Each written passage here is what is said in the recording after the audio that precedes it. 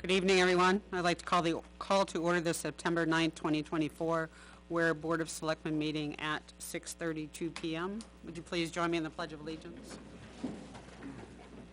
I pledge allegiance to the flag of the United States of America and to the republic for which it stands, one nation, under God, indivisible, with liberty and justice for all.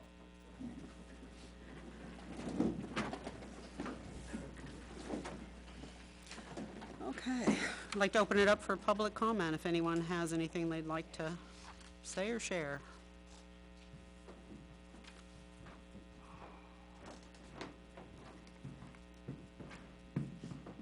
Hi there. Just looking for a follow-up to my question. Would you say your name, please? Ricky Hippler, 270 Quake Street. Thank you. I've got a running question that's over a month old now and still waiting for a response. That is correct. It is on our list. T.A. Bolton is investigating.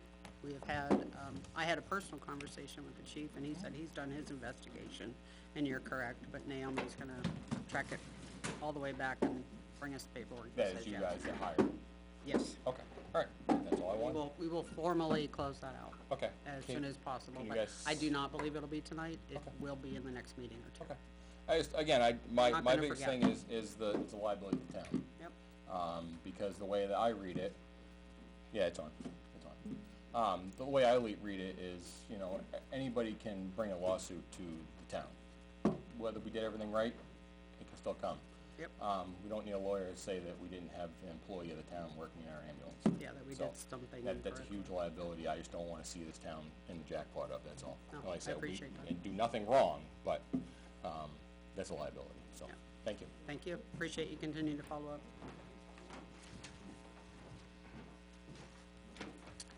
Anyone else for public comment? Okay.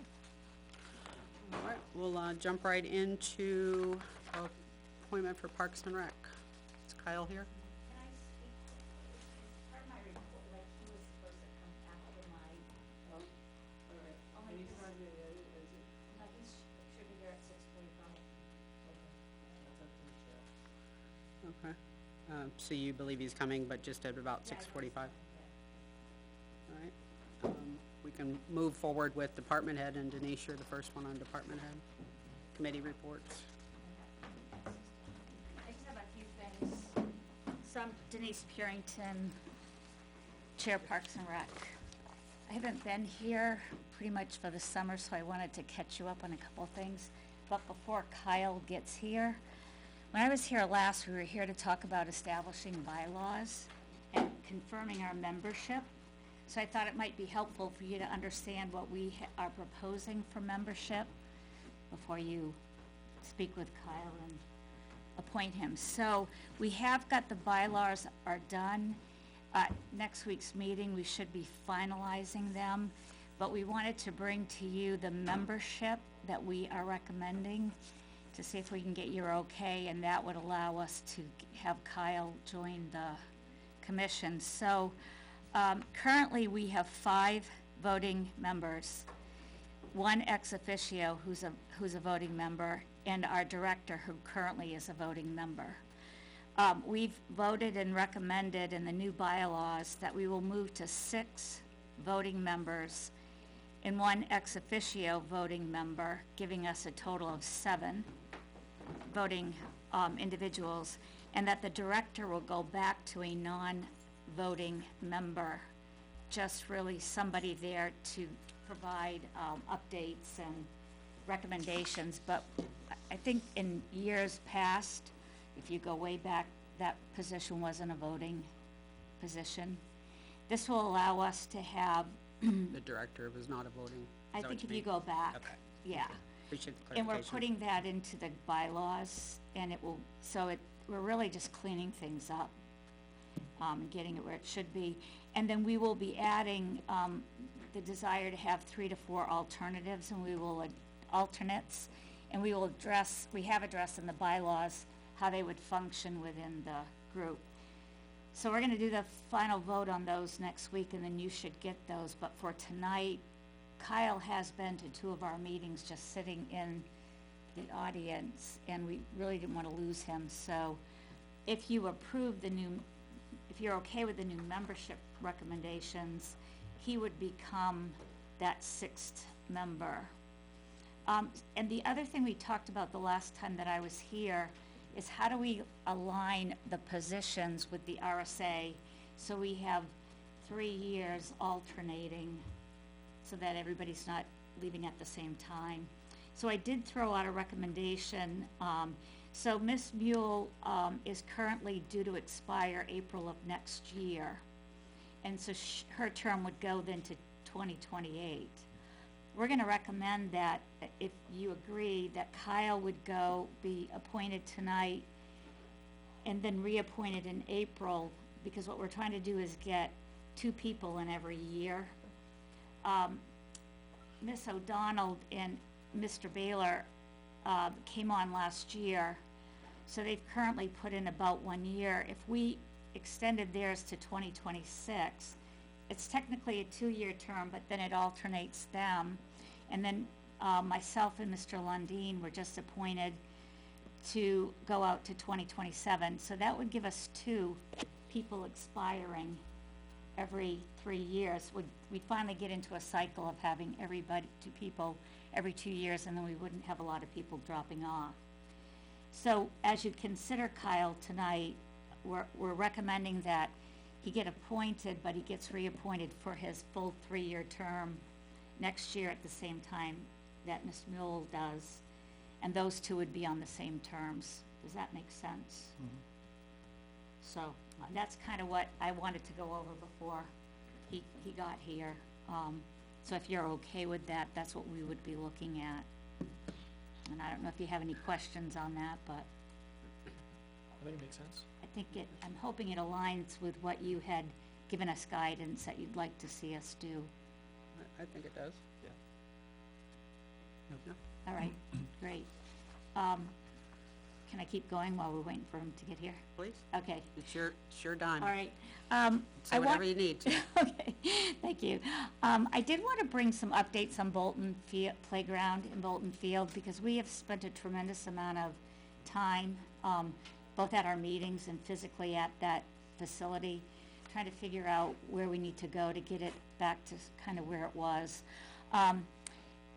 The playground the playground itself will be 20 years old in 2025. So we're seeing the aging, not only of the equipment, but of the facility itself. So a couple things I need from you guys.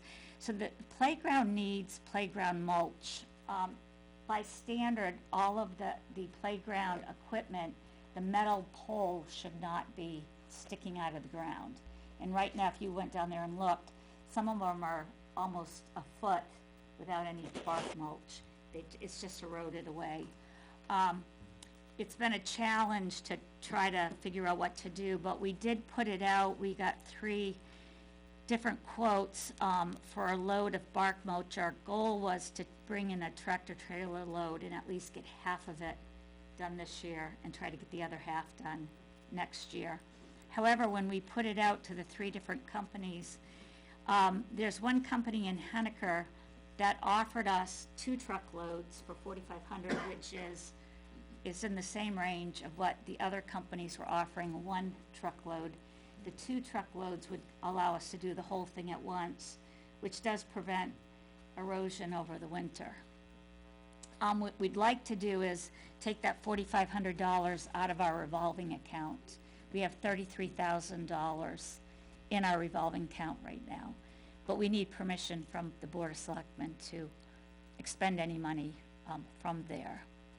I will say we're planning to have it delivered in November, because we have to get beyond the games, the football and soccer that's going on down there. And we are challenged because that's a lot of bark mulch, and how do we get it from the pile to the playground? And we'll probably be looking for community support and maybe even community members that might have a skid steer or a tractor that are willing to come down for a Saturday afternoon and just help us move bark mulch. And I have reached out to John Stark. I know there's students up there who need community hours to see if they might have students who would come down and help with spreading and doing that. But if you have any other thoughts about how we could get that spread, it's going to be a lot of work to get that done. So we're looking for an okay from the Board of Selectmen to spend the $4,500 out of the revolving account versus out of our operating budget. Is that from Kuzmos, or would you? Yeah. Mhm. Yep, they've offered us 2 loads for $4,500. They kind of specialize in the playground They chips do, anyway. which is what makes it even more attractive to us, because I think we'll get good quality playground mulch and get it in there and try to get everything back up too. So what we've done so far, the freestanding slide, so we assessed that there was about $20,000 worth of repairs needed to the playground this year. The freestanding slide is coming down tomorrow, and parts of it are going out to a welder to do some plastic welding on it, and it will come back. It's a company in Claremont, and they've actually offered to do it for free, and they're gonna come back in and install it to make sure it gets put back correctly. Otherwise, we were either gonna have to take it out of service completely or spend about $13,000 to $14,000 to completely replace it. So we're gonna go with trying to have it repaired. It will go out for repair, and then it will come back and we'll put it back together and see how that goes, but hopefully it will buy us a few more years. Again, it's a 20-year-old slide. The bark mulch was needed. We just cleaned and pressure washed the big main yellow piece of equipment that's there. It was looking pretty tough shape, but that's all cleaned up now. Tomorrow, there's a broken window, it's going to be replaced along with one of the bubbles, so all the windows will have been replaced with high quality plexiglass that we are purchasing from Piedmont Plastics in Londonderry for about half the price of what we would purchase the bubbles from the company, and they are holding up really good. The ones we put in 2 years now, and other than kids scratching them, no signs of It's cracking. gonna happen no matter what, isn't it? Right, yeah, so, that will be all repaired also tomorrow. Tim is helping us out and doing those repairs for us. He's also taking the slide apart, so I can take it to Claremont. And then the sandbox needs to be completely taken apart. The ties need to be replaced and then resanded, but we're gonna wait and do that in the spring, because with the bark mulch going back and forth in there, it's gonna be tough. I've asked Naomi, I've gone through the municipal contract that's gonna be negotiated, and we've looked at how we can add services for Bolton Field. I don't know if you've been out there recently, but the brush growth is just so hard to keep up with, and the Boy Scouts have really been helping us in the past years. Somebody in the community, and we don't know who, they want it to be anonymous, went in there this past week and cleaned up the lower from the parking lot all the way to the woods. I mean, it looks amazing. If it could be kept that way, it would be great. So we're gonna be asking to have it brush hogged once a season next year if possible through that municipal contract. It just makes the place look so much better and more professional and kept up to a standard I think the community would like to see it be at. But that's a big facility, and it takes a lot to keep that repaired and moving forward. So we're just really trying really hard to tackle what we can and get it back up to where it used to be. So that's kind of where we stand at Bolton Playground, but I just kind of wanted you to know what was going on. There's been a lot of community talk about how it's looked over the summer, and some of the community members did get in there. They got a group together and did some weeding. But again, you know, we don't have the people to do that, so.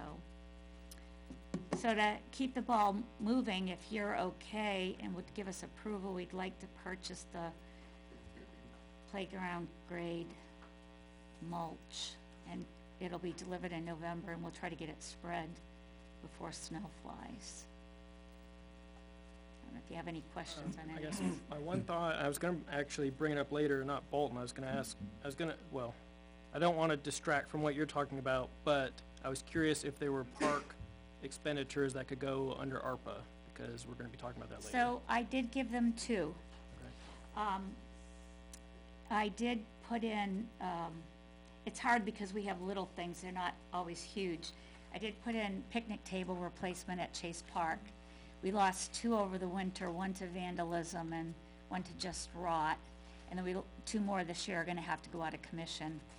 It seems little, but to get a high-quality picnic table, 4 of them, you're probably talking over 5,000. If we wanted to get something, again, I'm trying to focus on looking at things that will last more long-term. You know, when you do a lot of the wood stuff, it rots, and that's where you end up. The other thing is, you'll see the last number 4. So we had another issue with the septic system at Chase Park, so it's 2 years in a row now. This season, they recommended that we bring somebody in, snake and film it, the pipes, to see if we've got root issues. I have no idea what the age of that system is. So I can't give you a number, but I did say to Beth, I wanted you to be aware. I found somebody who can come in and do it fairly quickly. We just have to meet next week to vote to okay to do that. I think they could probably do it next week, and we'd be able to come back with a sense of, are there no issues there? Are we looking at the need to repair a septic system or part of a septic system at Chase, which we would not have the budget probably to do that.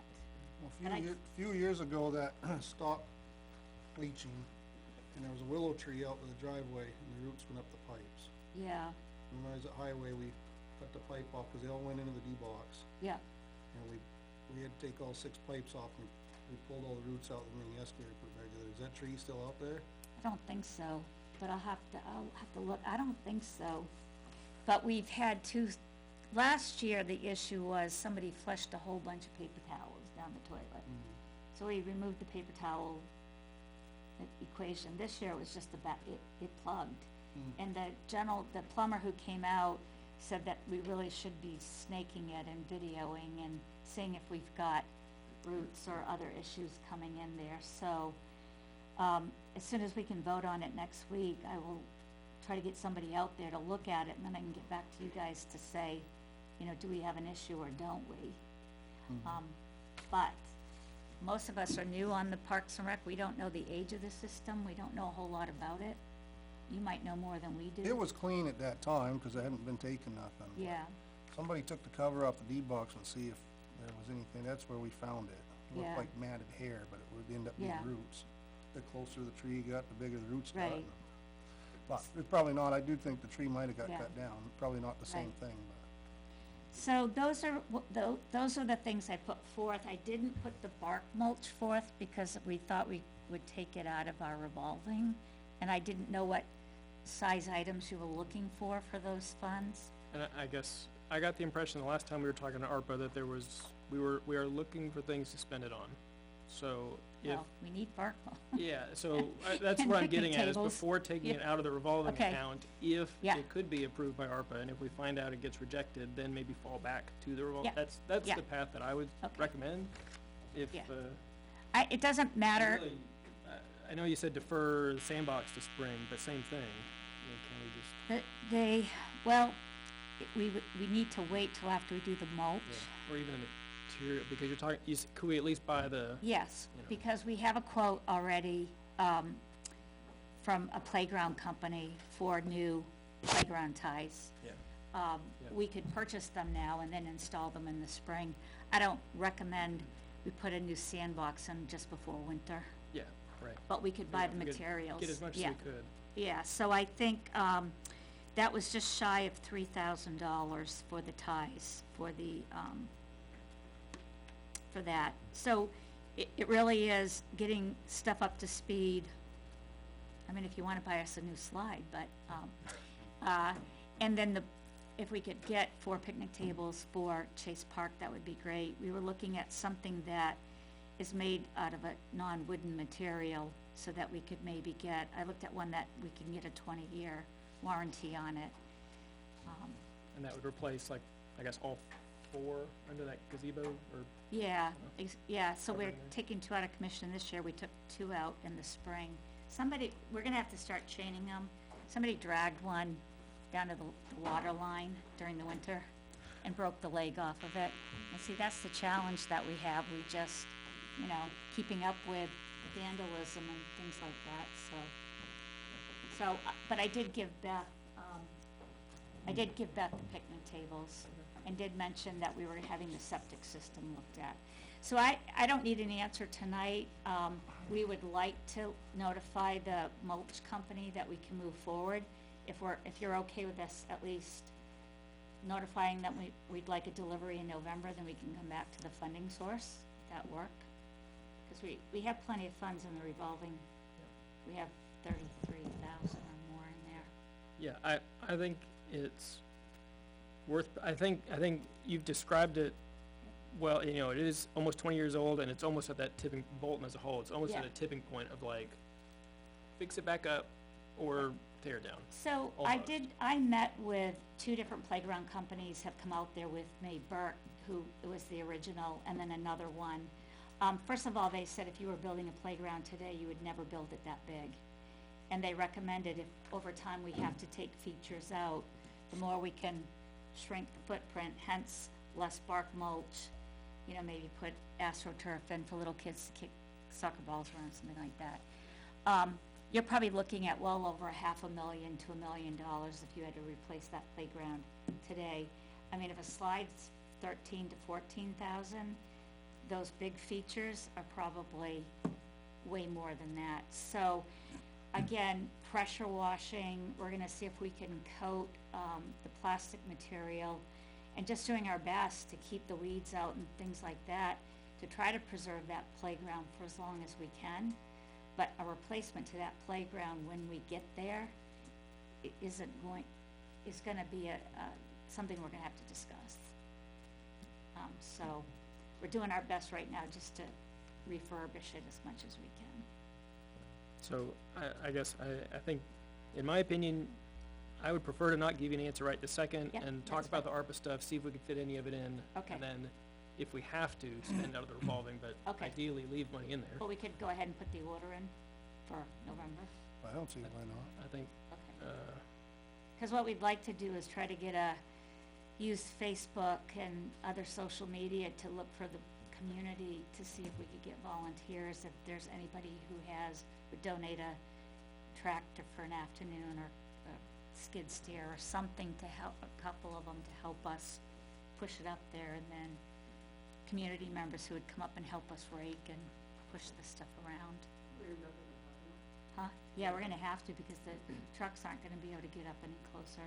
It will go down by the soccer fence, so we have to wait till soccer and football's over, because it will take up the parking spaces, so. Any other questions on Bolton?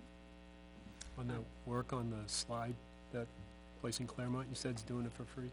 They are, I didn't realize this, but, Chris Bolton actually, who, the Bolton family donated the property, he and I have been working on, what some of the solutions are, and he was the one who brought up to me, I didn't know, none of us did, that there are companies that will weld that material, when it's cracked or whatever.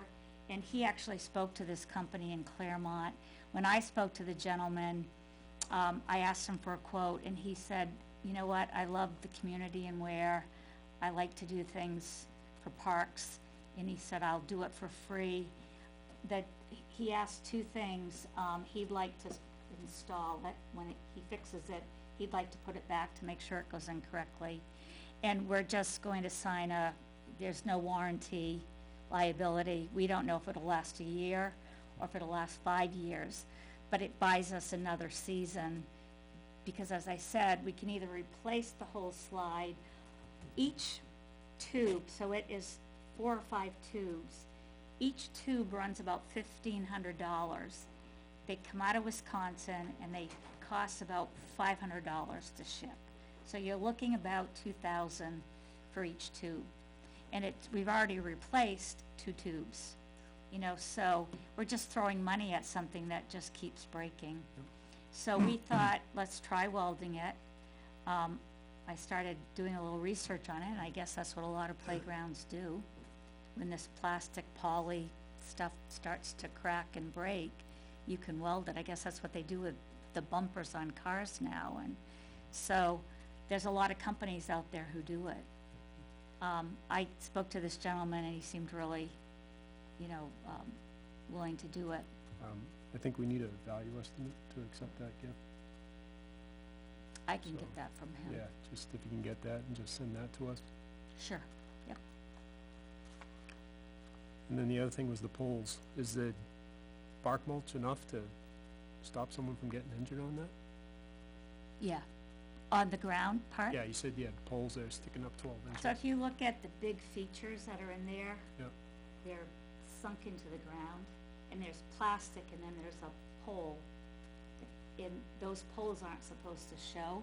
Okay. So that's why if we got one load, we would only do around the features, and we wouldn't be able to do the rest. Okay. If we get 2 loads, if we do the whole area, you're not gonna get it washing down because it's gonna be all leveled out. But yes, it should be, I mean, I've been on parks for, it's my 4th year, and those poles have been showing since I've gotten here, so it really has been a, Yeah, I just thinking if you cover it and hide it, can someone still get hurt? I don't think so. Oh, no, Yeah, I'm envisioning the old, swing sets that the poles would actually come out of the no, no, ground. no. I don't, it's not like that, They're is it? stainless steel posts that go in the ground, and then there's plastic legs that go over them. And if you put your bark mulch to the bottom of those plastic legs, then you never see. Okay, so there's something covering it, so it's That's not. correct. It's not an open No, post that, mm-mm. okay. Nope, nope, there's a Thank you. plastic leg with a little cup that comes over it, and you're supposed to have your mulch to the bottom of that for safety issues, and that's what we're trying So if to someone do. falls, they'll hit the plastic. That's Someone correct. falls while the poles. That's correct. Yeah. Mhm. Got it. Feel free to go down there anytime and check it out. I'd been down and I didn't look at the part. Yeah, so, Awesome. that's what we're trying to do, we're trying to get it back up to safety standard, yeah. I did the window replacements last year. Yeah. The ones that we had. Yeah.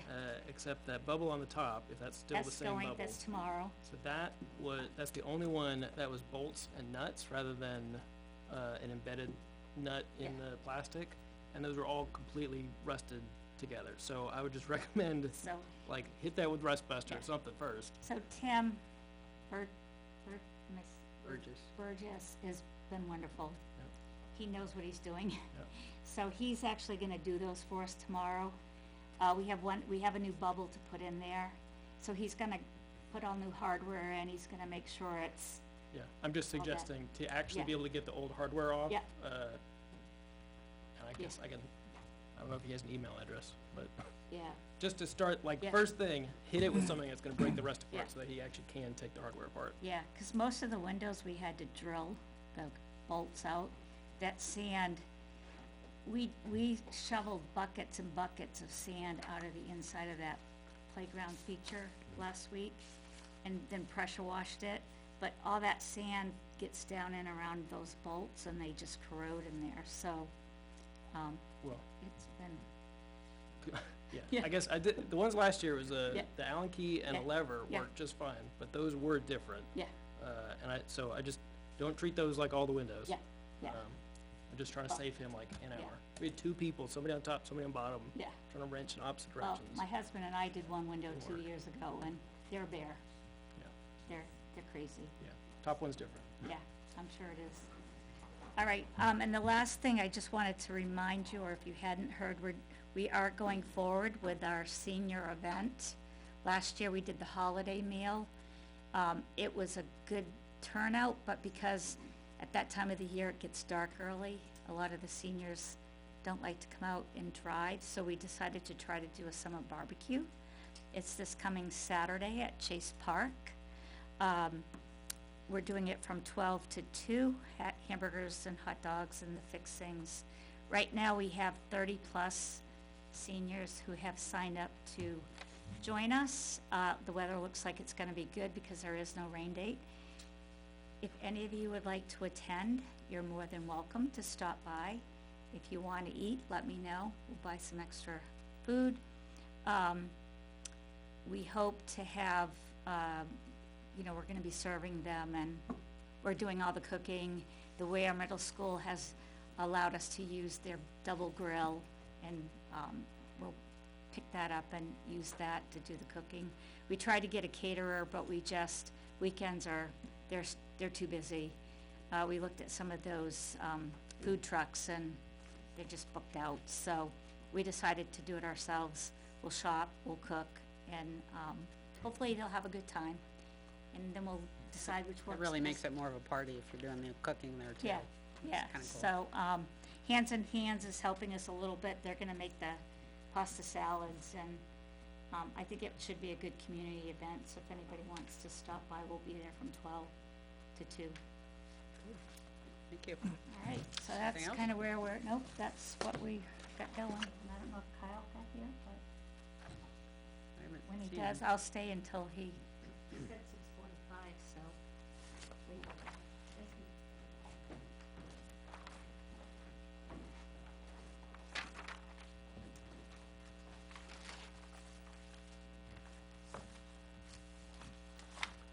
We'll just keep moving forward then, so, Director Fisk?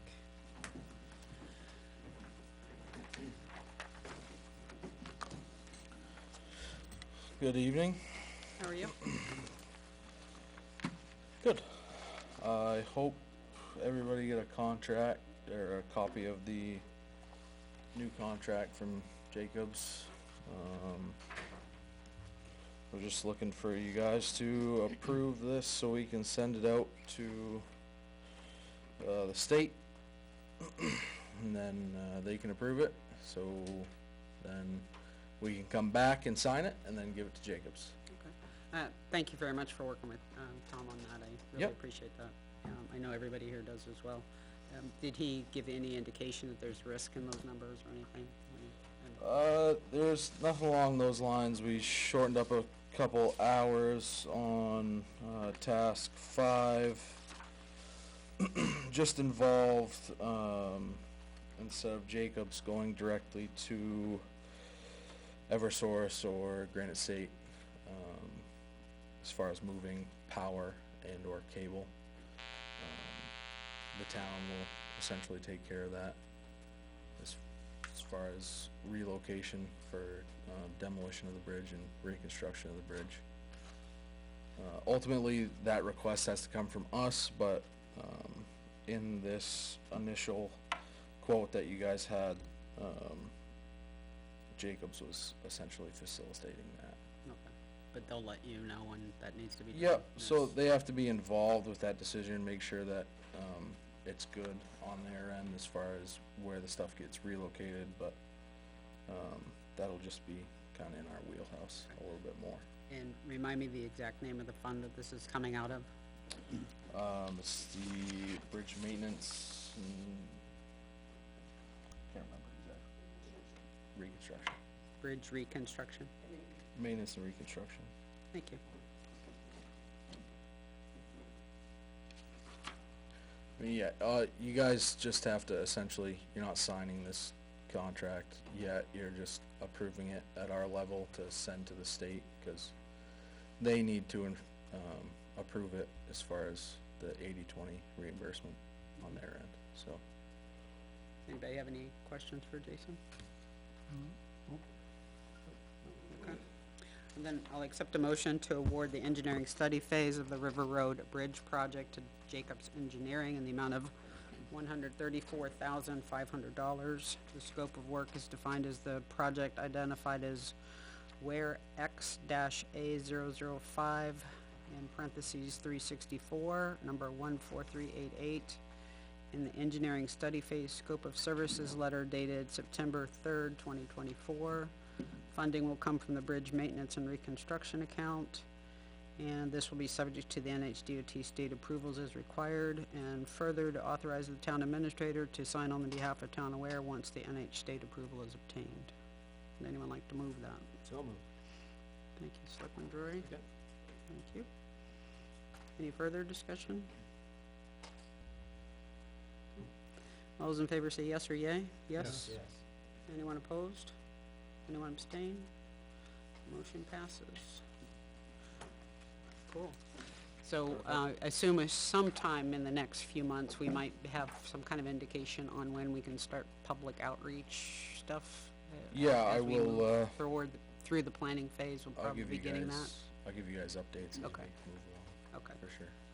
yeah, 'cause I think there's at least 2 public information sessions planned sometime. Yep. Those probably springtime, or you have any idea at this I'm point? hoping we're in the middle of winter. I'd Okay. like to see, Okay, good. That's soon. construction start spring, summer. Alright, good. Cool. And I guess the last thing I have for you is a new, or an updated drug and alcohol policy. You guys all got that in your email.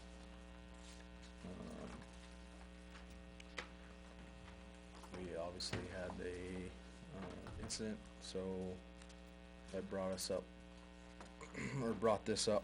So, place we do our testing from, we worked with them, got our policy updated with all the new, federal regulations and all that good stuff, so we need to just get this approved and get it in with our policies. So is this a current policy that's being updated, or is this a brand new policy? I wasn't clear on that. So we already have a drug and alcohol policy. It's a little outdated for what it needs to be. So the place that we do all of our testing with helped us out. We developed this updated policy, so we just have to get it approved. Okay. So what will this be superseding then? The personnel policy. The section in the personnel policy? It's an appendix, I think it's D. Is it D? The appendix D, is that what's in the personnel policy?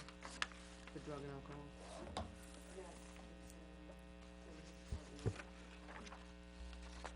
think it's section D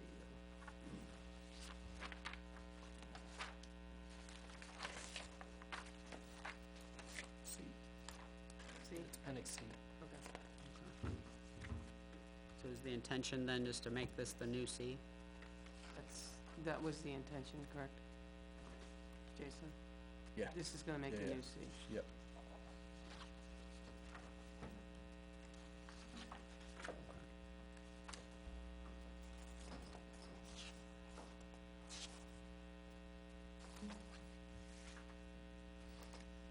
Any questions on the content or anything for Jason?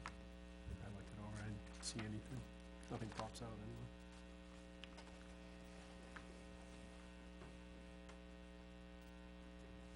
Likewise. Okay. So in order to make this a new C, do we just make that the motion that this replaces C? Is that all you need from us? That's what I would do. Okay.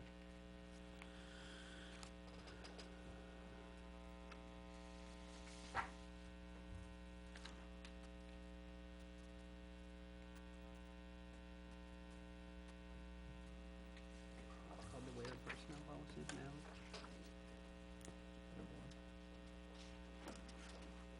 Personnel policy manual. Thank you.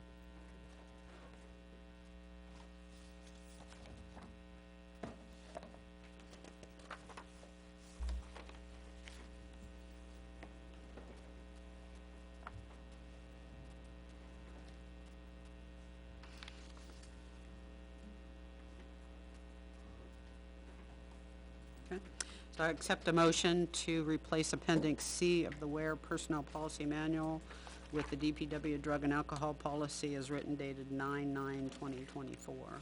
Would anyone like to move that? So moved. Thank you. Anyone like to second? Second.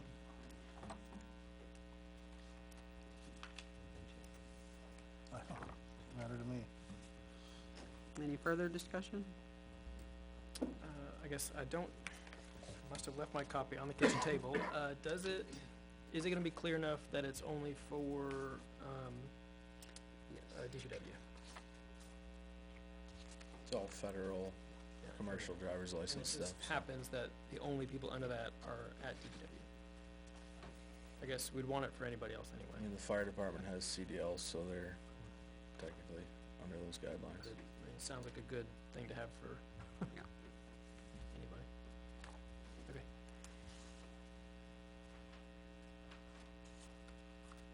Good? Okay. All right. Any other discussion? All those in favor say yes or yay? Yes? Yes. Anyone opposed? Anyone abstain? Motion passes. Cool, thank you. Do you wanna talk about the demolition fund while you're here, any? I wasn't prepared to. Okay, that's fine. It just always comes up in public Yep. comments, so, Yeah, I mean, next time if you wanna have a discussion about that, we can. okay, that'd be good. Can you kind of put together when we have that, the actions that have been taken to try to, mitigate that problem? A line income and Yeah. outgoing expenses. Yeah, 'cause it just seems good. I thought we were staying level from April, but looks like it's increased like 3,000 plus. And, it's just concerning. I don't know if it's 'cause new people or what the case is, but there's gotta be a better reconciliation than, the hauling. We're not sure what it's gonna cost. A lot of the stuff, we know what it should cost. And it looks like some of that isn't aligning, so. If you can just have something to talk about or talk to those points. Yeah, You don't have to now, just, Yeah, I'm just saying when you come back. yeah, like I said, Okay. if you guys wanna have a deeper conversation about it, I I do. will surely look to do that next time. Thanks. Anything else? No, have a great evening. Thanks for coming in. Sure.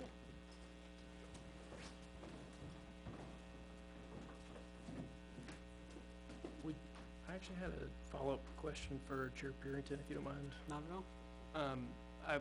I had a question before we talk about ARPA. What is the status of the Inison pump? We had it repaired. Like totally repaired or just the patches? No, 'cause it got hit by lightning, so Oh. we had to have it pulled and Okay. totally repaired. Okay. So I think what we had patched ended up getting fully repaired at the beginning of the season. Okay. That's what I had on my ARPA list, so I was gonna ask. Yeah, no, unfortunately, Okay. early in the spring, it got hit by lightning and Okay, thank you. And Kyle's still not here, correct? he's caught in traffic. He's Okay. on his way. Yeah, I just didn't know if he was out there and I didn't see him. Okay. All right, I think that brings us to ARPA. Unless that's him. Oh, okay.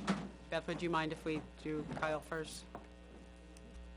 Beth, they're gonna put Kyle up. Yeah. Sorry, thank you. Come on in.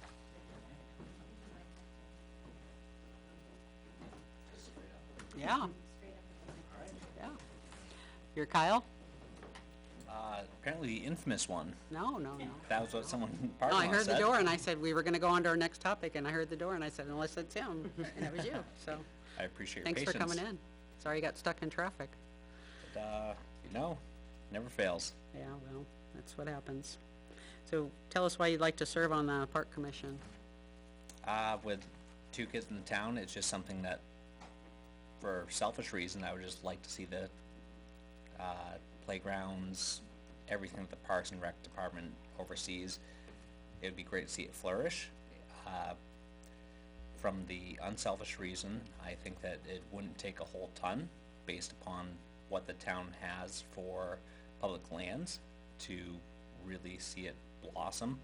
From what the Parks and Rec Department, the couple meetings I've been through, they've got a great plan in place, and to see that thing come into fruition, it would be great to be a part of that, and I would love to see it just, again, grow from there.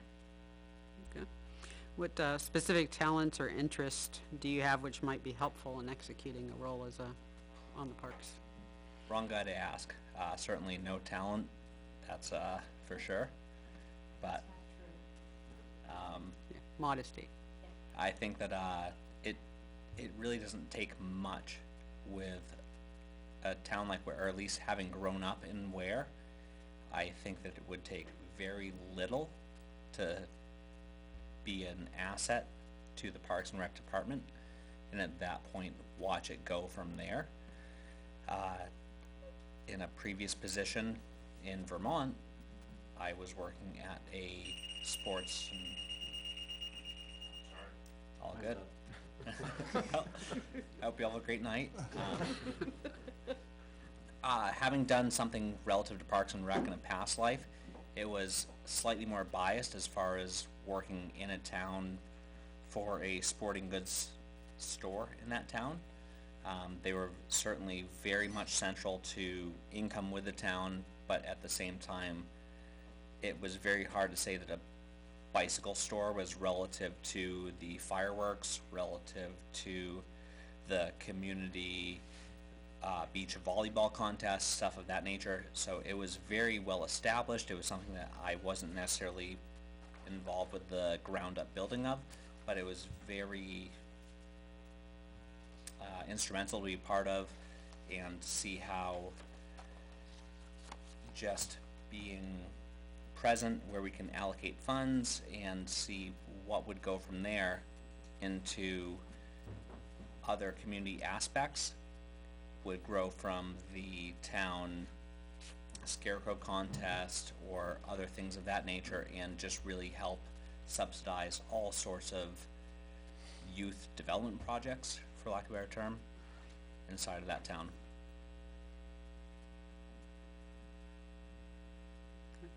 And we ask everybody this, so do you have any business interests or personal conflicts that might impact your ability to make decisions that are solely in the best interest of the town? Not necessarily. I mean, my kids are here, so I think that might be a little bit of a self-interest, but I don't see that being a negative self-interest. Neither do I. Okay. What questions do y'all have for Kyle? I guess there are always a lot of big projects that get talked about, and they take lots of years and lots of planning and whatnot. Do you have any thoughts about, like, quick wins? If you started and you said, I want to take on, like, this thing that I could achieve or lead up. If it's attainable, that is to be determined, but seeing some of the public lands and where they're organized and the way that they can be turned into the way that New Boston, the way that surrounding communities have public walking lands, public cycling lands, stuff of that nature, I just think that if we are able to utilize public land for public use, and if it takes minimal effort to create that, awesome. At the same time, just thinking of Bolton Park and the pushing a stone uphill for the not necessarily renovation but upkeep, I think that the more hands on deck, the better for volunteers, with just making sure that we're able to. You missed the part where Park needs somebody to Yeah, keep it's, pushing that. the thing looks awesome, but just having stuff growing in around it, like, it's amazing to have the folks that have trimmed it back. It is awesome to have that bit of the community, and at the same time, to grow upon that, it would be great to get fresh bark mulch, to not have divots, or, yeah, it just to have the park worn down in certain areas. I think that, again, the more hands on deck, the better it'll be for everybody.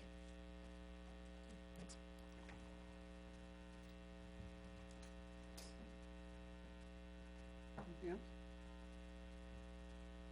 Okay.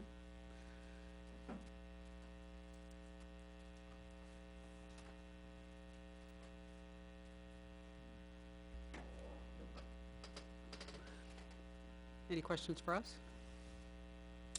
I would love to know what the town's plans are moving forward to support Parks and Rec, or if there is kind of a 5-year, 10-year budget for how we can make the...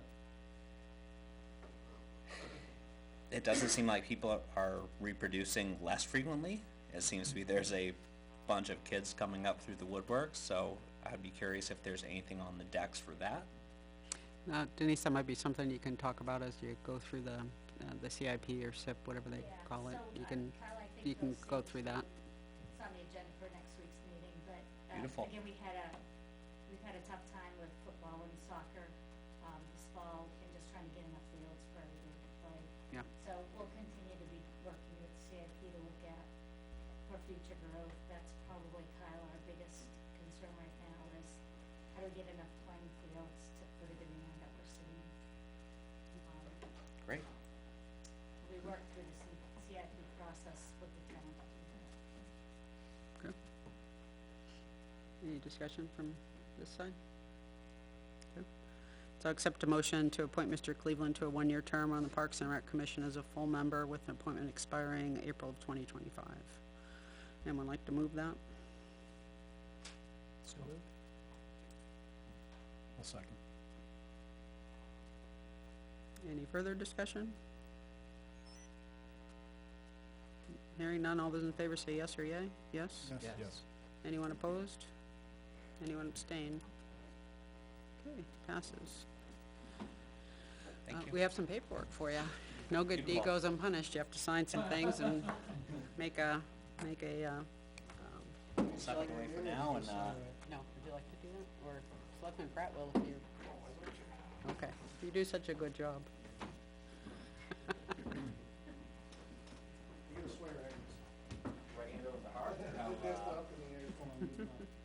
I state your name, I, Kyle Cleveland, do solemnly and sincerely swear do solemnly and sincerely swear and affirm that I will faithfully and impartially and affirm that faithfully and impartially discharge and perform all the duties incumbent on me discharge all duties incumbent upon me as Parks and Recreation Commission member as Parks and Recreation Commission member for a term of 1 year, for a term of 1 year, according to the best of my abilities, according to the best of my abilities, agreeable to the rules and regulations of this Constitution and agreeable to the rules and regulations of this Constitution and the laws of the state of New Hampshire. and the laws of the state of New Hampshire. So help me God. So help me God. Thank you, sir. You get a sign and a sign it into.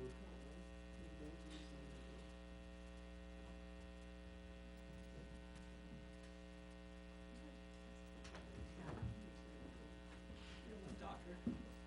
Yeah, no, I'm pretty sure.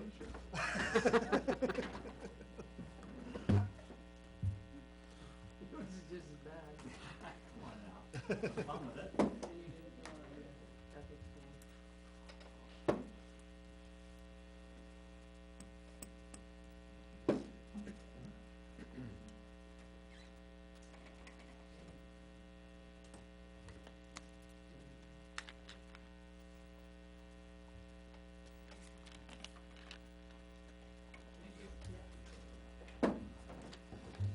Thank you.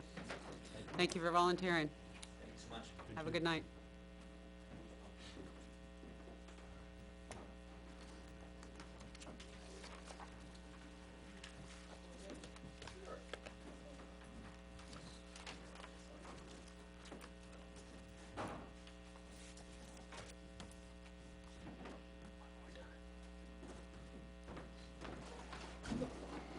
I don't trust my computer tonight.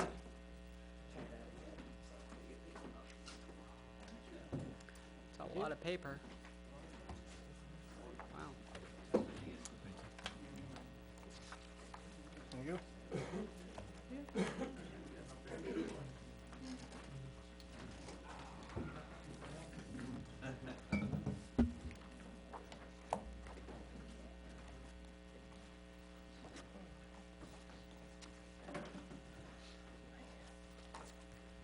Okay, good evening. Today we're here and with all the department heads to discuss the ARPA surplus and their proposals. The first page is, how we can use the funds, as requested by the Board of Selectmen. I include it. What, the category that we chose, back in 2021 when ARPA was first distributed was the revenue replacement. So that is the first bullet. So what it does is, for loss of revenue, because of COVID and the pandemic, we were able to, because we're a small community, we're considered an NEU. If we chose the revenue replacement category, we pretty much can choose any expenditure for the funds. There are some restrictions, and those are on the bottom of the page. You can't make a deposit into the pension fund. You can't borrow money, make debt payments with the funds. You can't replenish rainy day funds or capital reserve funds. You can't satisfy any obligations, arising from a settlement agreement or judgment. You can't make a project that would undermine the efforts to stop COVID-19. You can't do any violation of conflict of interest. You can't pay any interest payments on it. And you can't use it for any other expenditure that would violate federal, state, and local regulations. And you cannot use ARPA funds to directly or indirectly offset tax base. So, we received $951,000 in 2 tranches from the federal government. We've already spent or obligated $655,342. That was for the cruiser warrant article back in March of '23, vent work at the safety complex in January, a compressor just recently in August, and of course the large radio tower infrastructure project. So we have a balance of $296,391. I've spoken with the department heads at length, and they have come up with 14 proposals. I think we just added a 15th one tonight. The bark mulch I added to my list. So we'll just go right through if you'd like. The DPW director. Beth, can I just, remember last time you were up with, I'd asked the question, about applying for these and the grants. Yep. How quickly do you know if those get approved? Oh, turnaround's 48 hours. 48 hours? Yep. Okay, Yep. so it's not like we choose something, we gotta wait months and then No. we miss out on the opportunity. Okay. No. Thank you. Nope, not at all. And that's why we'd like to get this done as soon as possible, so if something is denied, we can come back and ask you guys. You know for what the a proposal. estimated amount of all 14 are? Yeah, $396,666. It's the page right before tab 1. Alright, sorry. No problem. So, obviously, we can't do all these proposals, so the Board of Selectmen have to make a decision. And you just said we had around 296, right? 296, yeah, if you look on this page, Benji. Yep. It says how much Gotcha. we have, and then how much Yep, is proposed. alright, thank you. You're welcome. So the transfer station, the DPW director, proposed a transfer station scale. The cost of that is $90,000. And there's a recurring cost. It's $1,650 annually, for 2 semi-annual inspections to maintain the warranty, to stay in compliance, and they will do the annual filing with the state. So there's 825 times 2, for a total of No, 1650? $1,650 annually Right, for 2 inspections. Okay. Yeah. okay.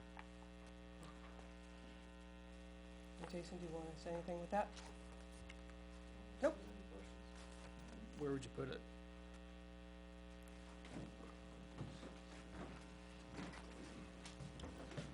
So I went up to the transfer station early this week and kind of mulled around a couple ideas, thinking that we're going to put it just off of the pavement where the brush pile is currently located and push back the brush pile 30, 40 feet. So we can have the scale right there. And what would you use it for? It'd be for the demo. Just demo? Yeah. So you'd have people pull over there, get weighed, go over, dump, come back, Yep. get reweighed. Yep. But how'd you handle, cause now you got cross traffic going back and forth? So we had it figured, people are gonna get on the scale, plate number, you'll have a slip, get their beginning weight. They'll go ahead and dump, go around, come back, weigh out again, write that number down, do the math, do the transaction be done. So we'll keep the same traffic pattern, you're just gonna have to come around So, twice. in my head, it was perpendicular to the road, but you're saying parallel? So you'd- Yep, so, essentially, build it, or, the road around the transfer station comes like this, brush pile's right here. We push the brush pile back, and they'd come around, just the same flow, nothing, nobody's making a hard right turn or a hard left turn in traffic or anything like that. But you can still get to the brush pile with a, Yep, normal Yep. trailer. I mean, would it be possible, 'cause again, I'm just thinking about where you're dumping versus where, you've got people weighing. Could you swap those and put the scale where the road is right now and have the road go out through there? it would stop traffic in a very inconvenient spot. So we had mold, where the lines are with the cross hatches, so either you can go dump at the window or you can head up with your recycling. We'd mold around the idea of putting the scale right in the middle of that at the cross hatches. But as far as traffic coming across from the window, that idea seems kinda inconvenient. No, I'm thinking, so you described, put the scale at to the west of the traffic. So traffic would flow exactly where it is right now, right? Mhm. And the scale would be parallel to that, but could you just, so where traffic is right now, put the scale right next to where people dump, and then divert regular traffic flow where the brush pile is now?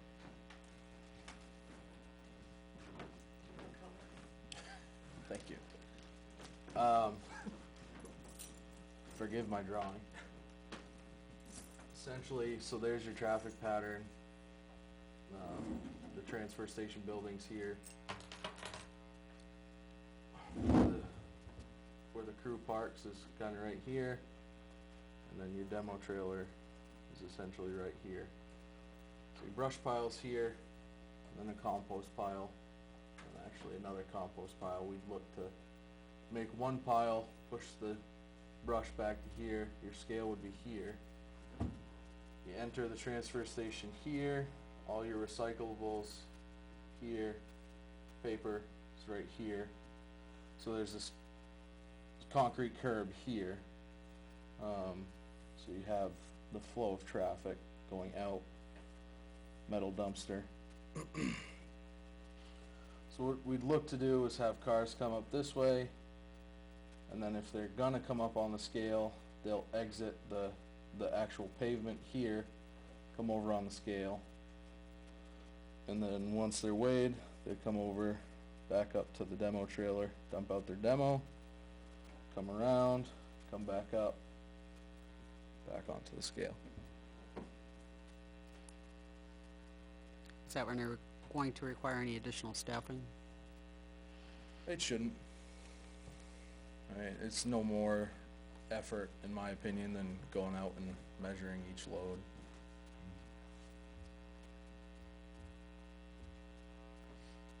You'll have a scale house right at the scale, or are they gonna try to wire it into the building? So we will have to just dig a trench for power to the scale, but that's included in Will the monitor be in the building, or you have an actual scale house at the scale? I'm thinking monitor in the building is the easiest route to go for us. I know that there's obviously been talk for 10+ years of redoing the transfer station eventually and doing all that stuff. This scale should last longer than that, and if we do end up redoing the transfer station, we can reassess doing an actual scale house right next to the scale if we need to, but for now, I think putting- That angle will give enough room, you could back a tractor trailer on it, some reason you wanted to weigh one. So the scale's only, it's 40 by 11, Oh, okay. so it's not necessarily built for a tractor. Dump truck, yes. Iffy. Really, honestly, with the transfer station, my opinion is geared to is residents, not so much the commercial traffic, but. Yeah, it's Yeah. not be helpful for you. Yeah, no, I think as long as we get it up If you wanted to here, question, you know, a load of aluminum cans are gonna be worth 25 grand. If Exactly. you wanted to question that for it left and then argue the snow loss or something, it'd be nice to be able to back them on. yeah, I think there's plenty of room where we're gonna put it up here if we need to get something onto the Just scale. since if you're gonna spend the money, be useful for it, you know. Yeah, Not that you'd ever use it for that often, but. as we thought about putting it here just along the granite curb where people, the transfer station staff park. But I think just the corner is too tight. If you do get somebody, a resident who's in there with a dump trailer and a pickup, it'd be kinda hard for them to get on the scale, so. The way it's set up right now, I believe that's the best spot for it. So you drew the trailer kind of on this whiteboard north-south, and you right here. You had these people coming in down here and throwing this way, but isn't it more right here, and they have to pull in next to the building and throw with the trailer? No, No, it's this way to the actual building. So your it's trash, actually set over there. yeah, so your trash trailer is here, and actually the demo trailer is right next to it here. the corner. This is the Okay, so I had those concrete, all turned. this is the concrete pad right in front of the demo trailer itself. This is where you're dropping aluminum stuff. Yep. So this isn't here, it's out here. But that's not parallel with that. Yeah.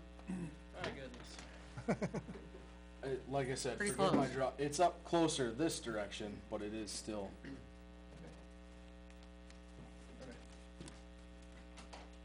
I was trying to picture people coming up here, turning back down through traffic, and where they're gonna stop, and then come back out, and then, like, how are they actually, I feel like they're crossing traffic a bunch. It's actually in the flow of traffic. It would pretty much be in a flow.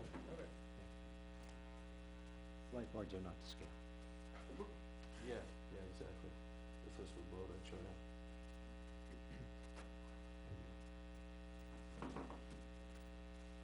So, naturally. There's your demo trailer. There's a trash trailer. There's your aluminum recycling. Brush pile is right here. And then there's the out traffic. Yep. It's a little. An angle is. A little.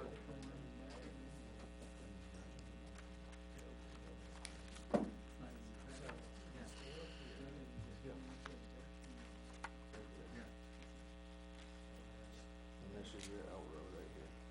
Going down. You scale on, come out here, dump your demo. Come back up around, scale on, take care of your business. And so, yeah, and the question, now that we got the picture, the question is asking, you'd have people driving out of here, maybe paving it, but have that scale closer to the building, put the flow of traffic out around it. Yep. Yeah, be right in the middle of everything.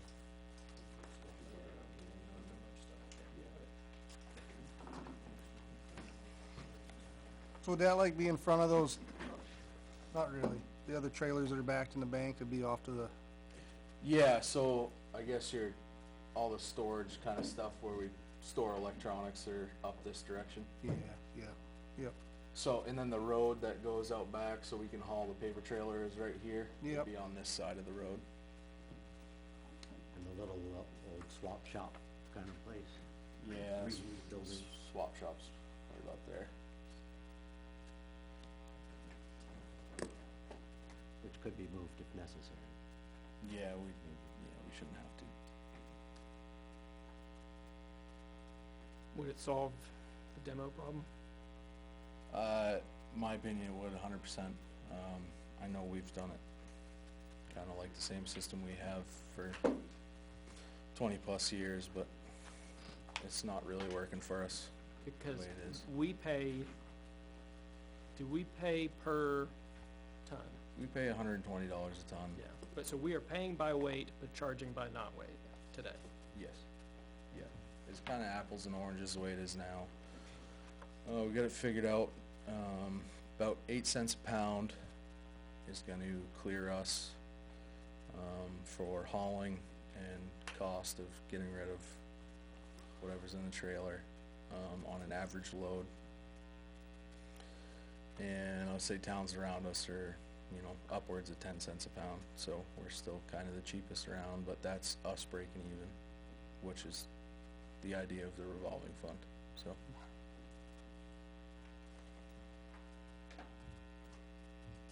And would you have any, like right now, people have come up and asked about mattresses in public comment. Would you have, what carve-outs would you still have to have?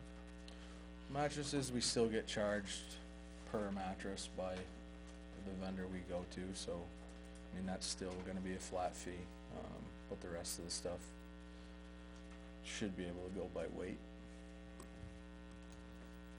Obviously, we can't foresee any major changes in the contract that we have through the place we go to, but, for the most part.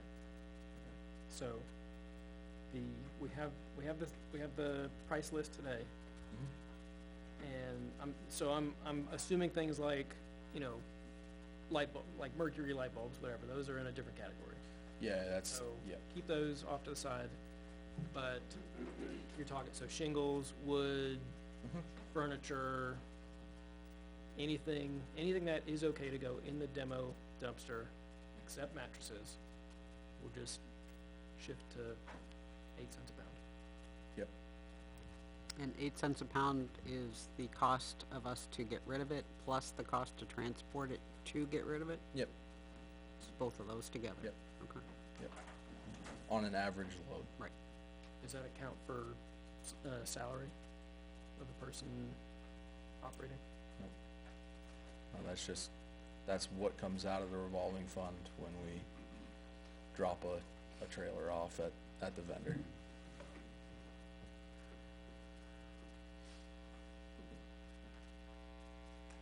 How long's the warranty? Do we know? I think there's a 2-year on it. I don't wanna speak out of place, but We'll have to go to bid, right? we would, yeah, obviously it would be over the cost of the bid threshold, so I can't speak specifically to one or the other, but. So we do have to maintain inspections, cause it's gotta be calibrated. Yeah, we charging do, people. we do on the smaller scale that we use for TVs, that gets calibrated every year, so. So it's $16.50 a year for 2 annual inspections. Do we know what repair costs possibly could be? Yeah, I mean, up front, probably nothing. After a couple of years, probably start seeing some wear. yeah, So, do we know on average where we stand with the revolving fund at the end of the year? I know last year was hopefully anomaly. That's the only one I really know of. This Yeah, year, I'm- we're trending, at the end of the year, it's essentially supposed to be 0, but yeah, it wasn't last year, right? no. So, Beth, do you have any idea if we have a history or average of what might be off? Typically plus or minus $1,000, $2,000, depending on billing cycles, how they land. So we're gonna spend $16.50 to cover $1,000?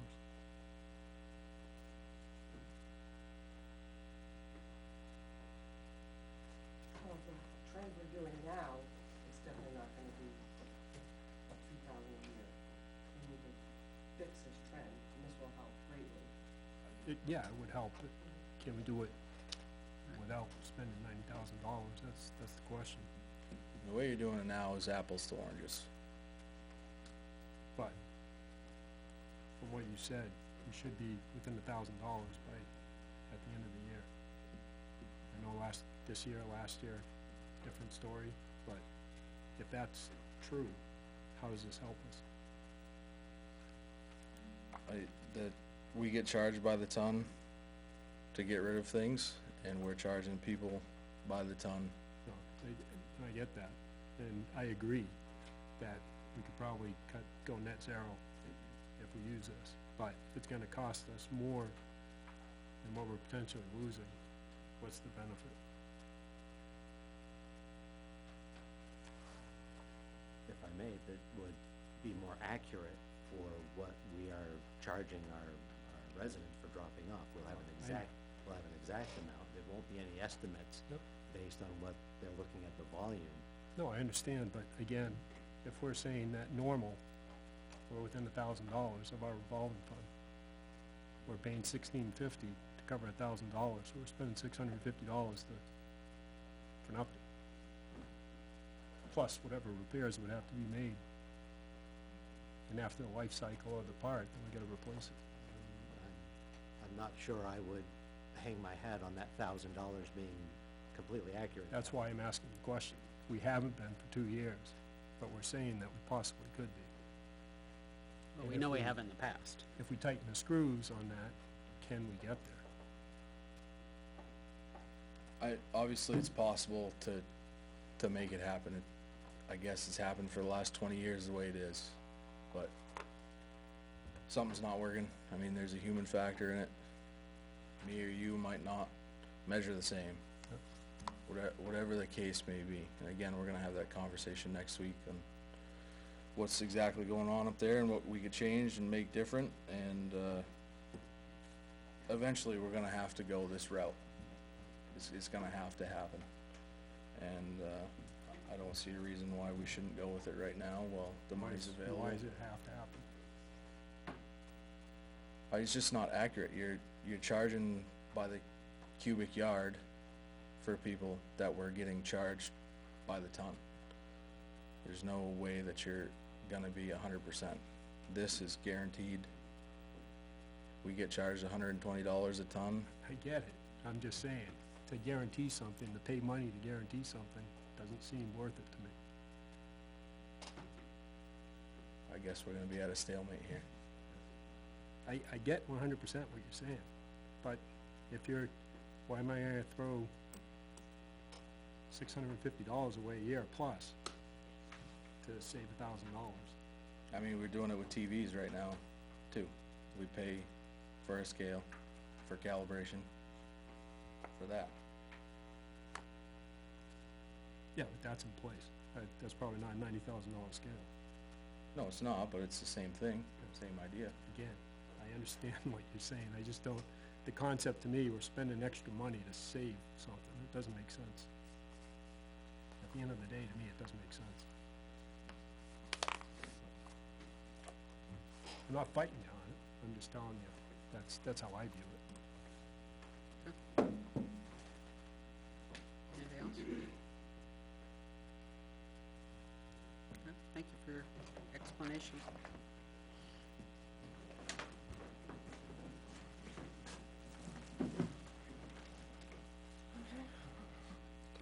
Tab 2, we have the library. They are proposing to purchase 2 bookshelves. It's not really 2 bookshelves, there are separate estimates. So like if you look at the first picture here, these are like 4 ranges. This is mostly our nonfiction section. Actually, I'm sorry, the first picture shows when you kind of walk into to the page room of the library, you can kind of see that it's leaning a little bit. These shelves are safe. I've tried them multiple times. They're not going to fall on anybody, but still it doesn't look safe, and that's an issue. And as Beth, you can be a witness, what happened to your daughter, right?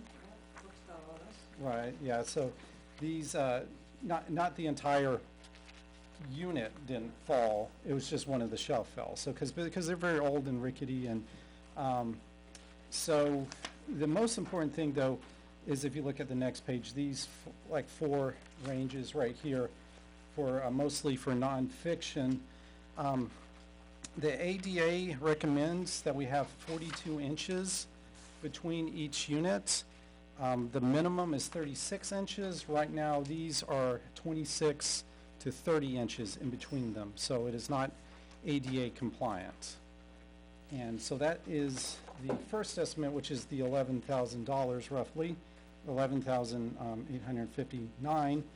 I'll also point out too that on the top of the quote, it says that the quote was updated May 2022, but actually the update was done on May 22, 2024. It's just when I contacted Tucker Library Interiors to get the updated estimate, she didn't change the date from 2022 to 2024.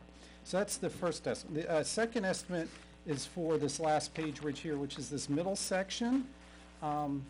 It's, it works, it holds the books. It's aesthetically though, it's not that pleasing, and it would not match the, I would like to have a newer unit that matches not just the 4 nonfiction units, but also for the rest of the library. If you've been in our library, you'll see I wish I had a picture of what most of the rest of the library looks like, but it's the newer style of shelves. But not just aesthetics too. This is the graphic novel collection, which is one of our most popular collections, especially with our youth, as Sawyer can attest. He has a graphic novel right now. So it would be nice to be able to fit more of those on this middle unit. So that's the $4,000 one.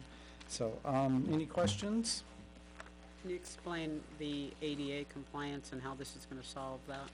Okay, yeah, so what it's going to do is, it is going to be the 4 units, it's actually going to be condensed into 3, but they're going to be longer. So it's hard to see, but see where the radiator is? There is some space between the units and the radiator, so it's going to go a little bit more closer to the radiator. Not the radiator, what do you call them, floor units? Yeah, I know what you're talking about. I see it, Yeah, yeah. yeah, that thing. I haven't been up here in North long enough, I guess, to know the name of it, but, and they'll come out a little bit further too in the opposite direction, so we can move the table as well to give it a little bit more space. So instead of 4 units, you'll have 3 units. With 3 units, you'll have more spaces I see which one. between Okay. each one, yes. Right. So, but I'm very grateful to this opportunity. I've been waiting for a couple years to find the money to replace these shelves, so, these shelving units.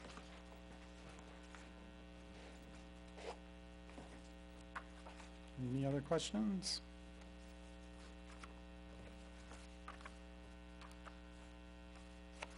I think that would be no. Okay, all right. Thank you. Thank you.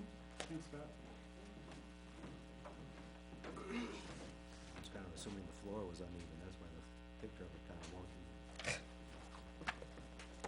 Could be in that old building. So tabs 3 and 4 is for fire. They're proposing 12 portables and 10 radios. Mr. Chief?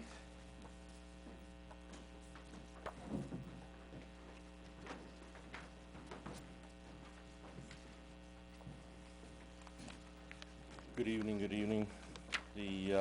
Welcome back. Yes, it's good to be back in the saddle again here. We're proposing for 12 portables, and 10 radios.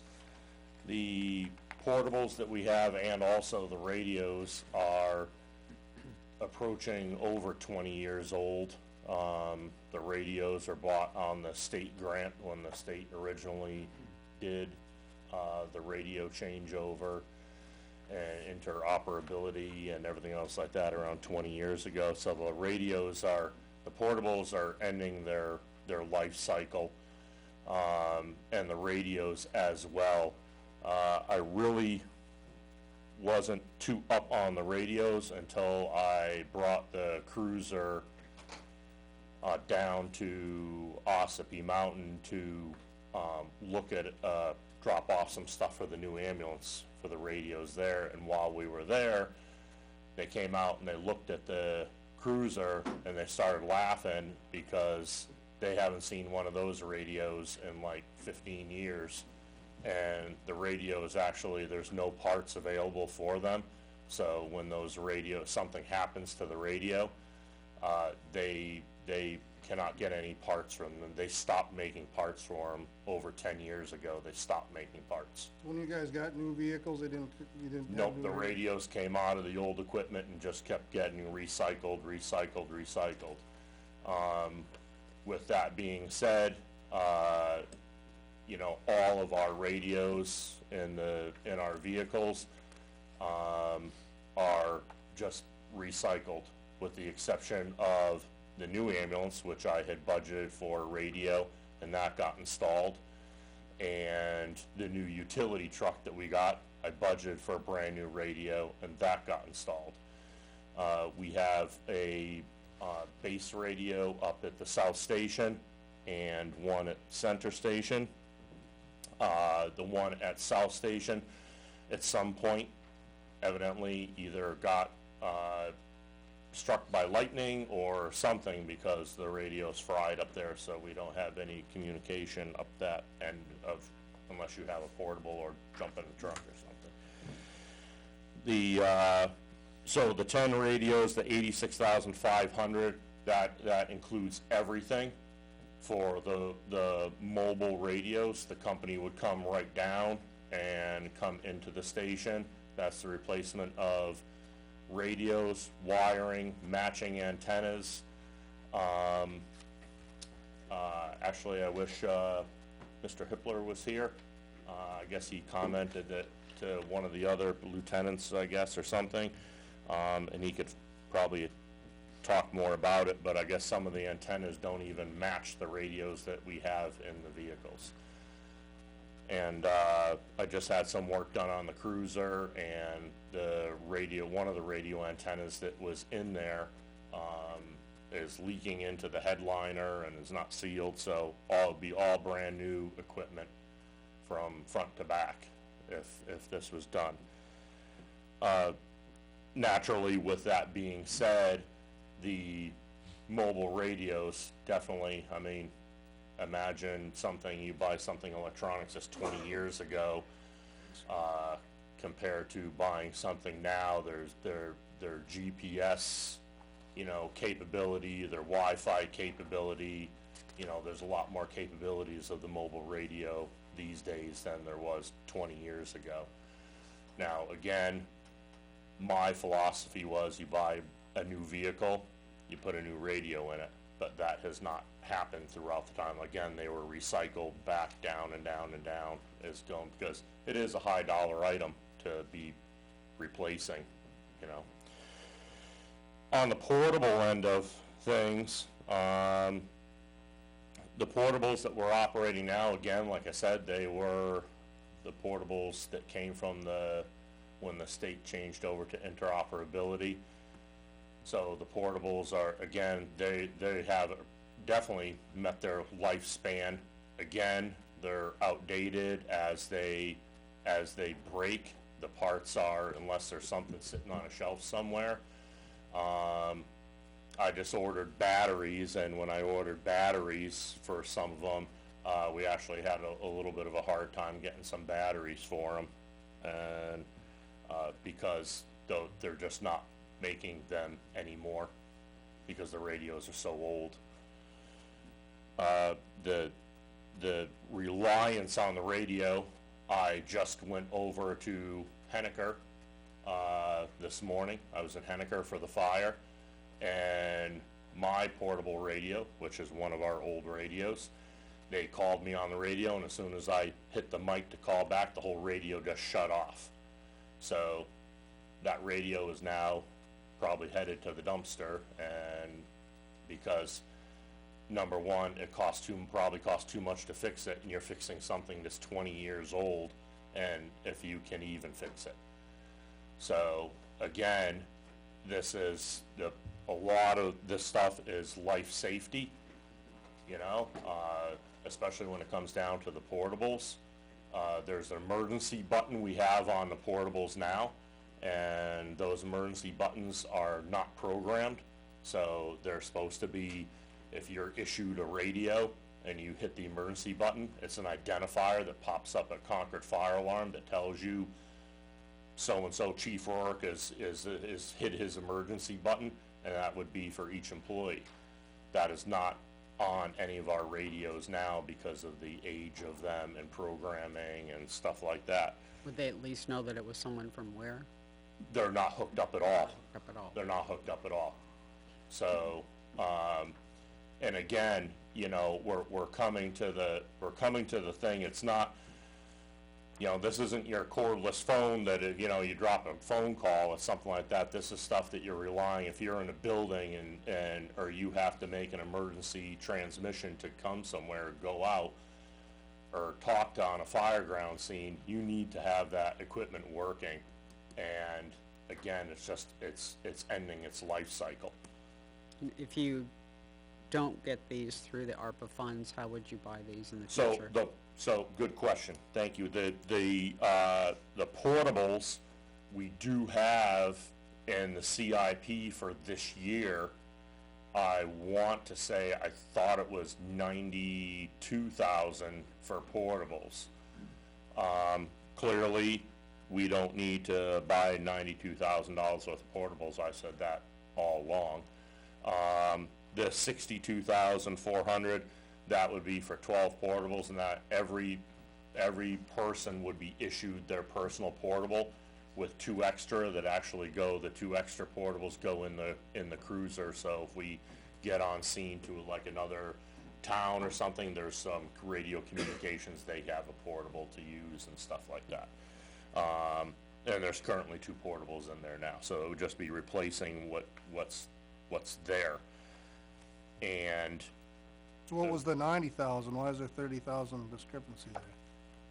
that was prior to me. Okay. That was prior to me, and that was the number that was thrown out because they wanted, with the 90,000, we would be able to put brand new portables in all the vehicles too. And my thought is if we had the 12, and hopefully the budget passes, I'd be able to buy like 1 portable a year, you know, just to start supplementing, swapping out some of the older stuff.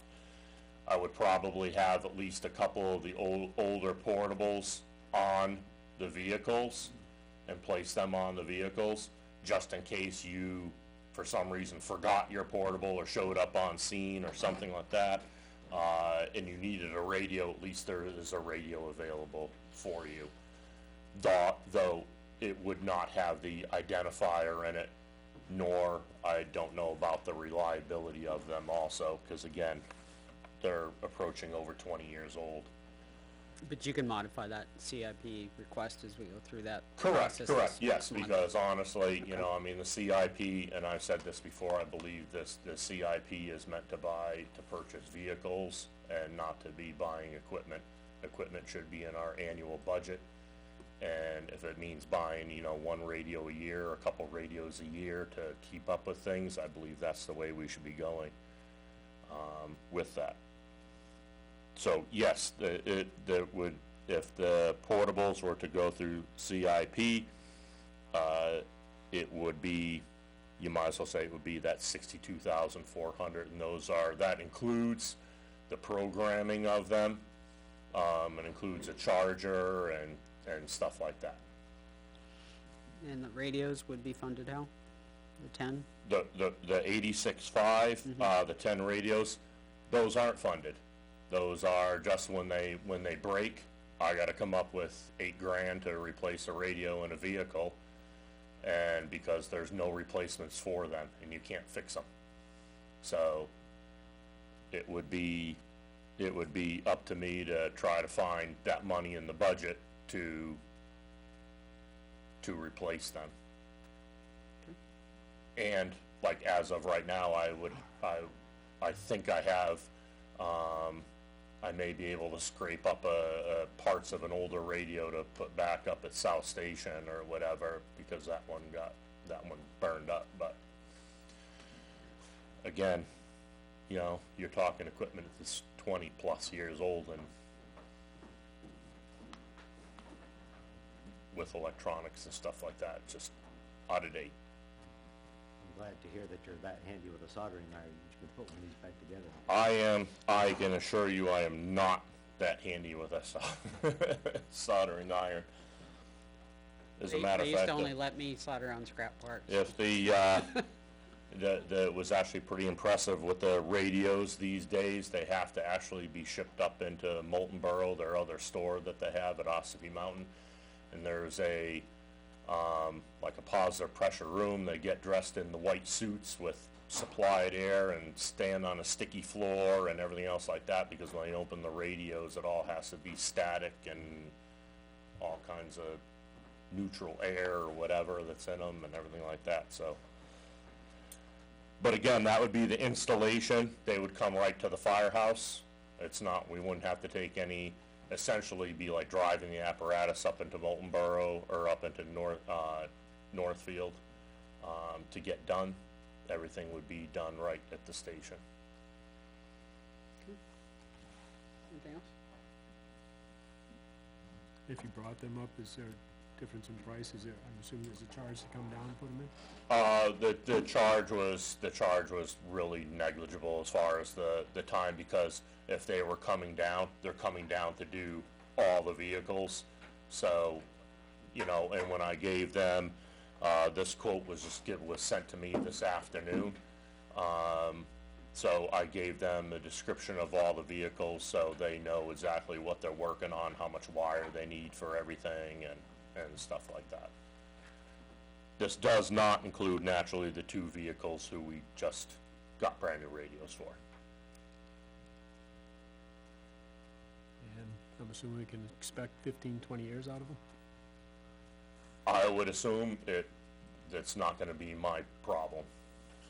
By the Agreed, time, by the time we need them again, I'll probably be in a retirement home If there's a call for them to watching come, this are on you gonna TV. want? But Tom's But still there gonna be is, here. but the thing is, naturally with the new radios, you know, these are brand new. Something happens, at least they could be fixed, the parts are available and everything else like that, you know. But to answer your question, yes, I would assume probably you're gonna get another 20 years out of these. And I would say as we go ahead, unless there's been a significant change in the radio, I would say, like, if we're going to,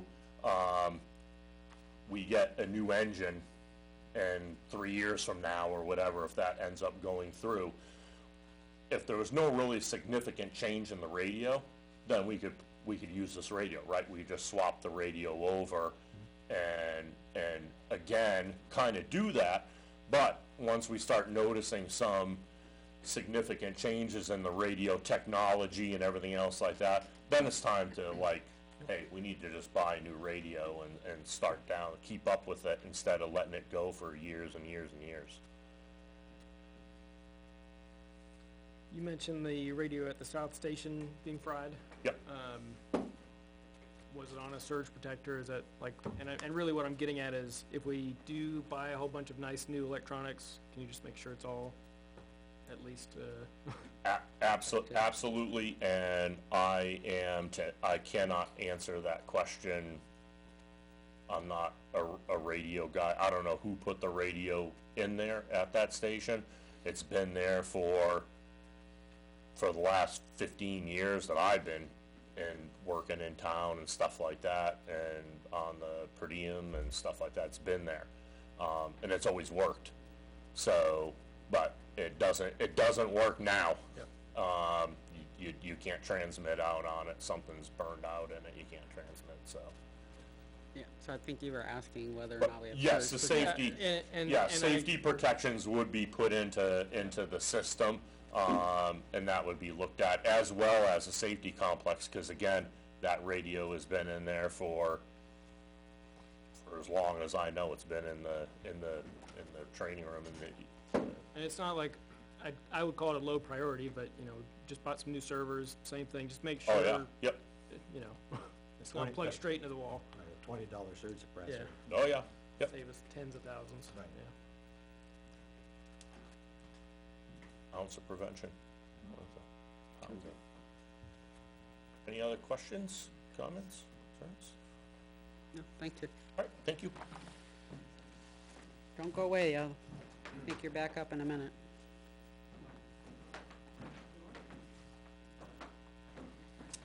I think we understand the picnic tables unless You just wanted to show us the pictures. Yeah.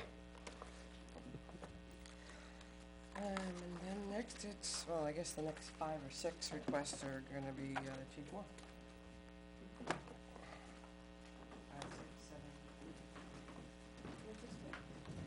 6, 7. Alright, so I'm not gonna beat this one to death, you've been hearing about this for a month, just, the Employee Recognition Award, this is within the ARPA funding. We wouldn't be having all these discussions tonight without the efforts of Sergeant Montplaisir and Officer Perslow. Officer Perslow is no longer here, but we are looking to recognize Sergeant Montplaisir. He went way out of his job description and put in a whole lot of hours coordinating a whole lot, which essentially saved the town about $500,000 because the initial estimate on this project just for the police department was 1.1 million. With the fire department was 1.4 million, and you can see the numbers here. We're $604,418.98 for the entire emergency infrastructure system. That is a direct result of his work, and it was very good work. He should be recognized. If he did something like that at my old city, he would be getting a check for $25,000. I told you 15,000 last time. I did the math wrong. It's 5% times $500,000, so $25,000. Yeah, so this, tally sheet says 4,500, but your request detail says 5, which do you really want? 4,500 is good. The actual rifle is about 3,800.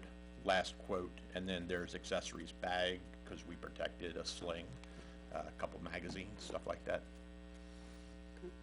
Hand guards, tack light. Bling. Nope, red dot comes with that. Yep. Any other questions about that one?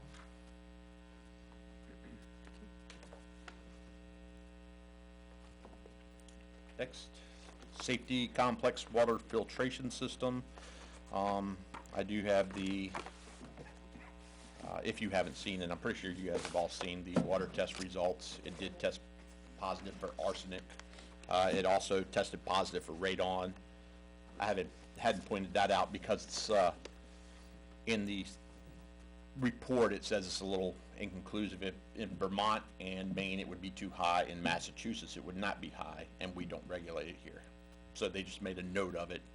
If we had those parameters, it would be too high also. Talking to the fire chief, they were having problems when washing vehicles with spotting, which was affecting the paint and the windows, affecting their vision. It was a safety issue. This system replaces the current system on both sides of the complex. It replaces the entire complex. It's a 3 filtration system with a 500-gallon spot-free rinse for the fire department, as well as a new bubbler for the lobby. So that came in at just under $30,000.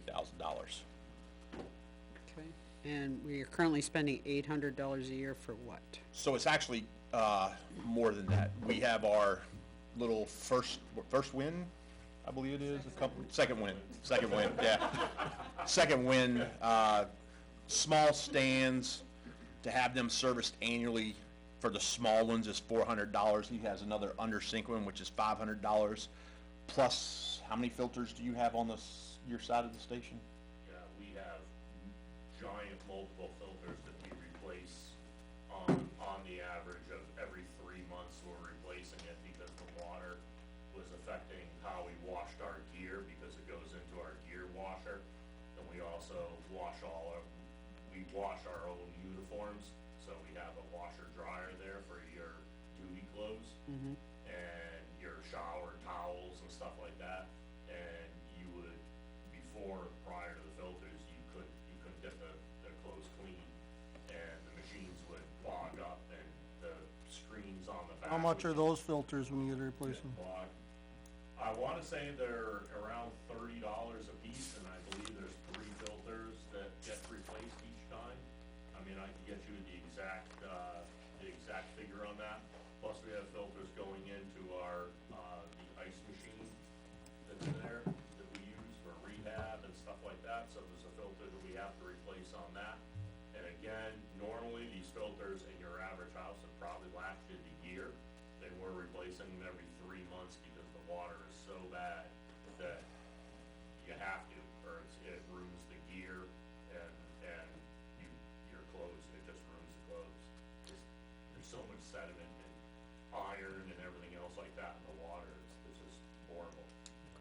So can you run through those numbers again? The filters are roughly, I believe, $30 a piece, but I can get you an exact price of that. There's Rough's three fine. filters, Rough's fine. Yep. 3 filters, and then the ice machine filter, I believe, is like $40. It's about $400 a year. But again, like the chief said, we also have the under the sink, which we use for our drinking water, because we don't drink the water there. So we use that for drinking water, making coffee or whatever. And after 500 gallons, the unit shuts down, and basically you're forced to call Second Wind and have them come out and they service the machine. So there is that ongoing cost with that unit. any idea, any kind of estimate on what that is? That's, I think, what she said, like I think it's like $500 or $600 just to resurface the unit under the sink. And mine's about 400. It's about 1,400 to add all that wind together. The damage that the water does to the vehicles is horrendous. If you're ever by the fire station, walk in and you run your hand over a vehicle and it's almost like you feel like sandpaper because the water stains on the windows. You can't see out of them. So now we try to clean them with all the way down to like 4 or 5 aught steel wool and trying to get the water spots off and everything else like that. But the paint on the vehicles, I don't even know if that would ever come back at all. I mean, you wax it, you could put 10 coats of wax on it, and there is no shine left in the vehicle because the water's so hard. It just destroyed the paint on the vehicle. Then other than the under sink, what filters do you have? That's it, just Okay. under sink. So roughly $1,400 to $1,500 a year on filters. Mhm. Does that sound about Yep. right? Well, he has another standalone filter like mine, but he doesn't plug it in. That would be another 400 if he plugged it in. Yes, we have a water bubbler that's in the corner. I shouldn't say bubbler, because there's no water, it's hard blind right in. We don't use it, because I don't have the budget to change the filters in it, so we just unplugged it and left it sitting there. Prior to those systems, we used to buy water because it's Correct, so did non-potable. we. And in my budget, I had roughly $700 or $800, which is why it's only $800 annually, because I'm counting what I already have in my budget to offset the cost of the new system, having to maintain and get the filters clean.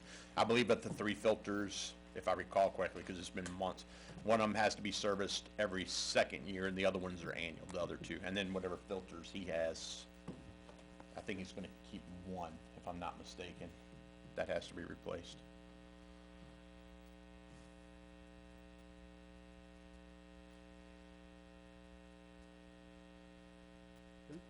So the way you get this written, 800 annually, you get for a recurring cost, that's above what you're paying now? Correct. And so, But not including what he's paying. He's not paying anything anymore. He used to buy water, I don't know what, every year. No, but for filters. Right, yeah, correct. So it doesn't include any of the costs he has for filters. Right. Right. It's, so we're saying there's a net savings of 200, because you got potential savings of 600? So I don't have No, his it's fine. budget, I can only tell you about my budget. Yeah, the numbers that are on this right here, we got recurring cost 800 and potential saving of 600. If the 800's above what's already being paid, where's the potential saving coming from? I think it's gonna be a wash. But we don't have potable water at this point. I was trying to rationalize with the numbers, but Yeah. I didn't know if we're paying 1,400 now and we're only gonna pay. We're paying at 600. more than, well, because he has a bubbler, we'd be paying 1,800 if he had that other fountain like we had paid in.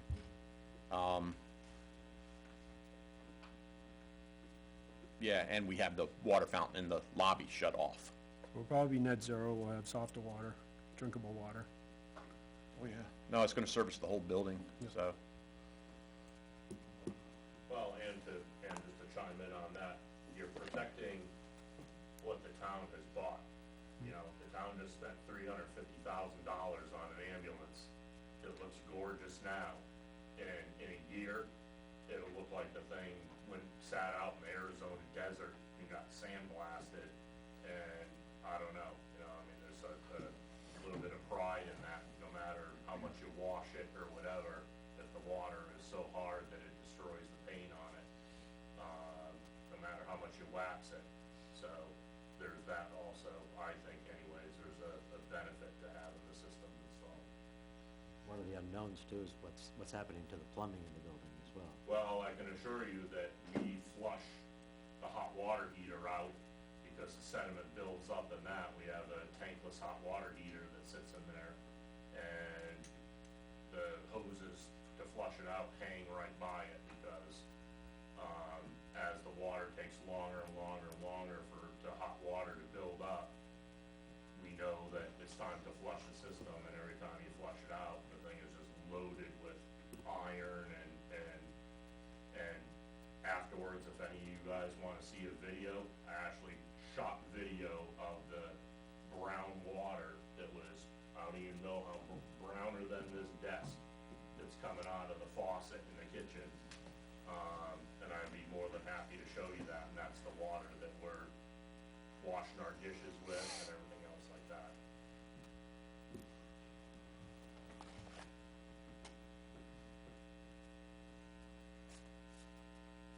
Ready to move on? Yeah. Okay. All right, next, item, police phone system. So we're the only department that hasn't gone to an internet-based phone system. We had this assessed, they said our phone system has been obsolete since 2012, all of our equipment. We had 2 companies come in and give us quotes. We were estimating that potential savings. With the quote I got today, there is no potential savings. It's gonna be a wash. The 10,005 would be to replace the equipment in the police department. Obviously, we kinda need to have phones. We would still have cell phones even if we didn't have department phones, so this wouldn't shut us down. But, we pay about $400 monthly. We had one question, which I'll have to get answered. There's a potential savings of about $400 because in the quote today, the internet cost monthly went up by about $40. So I would check, why did that go up? Just because we're getting a new phone system. We pay about $80, 75 or so a month for internet, and they went up to like 110, I believe it was. So I gotta clarify that. If that was an error, then we would save about $400 annually by going to a new phone system. But who knows how long our current phone system lasts. He kinda laughed at our equipment when he got in there. But we all have cell phones, Seems like so. that's a theme. Yeah, well, I definitely remember making those same type of conversations regarding radios a few years back, so.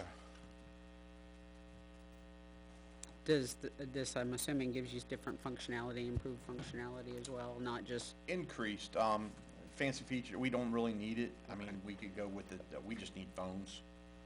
I know if it saved more, I'd be more than happy to check with them again to get rid of anything. I think they're just packages, they come, you know, one button touch to call so-and-so, I don't care. I can dial the full 7 numbers, not a big deal. Yeah. 10, yeah. yeah, I everybody's use my 10 cell now. phone, so it's just call so-and-so. It's been that way for a few years too. Yeah. Yeah. Matter of fact, I took away, long distance, cause long distance around here is so crazy. I make everybody use their cell phone. They stay mad at me about that, but I'm not changing. They're gonna keep using the cell phones for long distance. Since this is all, over the internet, would this allow you to move to, put a phone in your home or something like that, if something were to happen? You couldn't be at the safety complex. I carry my cell phone everywhere. Understood, but. Yeah. But. would it be Thinking possible more to like work- for command center kind of things. Can you move the phone number, forward it? I'm not that sure. sort I of don't have a thing? phone at my house. I live by my cell phone. Don't have a house phone. Yeah. Yeah.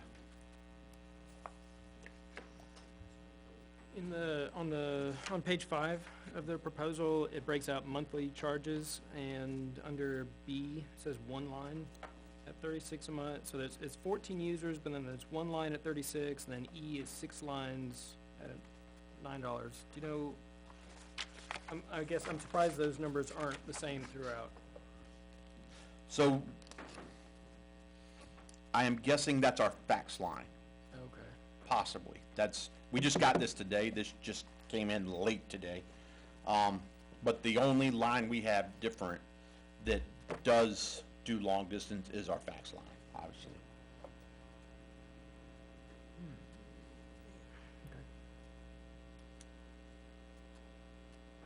So, well, E looks like it's gonna be one of just the fees, basically taxes you have just to have it, whether Right. you're not necessarily using it or not. The one Well- line is probably gonna be for the Which thing's the incoming phone, fax? the incoming phone number, perhaps. Yeah, it could be the fax too. Yeah, I was sat down with Beth today, and you see that 401.75 monthly, we're at like 403 monthly between all the current charges for our hard lines and fax line and internet service, so I mean, it's no cost savings unless I can get the internet down.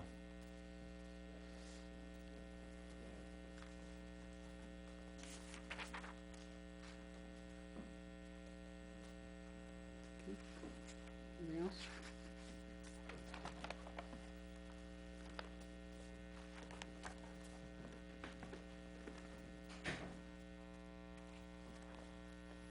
Do you know what your internet speed is right now? Okay. That's fine. I'm guessing they probably just bumped you up to the next Yeah, higher tier. we have no issues with internet, good service with what we're getting, we're more than happy to keep what we got to save $35 a month. No, they'll just tell you that that plan's obsolete and you Pretty have to go much. to the next Yeah. one, and we've upgraded your speed for free. Yeah, it's blue wires instead of yellow wires, so, Yeah, That makes all the difference. yeah. okay. Police. 9? Yep, police shield, this is part of the ballistic worn equipment that we have not had in the budget since I've been here. I did ask for a shield last year, in a year, it did not get approved. So we are not in our life cycle management plan by one shield, this will let us catch back up. I believe we have 2 shields that are currently good, we should have 5. There should be a shield in each patrol vehicle. This is just for one. This is just for one, yep. In the little packets on the back, if you look at ballistic shields, it's that very first one far left. The Intruder G2 is what we get.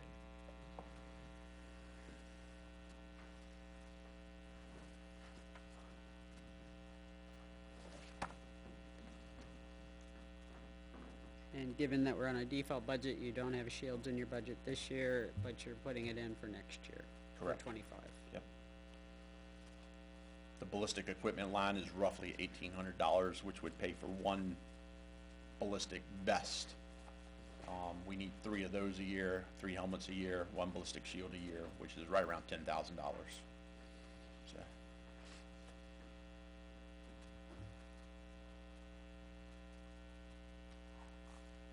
Okay. All right, so 10 and 11, I'll just give you the big picture. I'm actually gonna take those out of the budget this year, and I'm gonna try to do warrant articles for each one, because they are a contract. I was supposed to get those quotes today, but my rep tapped out sick. The current tasers we use are going out of service, of course, so they've got 2 new tasers. Both of those are linked into media storage. Both of them take video. The 7 and the 10, we're going with the 10. It's a little different operation. They're package deals now, so it's hard to compare them, because prior we had to buy each individual component separately. Now it's a package deal where if you get the taser, you get the holster, you get the qualifying cartridges, and you get enough cartridges for annual use on the street. The tasers we're going to are gonna be about $3,300 per taser. Everything's life cycle management. We need 3 a year because they have a 5-year life cycle, so that gives us 15 total tasers. The reason it's 12 4s because it's a new taser system. We need $2,500 for training. So that's the initial first year cost. When I do my warrant article to try to put this in the budget, it would just be for just under $10,000. body worn cameras, hold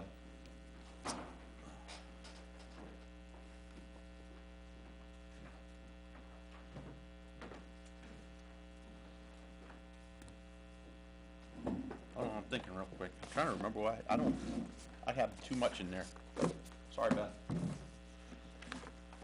This should be for 3 cameras. So it's $900 a camera, which is $2,700, and then a docking bay. So this should only be,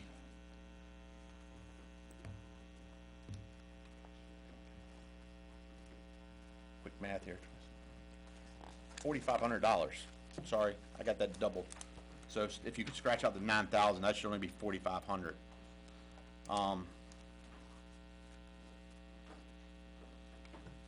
I'm also trying to get this, the good news about tasers is they did significantly lower their media storage fees by about $2,000. So, once I can get the actual contract and look at it from them, this entire taser package should run an annual cost of, body worn camera package should, with the media storage. That's why I had the 9,000, the media storage. Now I got it. I knew the equipment didn't add up. So 9,000 is right. It's media storage, licensing, 3 body worn cameras, and a docking bay is what that pays for. Sorry about the confusion. A lot of numbers going in there.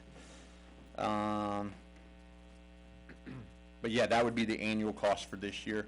What I'm trying to get them to do is our contract ends December 15th. I'm trying to get it to go until April 1st, so you'll see me later just to see what kind of numbers that is for a stopgap so the voters can vote on the warrant articles to see if we can get them approved and actually put in the budget.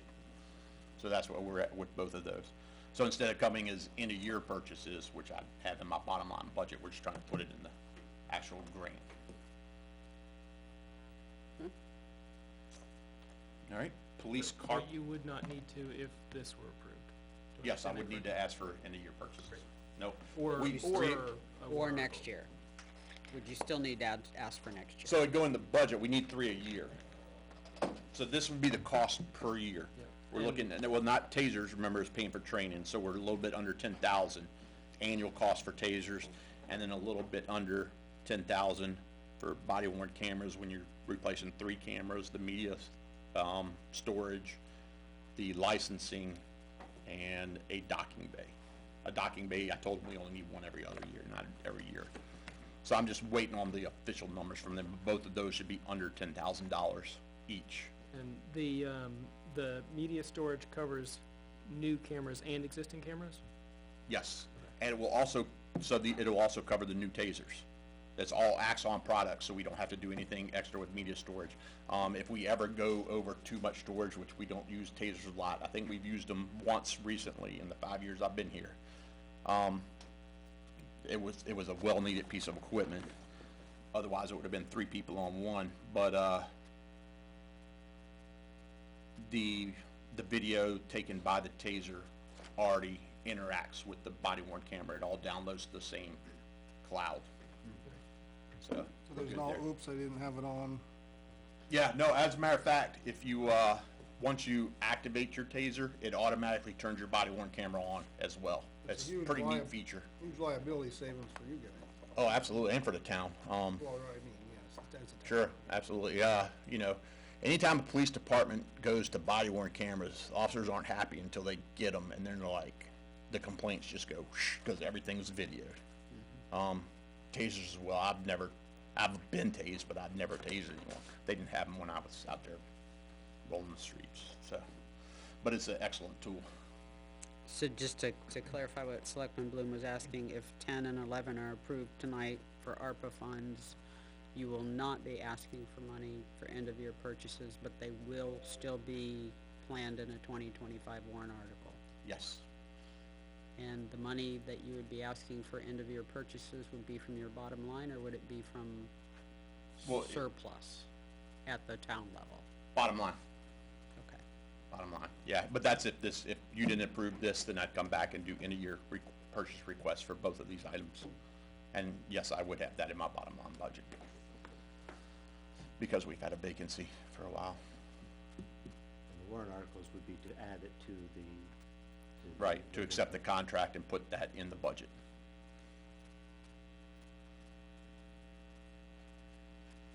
That'll be coming up soon. Yes. Okay. Police carport, so this will definitely, have a potential savings. You've seen us rent between 2 bays and 1 bay. We used to rent 2 bays.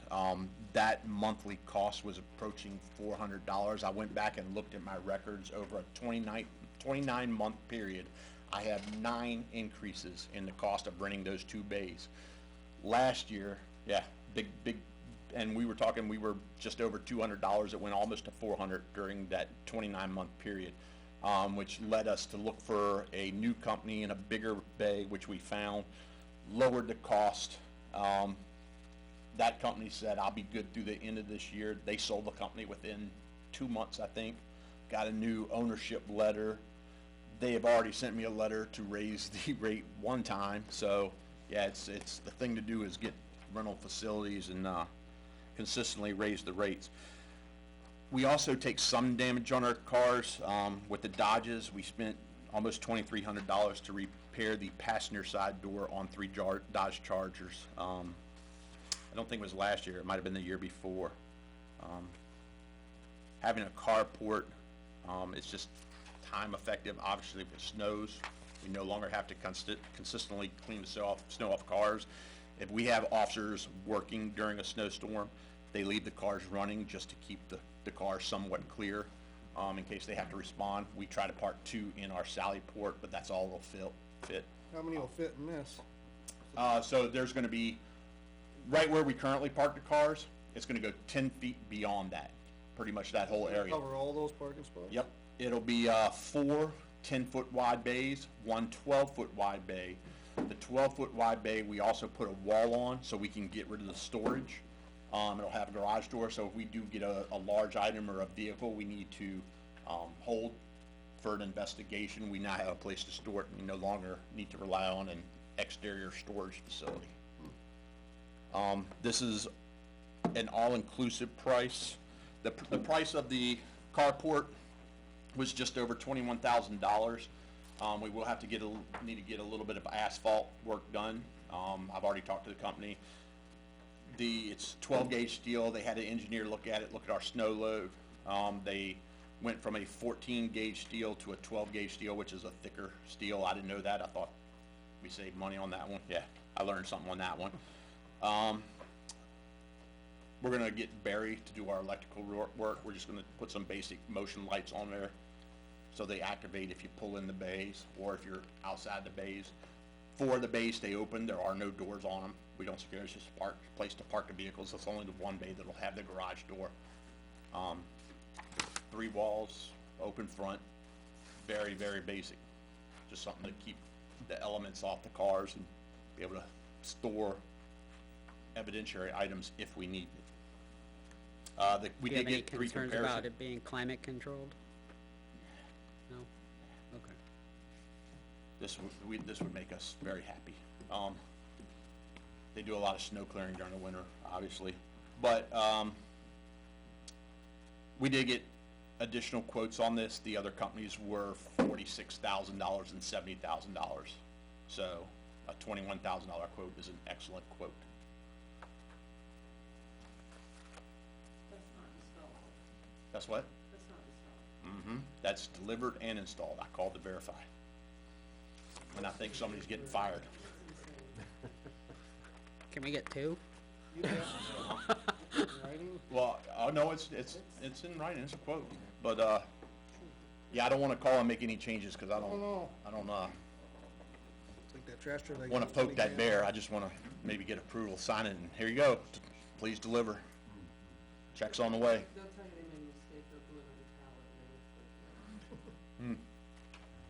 I'd have to see where it says, put together. Oh, no, I talked to him direct. I know, but it's not in writing. I'm just saying, I'm not gonna hold it. Now, one thing about that, it did say it need to be on a level surface with those parking spaces. They are at a slight downward angle. the first thing I'd do is get a site survey, same people we used for South Station, I'm sorry, East Station, Meridian, I believe it was, to find out the exact angle and make sure this building would fit, because if it doesn't fit, I don't really think there's a point because of the angle of the slope. I would almost think you could just put pillars in on the low sides of it. Yeah, well, we were looking at that. The posts are all the same height or whatever, but it's a foot and a half low on one side if you know, put in essentially We were looking at just Some concrete. a roof system, Yeah. probably is what you're talking about, and where we went, it didn't really add a whole lot because we were looking to enclose one of the bays. So since you're adding walls to add the other two, you're essentially adding two more walls. It didn't do much to the price. just thinking if you needed essentially like overgrown lolly columns to make up the difference if the slope is what's killing you. Yeah. Cause you're not gonna level, it's paved, so. No, right. But I wouldn't see that being a big deal.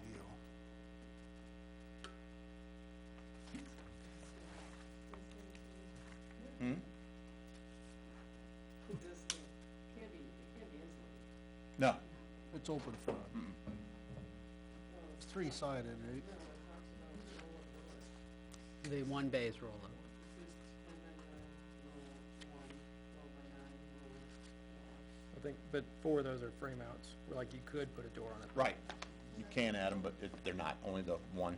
Is there already a camera that points that way? There is, we would probably have to move it, cause it'd be right on the side. There's actually two over there. There's one on the corner that we could adjust a little bit, and then there's a fisheye to, if you're looking at our building, you got the Sallyport door, and then you got the little entry door. It's just to the left of the Sallyport door, and if we put that one, which I don't know if we can, they put it in there pretty good, above the Sallyport, it hit the whole thing. And we might not need it, we'd have to look at that other angle of the camera that's right on the corner.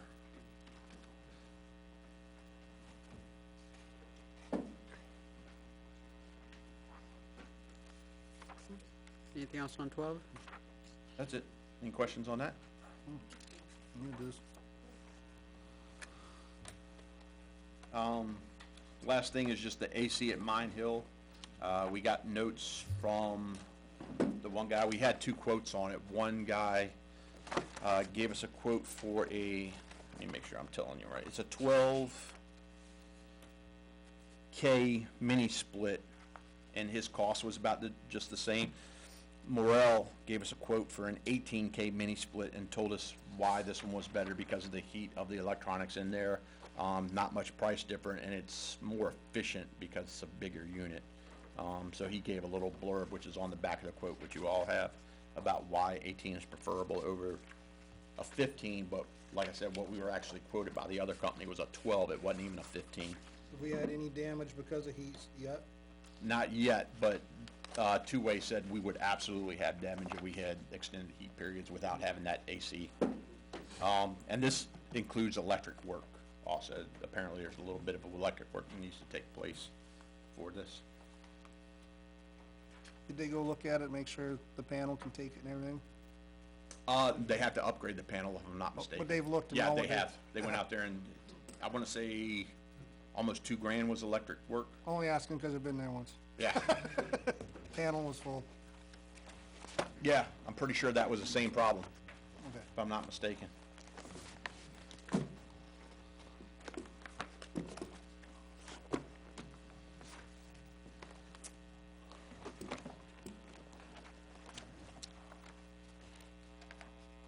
Okay, anything else? Just to mention, I did go by East Station today. They have started digging the hole.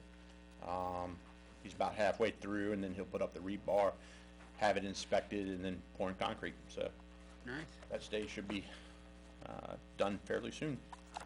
very good. That's everything. Can we get an update on your portable radio, problem, with the altercation you had out on? For the emergency signal? Yeah, apparently it's never been hooked up. Another reason that I don't like R&R. Yeah, it's never been functional, we just don't use it a whole lot. Yeah, I know, it's like, are you kidding me? Two-way will ensure it works once they get our system up and running, so. We have little red buttons on our radios that don't do anything, from what I understand. It did open the channel, but it's supposed to make a very loud tone, beep, to, everybody hears it when it goes off. We use them frequently in my old work. And then it opens the channel and you can hear the officer, so you can figure out where he's at and get to him real quick. This just opened the channel after the second attempt, but nobody knew what's going on because they never got the tone, because it's never been set up properly, to our understanding. You said we, That makes sense, cause that was the vendor for our radios. So, now that makes sense why it was. so that will be taken care of. Yes.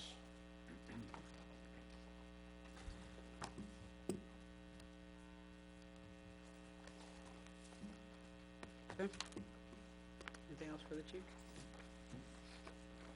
All right, thank you very much. And the last item was just the cameras for this building, and I believe we just heard about that last week, or week before. And these are inside and out, or just out? Remind me? Okay.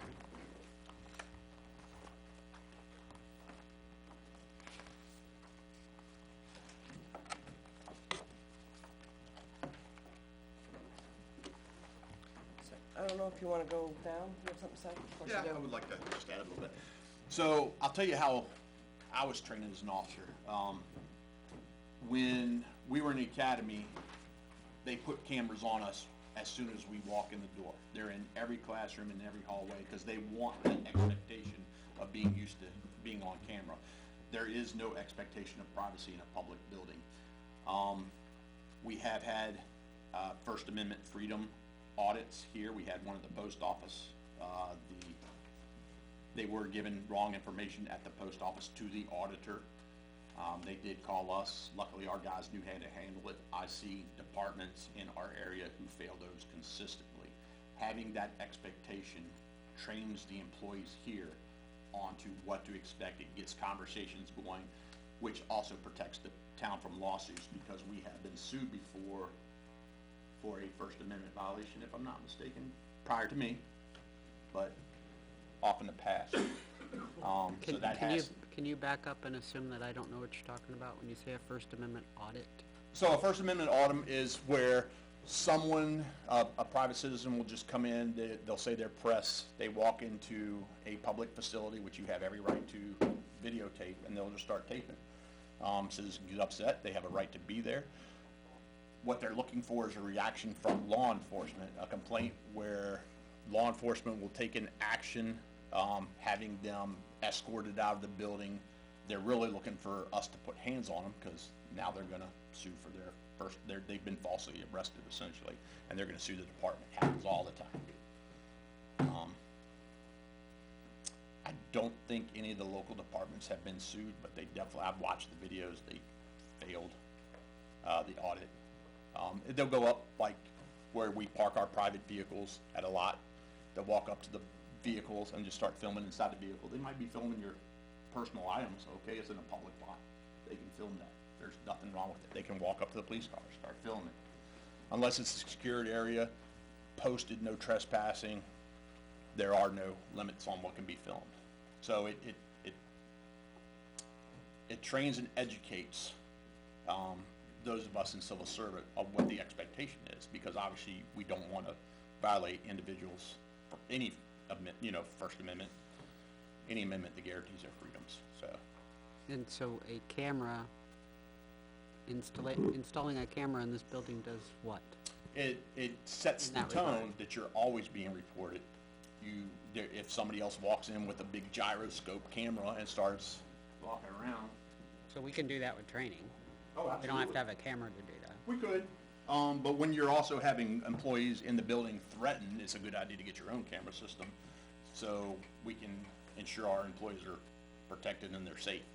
Nobody wants to work in an unsafe environment, which is, we've had multiple people who have left this town because they work in an unsafe environment. Katie was the last one, just this year.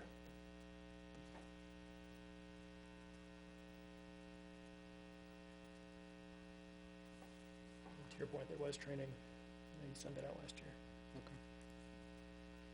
It's not, it's for all of us here,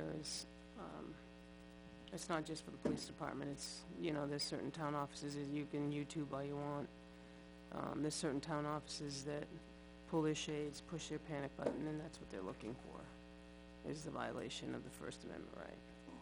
They're looking for a reaction. Some of one town, like, took a swat at him. You know, that's just not, you know, the expectation is it's public information. You know, they can't go around the backside of the counter and get behind the information, but they can come in with a camera and sit there all day and tape us. And I said something 2 weeks ago, and I think my distinction is that you're discussing private citizens filming public servants, but this is public servants filming private citizens. And, public yes, service. but that's the distinction to me. Right, but there's no expectation of privacy in a public building. And it's, like I said, But it's a again, safety that is, issue. that is a choice that we have to make. Correct. Yep, nope, y'all are in the big chairs.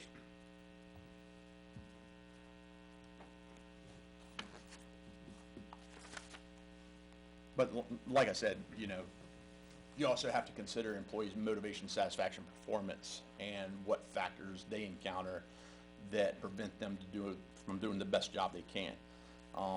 Being verbally assaulted where they're threatened and they go and find a new job is a problem, and that should be acted on as well. Well, it's just general safety for the building. When something happens, somebody, you know, do some vandalism, you have some record of when that occurs and possibly get some identification of who might have done it. There are areas that were pointed out employees would be good to take, just in case if something goes wrong, they would have video to back up to find out who did that and when they weren't supposed to be. Would these be in the offices, or they'd be angled to cover the entrances of the offices? How many cameras do we have? 8? It's more common areas, and then common areas. That's what I thought, yeah. Yeah. I breezed quickly, cause I was trying to listen, but then I caught the sentence that said, tax collector's office, town clerk's office. But then I backed up and it said to cover the main entrance and stairwell, first floor, so, yeah, to cover the office, so I don't know if it's in or to cover, Well, right. no, it says viewing cameras in the, those are monitors. Yeah, it's not clear.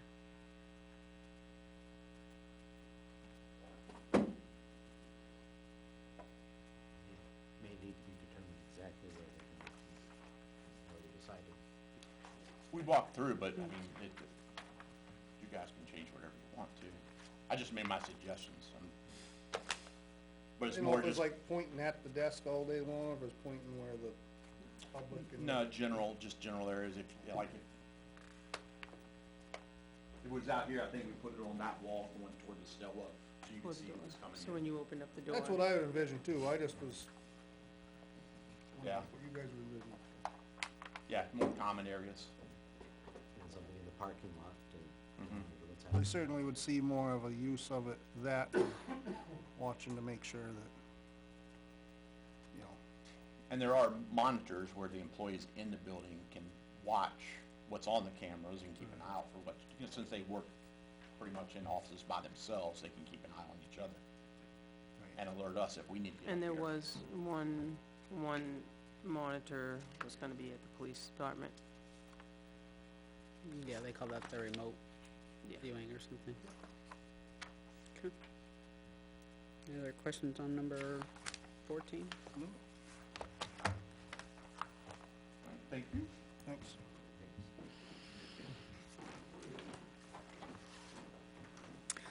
Well, too bad we don't have an extra $100,000 and we could just end the discussion, but, Right.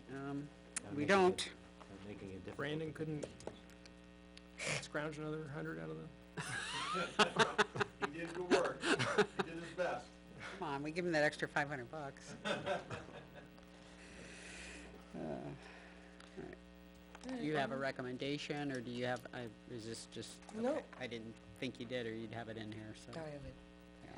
Yeah. No, so I did wanna take a moment just to thank all the department heads, they did a lot of work. They Definitely. really sharpened their pencils, figured out what was most important at this time for them. So did you wanna go down through from the start? Do you wanna randomly say, I approve tab number, or?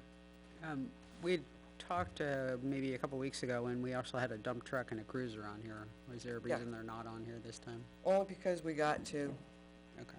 and we knew that we weren't gonna have enough to purchase one outright, and then we would have to come up with our current operating budget to pay the difference. Cause we can't say, we're gonna use a certain amount of money, and then if it passes at town meeting, this has to be obligated by December 31st.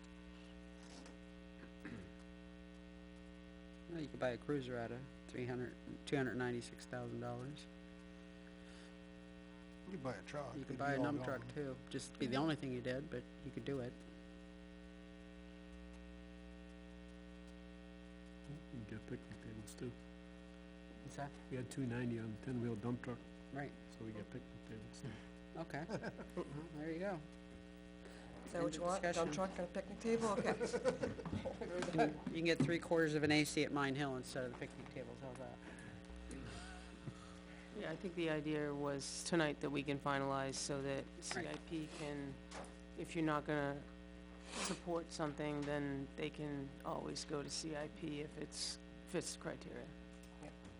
Do you have a Right feeling? now, it looks like, didn't mean to cut you up, it was what, four things that would be CIP worthy? The scale, 2 radio lines, the water filtration, and the cameras, right? Everything else wouldn't be CIP, Let's see, cameras, carport, water, carport. radios, portables, bookshelves, scale. I was thinking it was 20, it's 15. Well, it's right? 15. Yeah. Do you have a feel for which is the least likely to get accepted? Oh, everything from the police department. Would not get accepted, is it?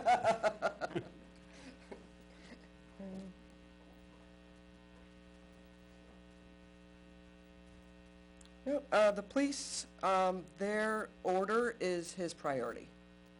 So when you start to get to tab 6, he put his in priority. So his priority would be 6, then it would be 7, then it would be 8, then it would be 9, then it would be 10, then it would be 11, then it would be 12. That is his priority. But as far as the grant or the No, acceptance all of by the these, ARPA, I would say would go. you got a good feeling for Yep. all of them?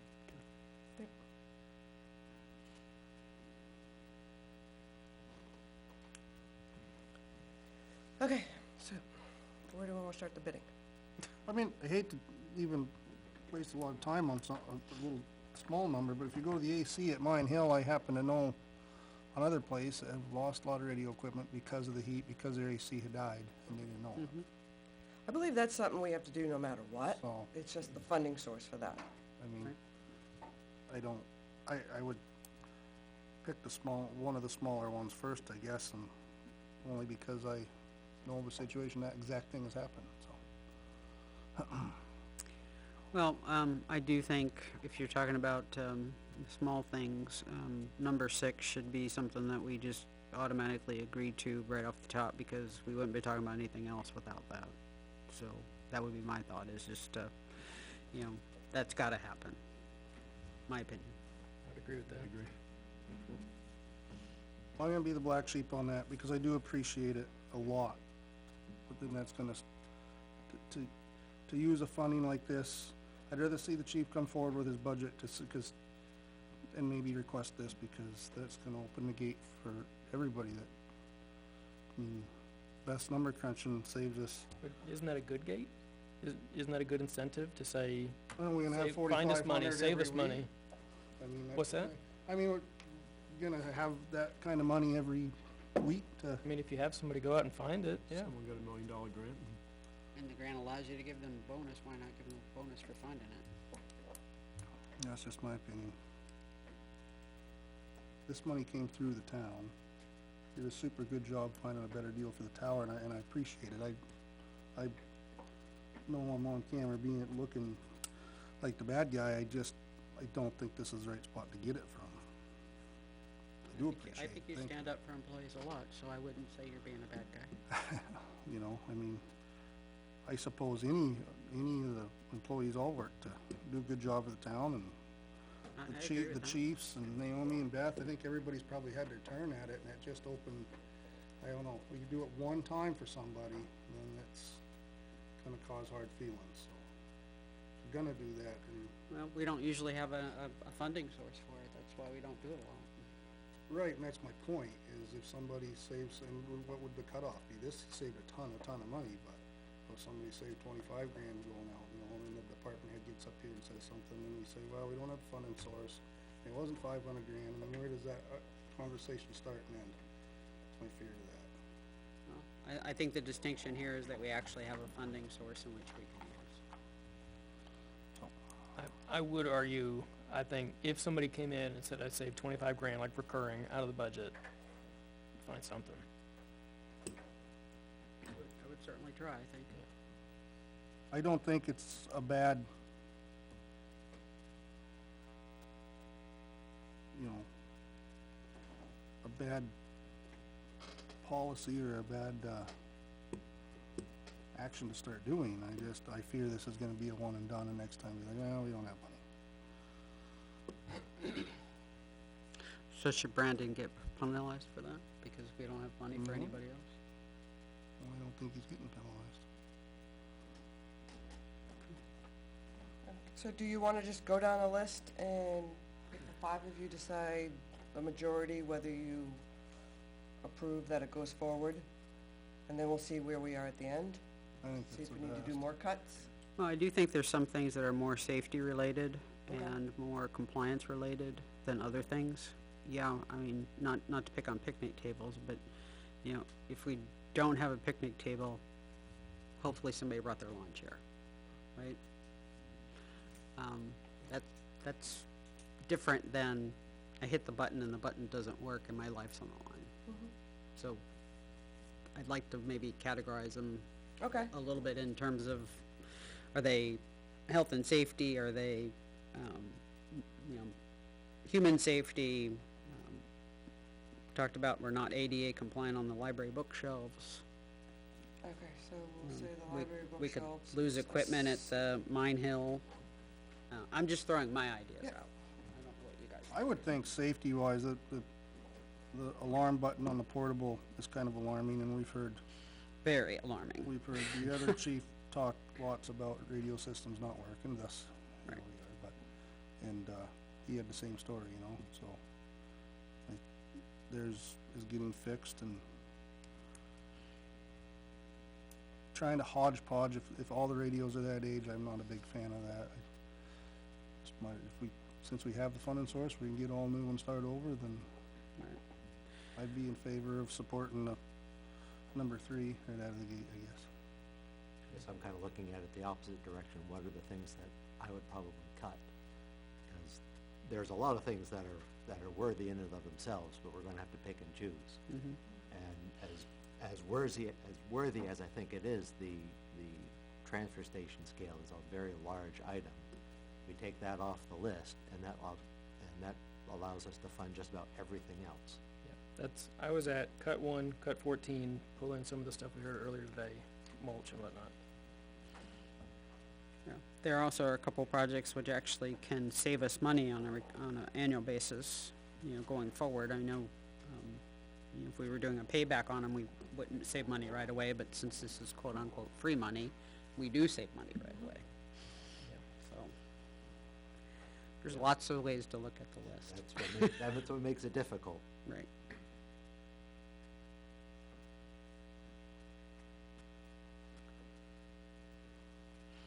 So, I've heard a couple different ideas. What do you guys wanna do? Where are we with the transfer station scale? Who The, thinks that should stay on? Let's start with the big one. That would put us within about 10 grand, so, Exactly. Tend to agree with that. Well, that's what makes this conversation hard, because it makes the rest of it easy. I don't know.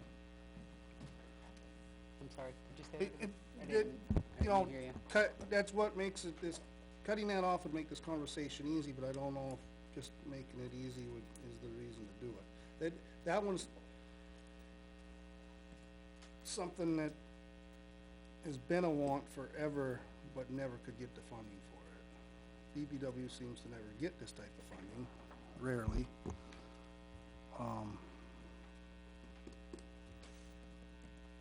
Have an argument another day about other reasons, about if it'd fix our revolving fund or not. I have other comments for that, but we're not talking about that tonight. But it makes it honest, it takes the argument out, it's accurate, I think is the direction we need to go up there. I agree. I think it would be better to have it than not. It seems to be like the one thing, you know, I always said when I was there that you needed a plow truck and something else every single year. Replacement. There was never room to put something new in there, and the scale was always thrown around $100,000. It's pretty close. So there was never that $100,000 to add to it. You know, you never could get over that hump. It's always asked, what do I want more, the transfer station or highways, usually, so.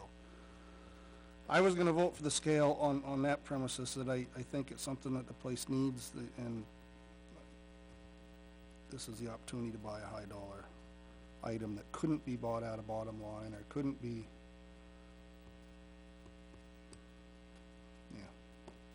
out of the budget.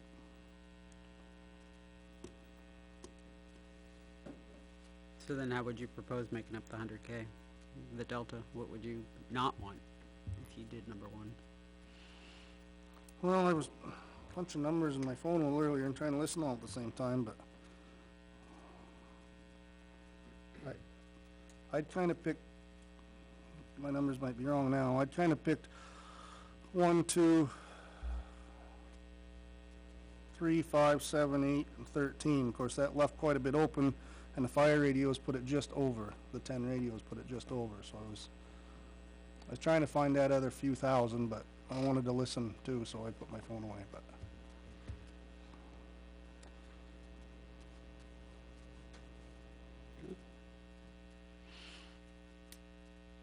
Any other ideas? Carport and the cameras are give you a 50. You're halfway there. 60. Over halfway.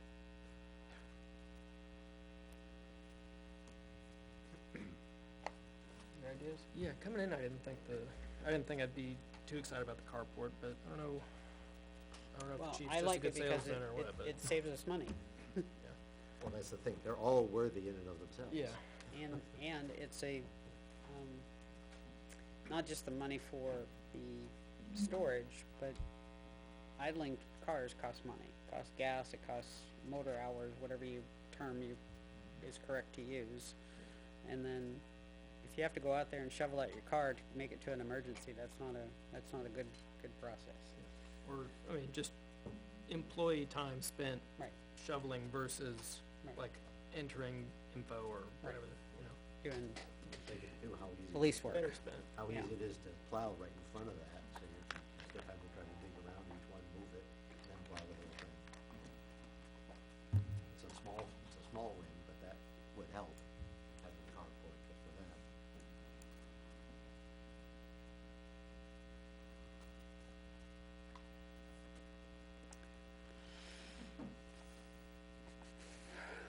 Okay.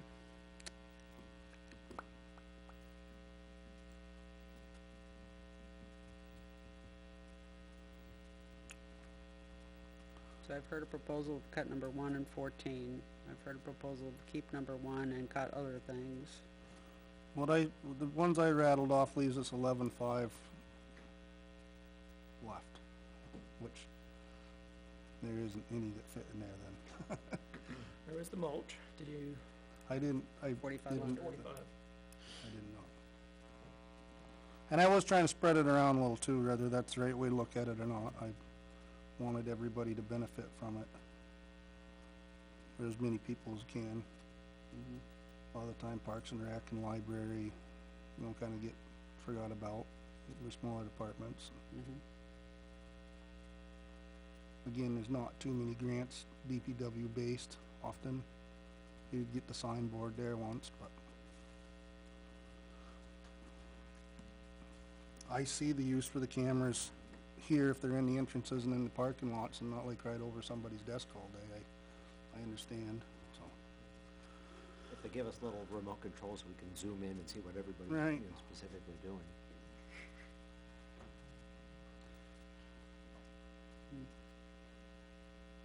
Number 8 is the police phone systems. It seems like that is a big chunk we're gonna have to do something with if we don't.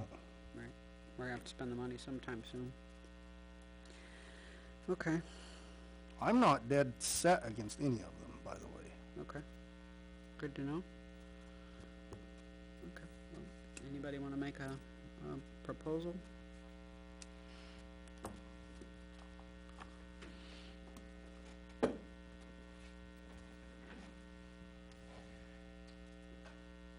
I mean, I guess what I threw out earlier, cutting 1 and 14, pulling in mulch, pulling in sandbox, leaves you at 15.5.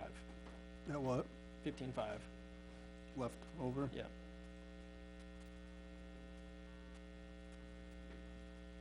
And then that's, you know, would be stuff not on the list, and I know we talked about some things. The only one I remember coming up with on the spot last time was, like more propane tanks, but Yeah, last time you mentioned, training, additional generators, and additional propane tanks for, backup capacity, as far as generators and propane tanks. I don't remember that we talked about any specific training, it was just training in general, I think, right? yeah.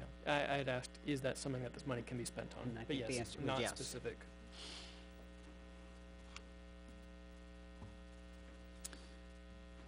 And the other thing I thought about after we left here, we've been talking about a, badge swipe system to record time and entry. Our little blue fobs do that, don't they?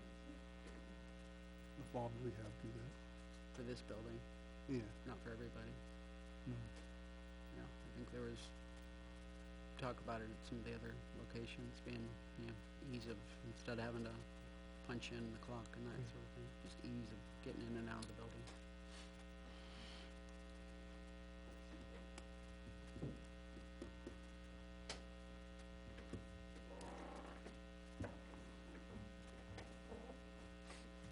Did you get all your locks straightened out last year? Okay.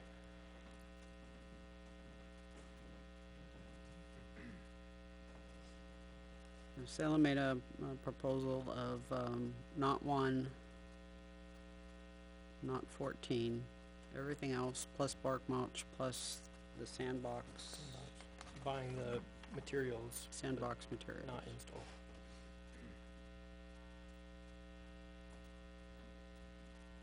And the intent there meaning that money would not come out of the park revolving fund, so that could be deferred for something else. Okay.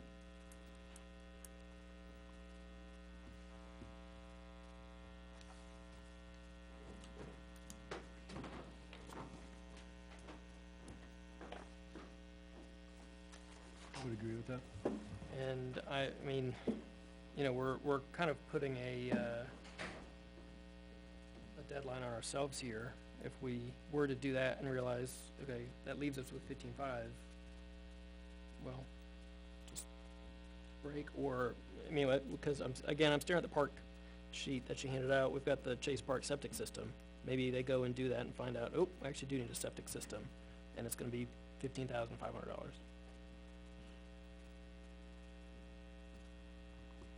Possibly. I mean, for this list, the importance is the CIP needs to know, right? So some reason we made a decision tonight and there's 15 grand left over. They wanted, it answers the questions for I'm the CIP. happy with a now. little left over. A buffer is great.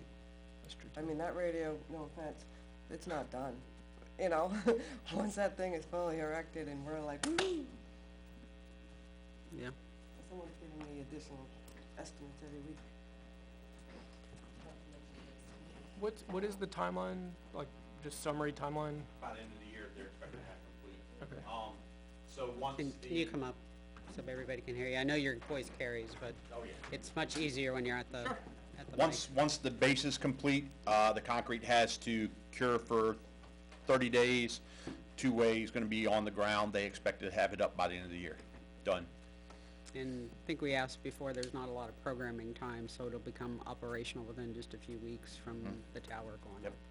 Yeah, and I guess Beth got me thinking about buffer, and if we, you know, if we said, hey, park, for instance, we're earmarking this, but please delay spending it, or whomever, and then if we get to the end of the year and it turns out the radio went over, then we've picked something to say, you know, sorry, the radio came first. And I guess I go to park first as because they came to us with, hey, we'd like to spend it out of revolving. If we say, yes, we would like to spend that out of ARPA first, but that's a nice fallback to have if we find out that the radio goes over. Okay. Body worn cameras and tasers are perfect for that, because I'll have you into your funding in case we need to spend that somewhere else for ARPA. Yeah. But what if we gave that money back? Yeah, Well, I'm fine with that too. yeah. I'm not gonna, I just need 3, once I'm done. Alright. That fitted parameters, what you were talking about. Yeah. Well, we total up the library bookshelves, the police body cameras and tasers, the carport, and the cameras. That gets us to $97,700. More than enough to cover the transfer station or scale and give us a little bit extra. Not much, but a little. Say that again? So if we were to take out items 2, the library bookshelf, Take out, take out, don't do. don't do. Okay. Right. I'm looking at where I can find $90,000 in this to cover for the transfer station. Yeah, I'm listening. So if we take out the bookshelves, we take out the cameras, the tasers, the carport, and the cameras, that gets us to 97. So that's, that's a carport and a little bit more. So it gives us an extra, gives us 7,000 for something, someplace. But that gives us, if this is the money we have, then things have to disappear. If we're gonna make the scale a priority, something has to go. I would rather see 2, 10, 11, 12 happen. Than the scale. You'd rather see what again? Well, because he had summed up to 90, 2, 10, 11, 12, 14, and I said, because it's a good point of saying, okay, it's not just, hey, can we hit 100 grand coming down, it's, you're actually giving up a physical thing. Yes. And I would rather see bookshelves, body-worn cameras, tasers, and carport combined, those 4 things all put together over a single scale, which, and I was swayed earlier by Selectman Pratt at the, during the discussion about, well, what is our actual break even on that? No, I don't disagree that, it would be a more efficient way to do it. It would be a more accurate way to do it. It's not the only way to do it. Is it something we should look at going forward? I think the answer to that's yes. I guess just being there, we've looked at it going forward for 20 years and never could come up with $100 grand to do it. I mean, that number's been thrown around forever. I guess maybe they weren't $100 grand back have when we we ever- first started talking. That or they hold their price well. Probably very true. But, Probably wasn't. Have we ever put it on a warrant article that you recall? no, not that I recall. It's been the CIP. I mean, you've always talked about it. Every year you talked about it. What you need up there, what you need up there. But other things were a priority. And I do think we'll have money to give back, and I do wanna turn money back at the end of the year also. I think he's gonna have quite a bit in his bottom line, and some of them smaller items I'm okay with chief asking for that, you know, especially the shield, we've heard about that a couple of years, these cameras and, well, the tasers sound like a, you know, a great deal, but there will be money for that. This other stuff, some of these won't, they won't get them if we don't. So. But I suppose someone needs to make a, you say that all night, I guess. We're not gonna say it much longer. I'll try I and, think, in all fairness, it probably, you guys will take a vote, leave the scale on or off, is that gonna free up some argument? Doesn't have to be like an official, but if there's gonna be, we go back and forth all night on that 90 grand and all these other 13 items, if there's 3 of you that are gonna say no, you know, the day 'cause it's on there, then we're arguing about the other 13 for nothing. I vote we leave it on. Off. off. So now we make a new list, right? Well, I'm gonna make a motion, cause I have a list, which is, and I'm gonna use the numbers that we have in front of us plus some of the park stuff. So, I guess I move that we approve items 2, 3, 4, 5, 6, 7, 8, 9, 10, 11, 12, and 13 from this list, as well as the proposed playground mulch, sandbox material from the earlier park discussion, to come out of the ARPA funds. And that What- should leave us with around, if my math is right, you know, 15,500 we could still spend even on the last day of the year. Yeah, that was gonna be my question. So to clarify, I believe we are estimating the mulch at 4,500 and the sandbox at 2,000? She had said 2 to 3 at 3? the end, so I was using 3. 3, okay. So if you use 4,500 for mulch, 3 for sandbox, you're left with $16,079.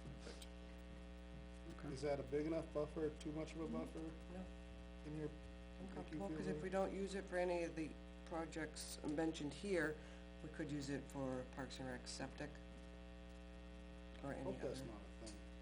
Yeah. I think it is though, Do you? I think so. Sailor made the motion for 2 through 13 plus mulch plus sandbox. Anybody wanna second that? I'll second it. Any further discussion? If we approve this, I would like to have a discussion as we go through the budget about potentially putting the transfer scale as a separate warrant article. We can also do the same thing for the cameras. Right. And I'm not trying to change anybody's mind, and you guys probably understand the numbers better than I do, just being on that side, selling a budget. That it's all tax money, and when you send it back, I understand, you give money back, I do understand that, right?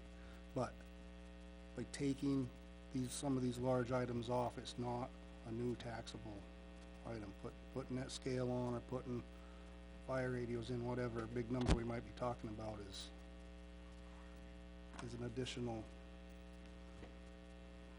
tax item we're putting on CIP, gonna increase our percentage rate that we're, you know, last time I was here, I said, you know, I suggested maybe we pick a percentage increase to shoot for or something. That's gonna raise the percentage when people get up and say that we're raising their taxes by X amount. That's not this way, just so everybody understands it that way, and I'm sure you all do, but I know, that's been beat into my head for years on that side, so I wanted to just make sure you guys, No, I completely understand what you're saying, and I agree with it. But if we think we need a scale, just using that as the example. Yep. You know, you could use anything. If we think we need the scale and it's a one-time investment of 90,000, the right thing to do is to ask the voters for that. That's what we would do if we didn't have money. mm-hmm, we can generally assume though that to see a large ticket item like that, that's an easy thing to say no to, cause if I see exactly how much that's gonna raise my taxes, versus having a bunch of little things, well, it's only gonna raise it 2, 3 pennies, whatever. Yes, but given that a lot of these things are safety, that's what's sticking in my mind. These are safety issues and compliance issues and, okay. So we have a motion, a second, we've had some further discussion, is there any further discussion? Hearing none, all in favor, yes or yay? Yes. Yes. Yes. No? No, No. Okay. Passes 3-2. Didn't hear any abstains, correct? shorter conversation I expected, to be honest with you. I'm sorry? It's a shorter conversation about all them than I expected, to be honest with you. Okay. Well, sorry for the ones that are left off, but I think took a big chunk of them off, I guess. Opportunity, I think, even in the camera, we could come back with just the two outsides of the building. Absolutely. Sure, yeah. Yeah, and that may I be was what we trying to spend pick the it apart, I 16, can't.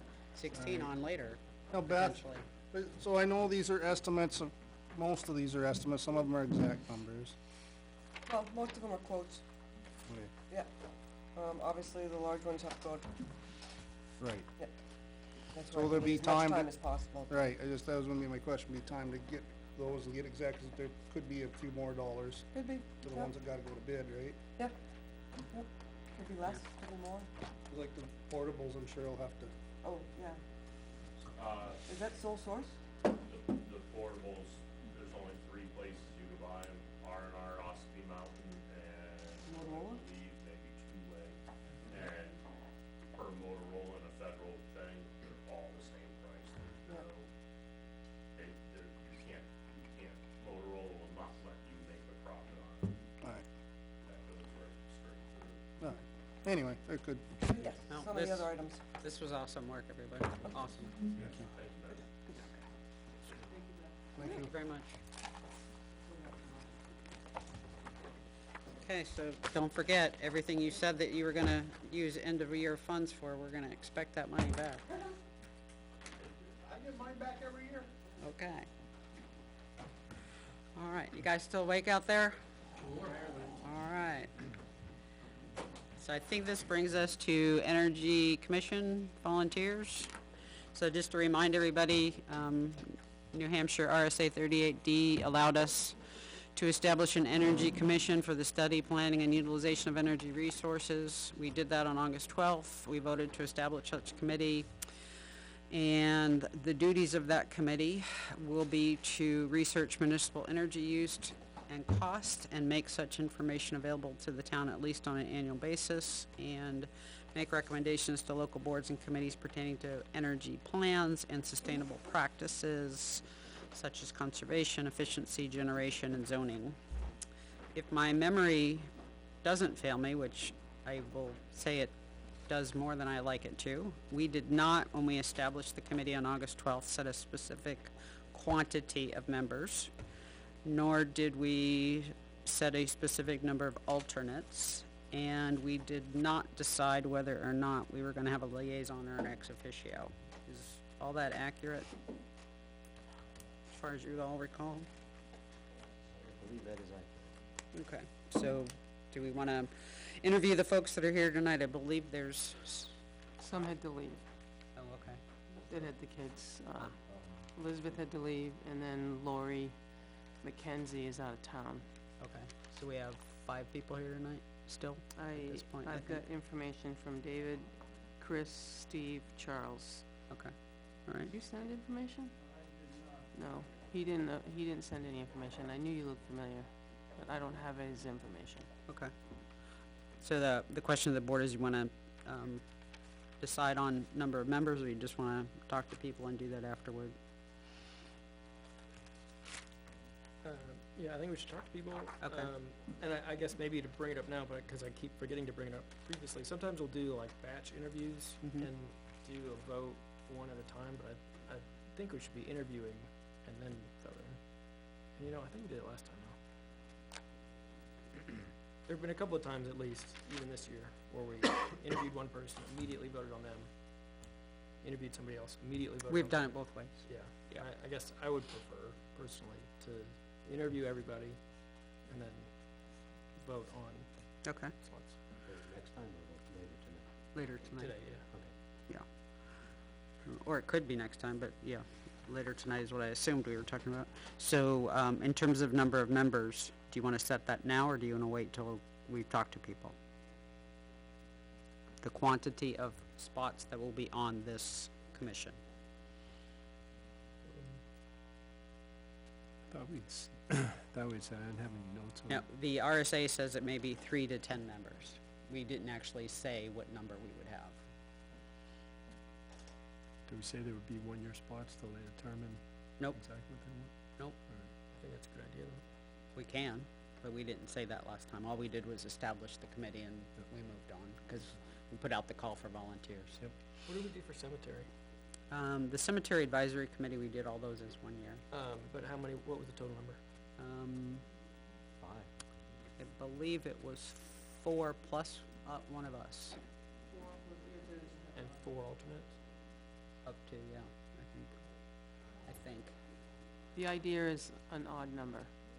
It's either 5, 7, 9, something like that. Yeah. Park was looking at 6 members plus the ex officio.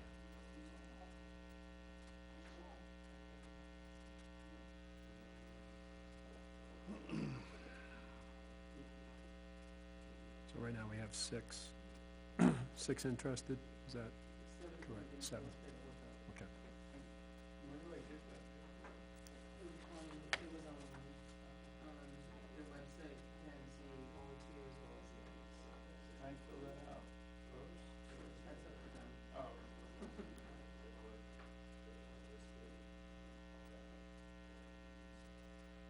I don't know, my dog do.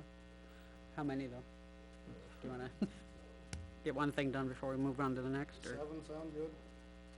Well, do we wanna start with 7 because we wanna give them the opportunity to create the charter themselves, right? Mhm. So, I would say 5. Do we have how many interested? 7? Yeah. But we Some can can be alternates. we can do 2 alternates. We do up to that same number of alternates if we wanted to. And when we talked about cemetery, we chose to go smaller to make sure that there was a better chance of a quorum. Cause we debated 4 and 6 at Mhm. that time, and said, let's go with 4 with alternates. Mhm. 4 members, 3 alternates for now, if we have 7 people looking for it. Well, you could always have an open alternate space. I don't know why, I seem to think that the number of people that you have and the number of alternates that you have, why not make those equal? I don't know. There's no reason. It just No, I was just Sound- thinking of the number of sounds people that nice. are already It's easy to volunteering. remember. Yeah, but that doesn't mean somebody else doesn't wanna do it later. That is true. These guys could do so much good work, everybody goes, I wanna be on that team. So are you suggesting that we have an ex officio or Or liaison, I'm liaison or asking. whatnot? I'm not suggesting, I'm asking, just because I think we should ask that every time we do things like I don't this. have a strong opinion. I would suggest having one, just for general principle, Okay. where that seemed to be where that's where I thought we were heading in general. Yeah, that is again what we did with cemetery. Maybe that was the intent, in the park. anyway, from what, Mr. Erickson sent to us. Yeah. Thoughts? Okay. I don't know if we decided on number yet, have we? No, we haven't. I'll Yeah. propose 4. Propose 4. And again, just because we had this discussion about cemetery, and I think we ended up doing some math, and that was a good middle ground. Okay, and up to 4 alternates? Yes. With 1 ex officio or liaison or whatever. Okay. Does that RSA mention ex officio? It does not, so I think we would have to term it as a liaison, but it's not prohibited, Yeah. so, Which the bylaws could choose to be a voting member. yes, And I guess we're assuming it is if we're moving it forward. setting, yeah, if we're setting forward, yeah. So if we're assuming it's an ex officio with voting, then, okay. Everybody good with that? I would, if the RSA doesn't say ex officio, then I don't know. It does not, some of them.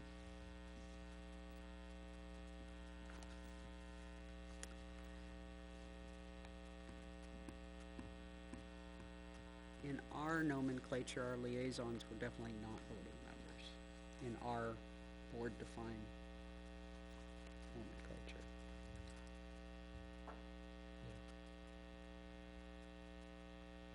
Okay.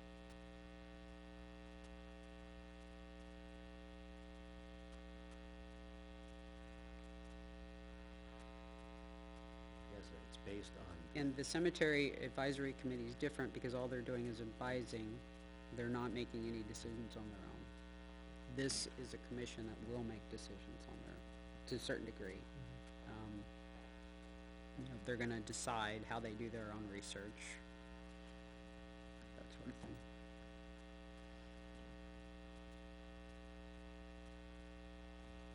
So do we stay 4 and 4? 'Cause that doesn't give them a, if the liaison's not voting, they don't have the quorum.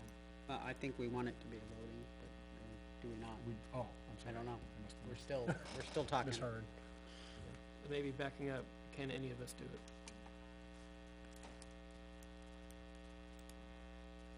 I don't know how to run a time.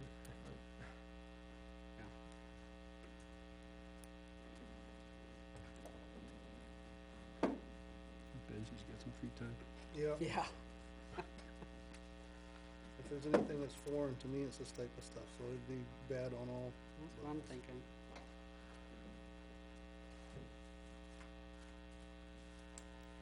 James, I could probably squeeze it in. okay. Depends on when the meetings are. Okay. I guess that answers that. James volunteered. Wait, what? Okay. Yep. So does that answer your question? Yep. 4 plus, 4 plus the, Plus one. special. okay. All right, so I'm hearing 4 plus 4 alternates plus an ex officio, of which James has volunteered. Perfect. Okay, move forward with that? Do we need to vote on that? Or make that recorded for memorial? I think so. I think so too. All right, so I would entertain a motion to, for lack of a better word, say allow up to 4 members on the Energy Commission, plus 4 alternate members, plus 1 ex officio with, voting power. Would anyone like to move that? Second? Second. Any further discussion? All those in favor, yes or yay? Yes? Yes. Anyone opposed? Anyone abstain? Okay, that passes. All right. Now we're on to talking to people. Making progress. Okay, who would like to go first?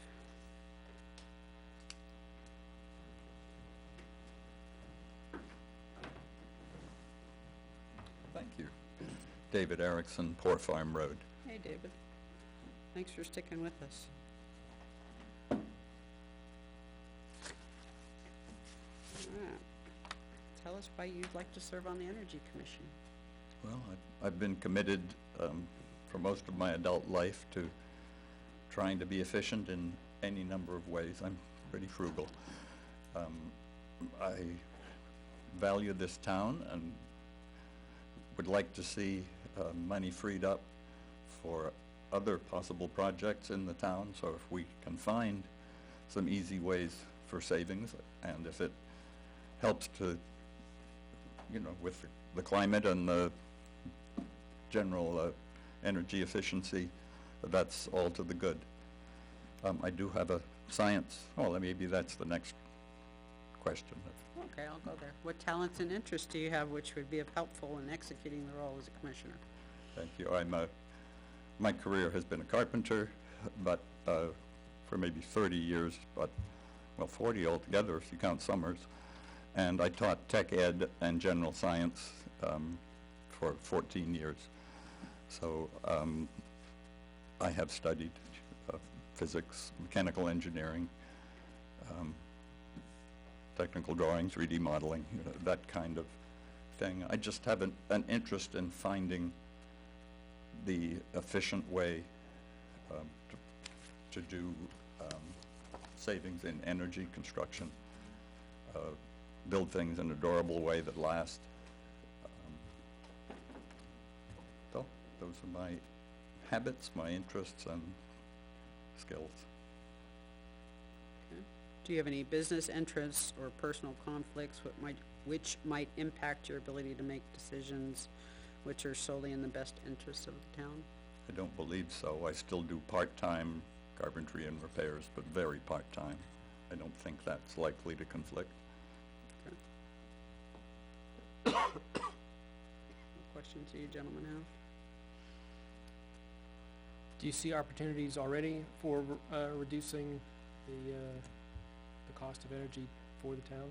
I do. I see some inefficiencies in some of our buildings. Library, for instance. I do see opportunities for more solar in the town. For instance, the middle school has 4 roofs facing due south.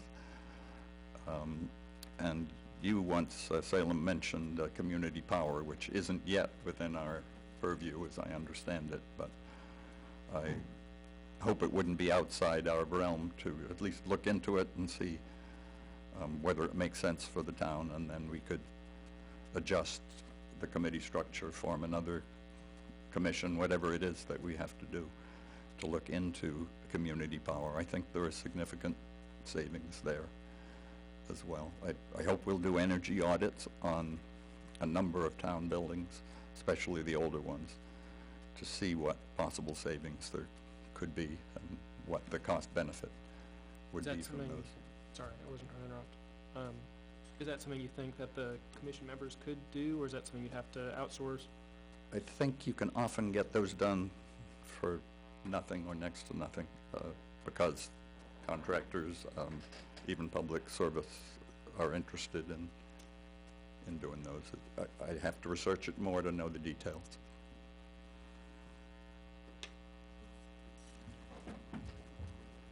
Anything else? Okay. You've already put in a lot of effort in doing some research on the one project, so I would think you're getting pretty familiar with how all those things go together. I am learning some of the players. Yeah, but I have had help. Maybe they haven't stood at the microphone, but I've had help from others. Yeah, you've been very good about making sure we knew that everybody was helping, so thank you for that. Okay? How about you? Looking at me? Yeah. All right, hold on. I'm sorry, I don't know your name. Hi, I my know name's I've met you before. Charles Smith. I was on the bridge committee before. Yep, I know I met you, but I Yep. was drawing a blank. Yep. So I guess going with the first question, right? I can tell you what they Yeah, are if you cool. like. That way you don't have to. Remind me, because I'm yeah. getting older. Why would you like to serve on the Energy Commission? Well, I'm new to the town. I've been here I'm going on 4 years. My wife's been with the town for, her dad used to be chief here, and she grew up here and went to Weare High School and everything. So I'm kinda trying to, get more, acclimated to how the town's working and being more, part of the, I guess I'd call it a team. Like this tonight, this is really, I've never seen this before. Like, I was here for the other meetings and stuff, but I've never seen that, cause I live in a big city, and they don't pull you in to ask you questions like this and stuff, and when they have meetings, people go, I don't have time for that. So, this is a good thing here. I'm just, talking with that gentleman there, I just recently had an encounter with a company that came and looked at my property for solar, and, it just kinda piqued my interest to see what, what could be done for the town. I see, my job, I travel a lot, so I've been to California, Texas, and pretty much towns have banks and banks of space just for energy conservation and solar and wind and all that other stuff. So, there are, there's alternatives to it, and the town has a lot of space, so it could be, something that we could look into to see if we can offset some of the costs or prices, or even increase or decrease our prices. So, that's kind of what I was interested in doing. Okay. What talents and interests do you have which would be helpful in executing the role as a commissioner? I can juggle and turn a screwdriver. All at the same time? No, Okay. no. Can you juggle the screwdriver? I'm a combat engineer. I was in the Army, so I'm a structural engineer. I work for a billion-dollar company that designs Coca-Cola bottling plants, Pepsi-Cola bottling plants. We build everything. We own corrugated boxes. I'm an IT person, so I tend to go towards the logical portion of anything. So energy or compliance to things. So I have a lot of things that I do in my job that require, you know, knowing iOSs and things like that. So, I mean, I have a little bit of experience, but I don't have a committee experience, but I did get a good kind of experience with the bridge building, so I understand, you know, trying to figure out, you know, what's the next step. I know Roger's rules, I know that, so, learned that in college, so I mean, you know, so at least I know what a quorum and a forum and all that other stuff is, so. That's good. It's kind of, One thing you'll want to become familiar with is RSA 91-A. sure, That's the right to know law. Yeah. And that governs how you take minutes, how you publish the notices for meetings. Well, I and wasn't gonna all take the. No, but just as a body, you guys Yeah. are gonna No, need to yeah, do that no, kind of yeah, stuff, yeah. whether it's you personally or someone else. yeah, no, I have been on committees for Southern New Hampshire University when I worked there, so that's where we put all that stuff to work, so. Okay, good. All right, and do you have any business interests or personal conflicts which might impact your ability to make decisions which are solely in the best interest of the town? Nope. We've talked a little bit about opportunity already. Yeah, that was, I think you answered my question already. All right. Anything else? Okay. Oh, I'm sorry. No, Nope, we're good. good, No, Charles. Okay. Thank you. thank you, Charles. Yeah. Chris?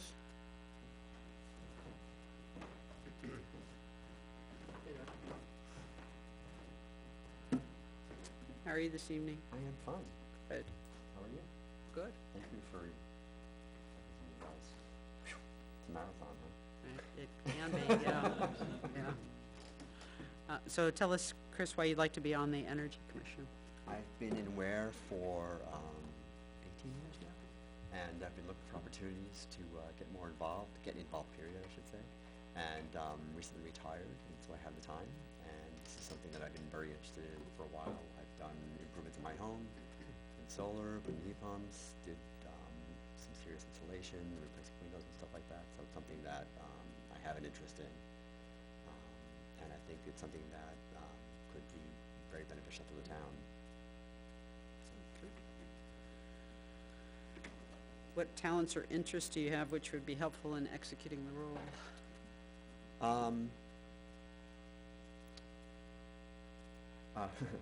My wife Rosemary says that I'm a depression baby, so I like to save money, so I think that's a talent I would bring to looking for opportunities. Frugality is a talent, yes. Some might say that. I do. In my previous career as a video producer, I did a lot of work with energy-related issues. So worked with utilities, worked with energy buying companies, worked with community power organizations. So I have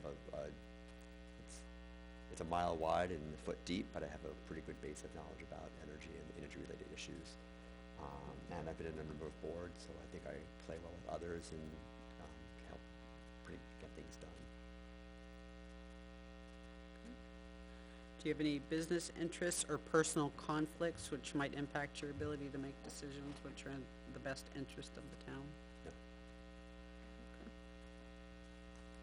Do you see specific opportunities for either, and I'll, change it up a little bit, either reducing energy usage or decreasing cost to the town? I mean, nothing specifically. I mean, there are a lot of old buildings in town, so I think there's opportunities for conservation there. That would be the first thing. That's sort of like it seems like the lowest cost and easiest way, and I know getting back to things like energy audits and stuff like that, a lot of utilities offer those for free, the New Hampshire State's program.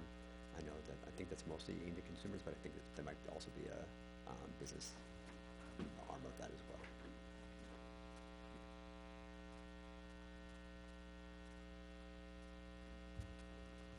Anything else for Chris? No, I might just suggest to the whole group, since there's more of them than we chose for full members, maybe they wanna think amongst themselves who wants to be a full member, who wants to be an alternate, that way we don't have to choose, 'cause I don't care. Alright. Thank you. Great, thank you. And for you, Steve? Alright. Thanks for sticking with us. Yeah, well, that was an education. Hopefully it's not one you need eye bleach for or anything like that, you know? I don't know. It can be grueling. It was, yeah, it was interesting. I didn't know that money was sitting out there. Steve Bartlett, I live above Mount Dearborn. Been here about 4 or 5 years, owned the land a little bit more than that, built the house. Specific engineering or any of that other stuff, no, just common sense mostly. I would say I'm interested mostly in, because I've heard of the other towns and the, ability to buy power and save money, so I was kind of leaning towards that. Like you said, you've got more people than you have slots for. I'll be honest, tell you, alternate is fine with me. And I don't have any conflicts. Okay. Thank you. Anything else? Same question, any very specific, I guess you just threw out community power. Yes. Yeah, so yeah, I guess you hit all the questions. Yeah, okay. And a skill he has is he pays attention. Yeah. Okay, Sam? I apologize, I didn't, put my paperwork in, can I do that still after? I'm okay with it. Yep.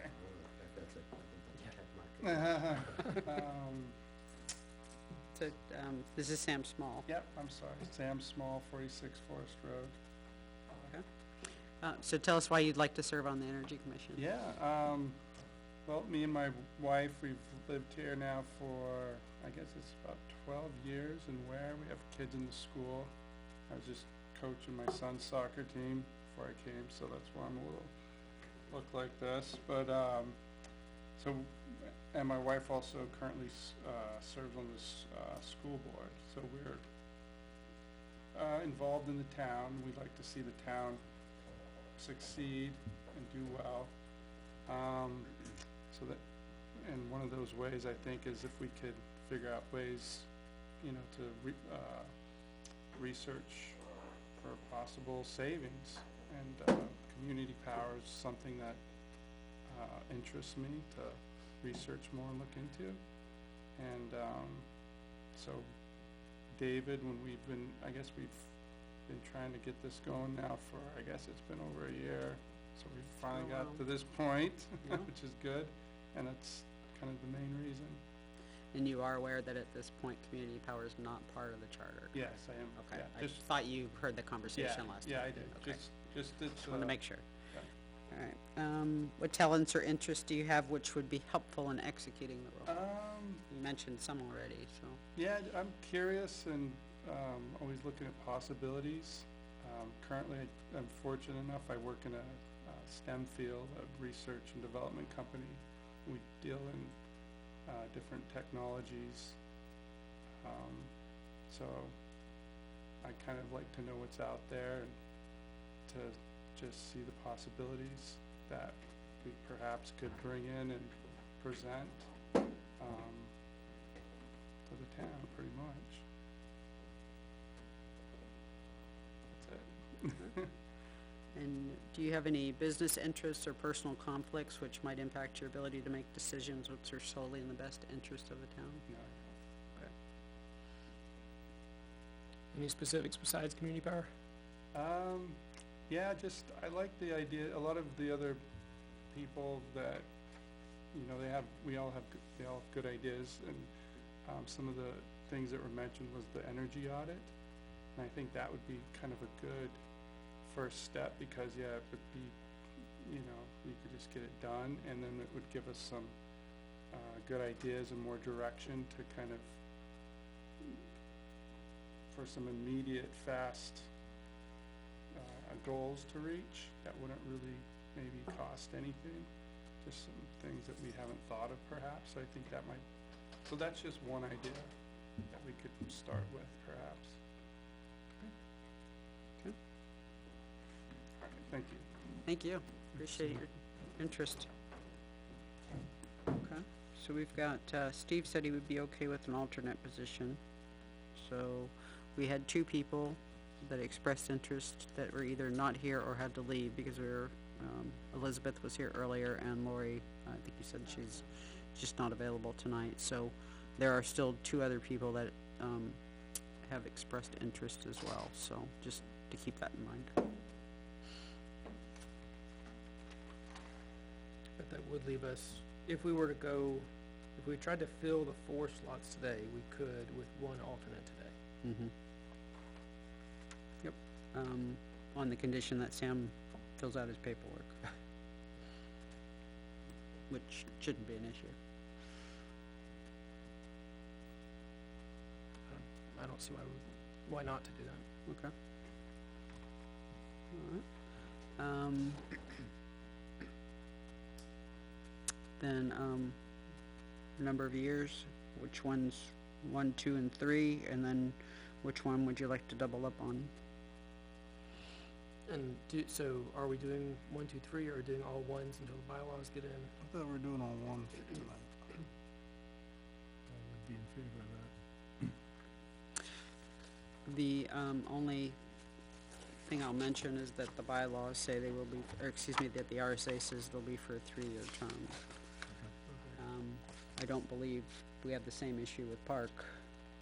Right, I remember Park, we had to Right. kind of unfold from Right. what slot was what. Okay. Well, then maybe same question if anyone has a preference. Going backwards, if anyone wants a 1 year, I would propose throwing it out to the audience. Okay. Can I add something? You have, I believe you have paperwork from Lori Gordon And Elizabeth. and Elizabeth. Yeah, I know Lori would very much like to be a full member because of what she's doing with the New Hampshire Energy Expo. Answering the questions, she would say that's her major interest, I think, is to represent the town in that. So I just want to speak up on her behalf that I know she'd like to be a full member. The bylaws that I suggested, you know, they're nothing official yet, did suggest 6 members with an ex officio, either voting or not as you chose, and then alternates. But the reason for that was that we had 5 or 6 people interested at the time. Mm-hmm. Your alternates can still comment, participate, they're still members of the commission.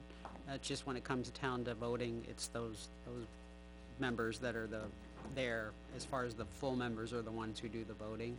That's the only real distinction between a full member and an alternate member. So can one of the alternates act as the clerk or secretary or whatever the position is called? I disagree with what you just said. No? Okay, then correct me, please. And I guess, you know, my wife just went through this library trustee alternate, and, you know, looking up NHMA, all that, alternates are just a regular member, like an alternate, if the rest of the board is full, they couldn't participate in a non-public, for instance. Okay, well, non-public, yes. Just as a friend, they are not a member of the board, they could not make a motion. They are not a. Okay, yes, yes. I explained that poorly, yes. So if that board or commissioner, what have you, chose to invite the audience to always participate, then yes, alternates would be allowed to, but they don't, and they may make a they may say only alternates could participate, but I just wanna make a distinction. They're not, that it is not, you get to sit there and discuss freely at the exclusion of anybody else in the room, I guess unless it's the will of that board. Okay. Alright. We'll leave it there then.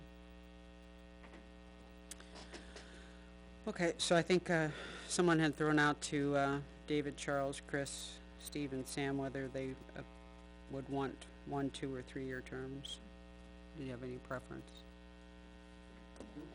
Two.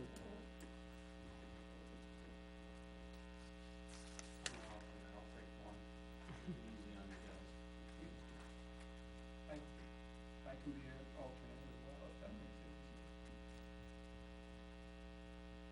I don't know if it does. I'm complicated on that. Sorry.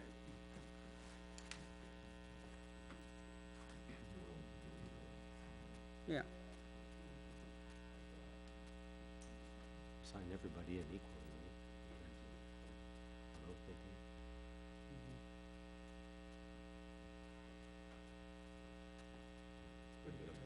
Just think, leave it up to them to decide, or do we need to assign that right now? The number of, No, well, the oath is the same, but, no, because it's term expiring. I thought you meant the front end of like, yeah. alternates don't get to. Okay.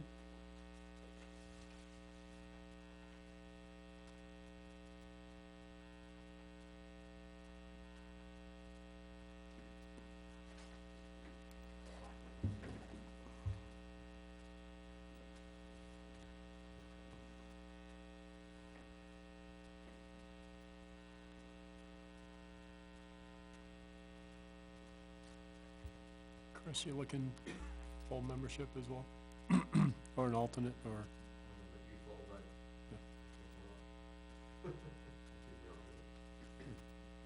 No, I just wanna make sure. I guess, I'll start out and, entertain a motion to appoint David Erickson for a 3-year term as a full member, with appointment expiring in April 2027. Would anyone like to motion that? I just wanna do the math, because if we do 27, yeah, so that 1-year term's really half a year. Yeah, but we were just- making yeah, them all so in it's 5, 6, April. 10. I just, Yeah. okay, I just wanna make sure, in my That's- head I was 1 short, but it's not. Okay, I will make that motion. Okay. Second.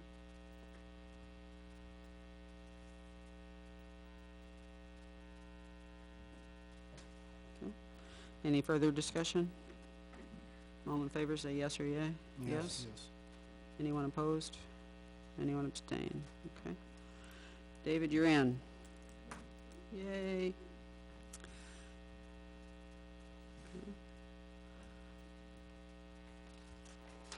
Make a motion to appoint Charles Smith as a full member for a 2-year term to the Energy Commission with appointment expiring April 2026. Anyone like to motion that? Or if I didn't say, if I said motion, I meant a motion, I'd entertain a motion. So moved. Second.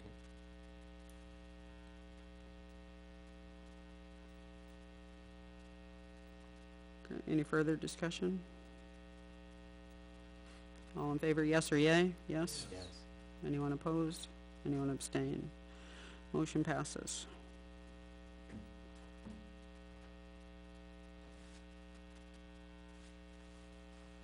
Make a motion to appoint Chris Conroy, sorry. Can't-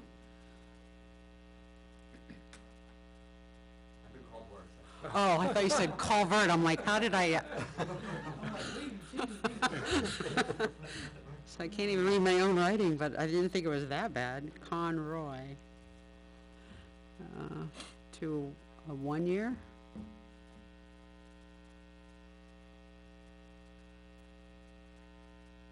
Term, full member expiring April 2025. Entertain that motion. Yes, please. Second. I think I'm screwing up the very first words there. Any further discussion? All in favor, say yes or yay. Yes. Anyone opposed? Anyone abstain? Motion passes. All right.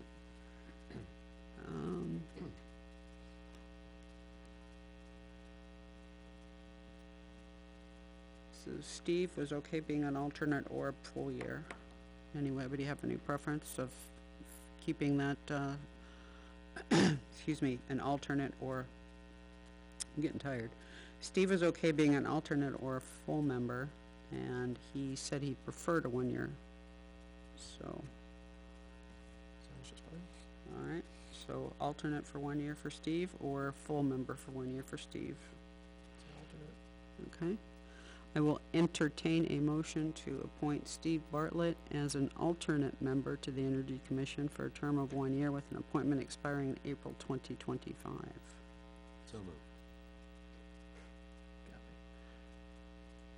Is there a second? Second. Any further discussion? All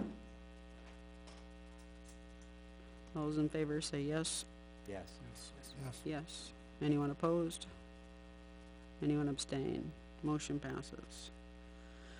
Okay, pending Sam Small appropriately sending in his paperwork, and then obviously we won't be able to do an oath of office for him tonight, should this pass. I would entertain a motion to appoint Sam Small as an alternate member to the Energy Commission for a term of 1 year, with that expiring in 2025. Would anyone like to move that? So moved. Second. All in favor, say yes or yay. Yes? Yes.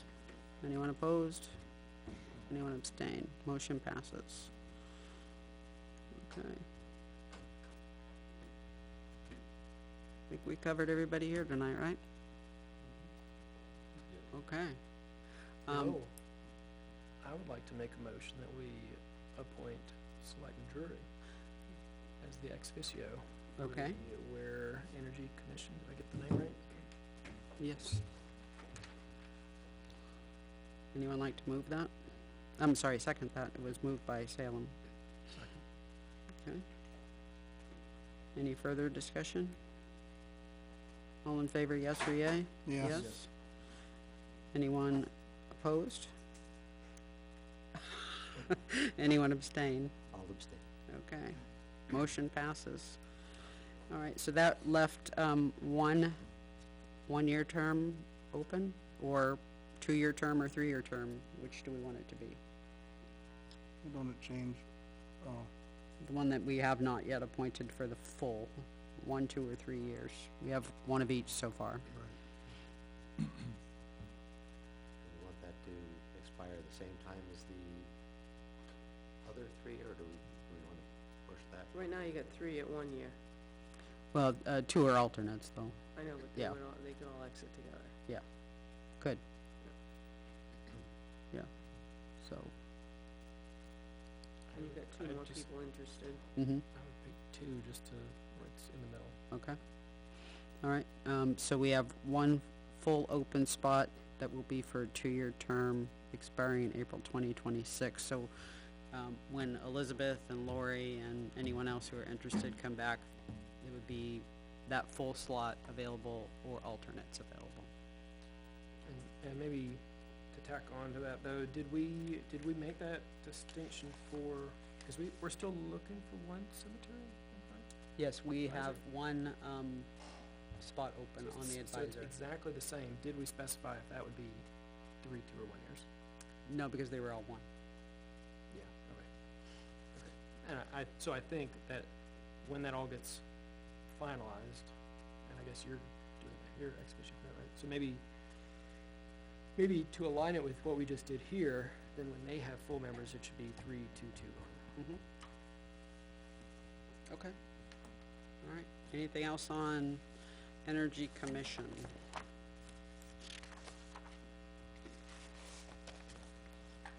All right.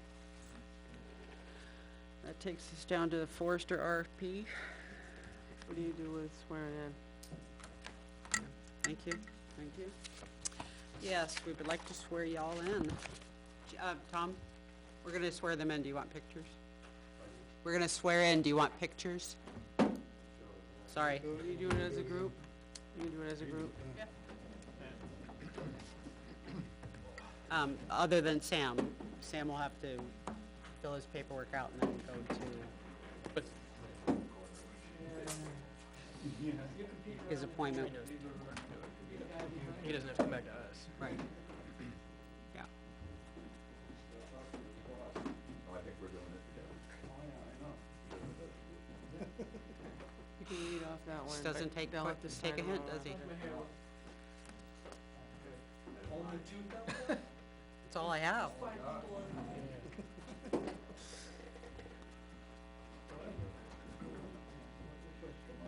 Just a big happy Sunday, right? I state your name. Who was the Smarty that said state your name? Charles.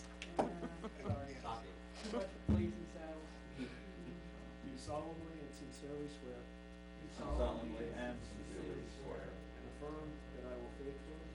And affirm that I will faithfully. And impartially discharge and perform. And impartially discharge and perform. All the duties incumbent upon me. All the duties incumbent upon me. As Weare Energy Commission member. As Weare Energy Commission Pretty soon member. before it gets too late. For a term of. For a term of 5 years. I don't know how long it According falls. to the best of my abilities. According to the best of my abilities. Agreeable to the rules and regulations. Agreeable to the rules and regulations. I even have that. This Constitution. Laws of the state of New Hampshire. Laws of the state of New Hampshire. So, Thank you. alright, don't go away, I need your signatures. Yes, Dave, you can do yours after. I'll get these guys. Full member, okay, David, where's David? He's busy. Steve. You are. You need to, actually publish that you're gonna have a meeting. And there's Chris, you can use the pen after him. It needs to at least be 2 business days ahead, but a week is great. Right. Charles? And Yeah, thank you. I think we've been targeting for 48 hours.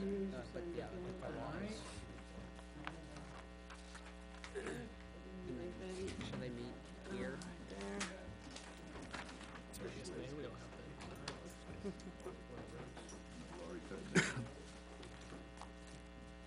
That's it. Thank you, guys. Thank you, have a good night. Yes, we had a little sidebar. Naomi, she'll have a list of like when this room is available, so that y'all can come and do what we're doing and meet publicly and on camera and do the Camera and all recording. that. And then,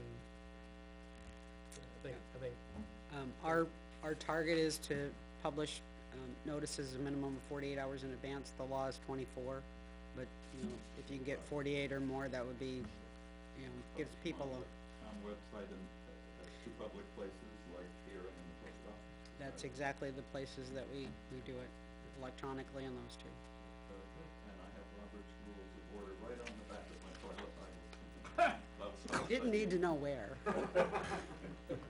Do you have the condensed version or the full version? Mine's like that, I must have the conditions. So Dave, you have an extra line.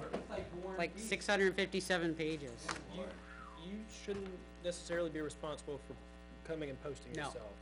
You can All just, you do is email it. yeah. Yep, just email everything to Naomi. And, no, back and forth communications by email among you guys either, or guys and gals. I'm from Ohio, guys is a generic term. Everything gets done in the meeting, nothing outside the meeting. Okay? Thank you, That's the guys. there is a, training on the town website, YouTube rather, not website, the YouTube, so, take that on 91A. Yeah, and the biggest thing there, minutes have to go out within 5 business days. I mean, it could be a draft. Yeah, it could be a draft. Oh, it's really at the bottom, I guess, in the Yeah, middle. you can see examples, for instance, like I'm on the master plan subcommittee of planning board, and one of the members, one of the members is taking minutes for that. I think what he usually does is, and this is just as an example, you don't have to do it this way, but he participates and then goes back and will fly through the YouTube video, right, and then I assume sends it over to you? Yeah, and then Naomi will put it up as a draft on the internet, and then at the next meeting, you can approve the minutes. Yeah, yeah. Great. It'll take us a while to get up to speed, but we're gonna give it our effort. Thank you. Is your intention to continue on? Right? Well, I'm just saying, you guys have tomorrow too, so. Are you ready to do the RFP for engineering and the? Yep, I am. I don't know if everybody else is, but I am. Benji mentioned he needs to step out and make a phone call, so you Yeah, I can do just, that whenever it's I'll look convenient this for one you. over, but yeah, I gotta, before it gets too late, it's not, I'm gonna call. Family member.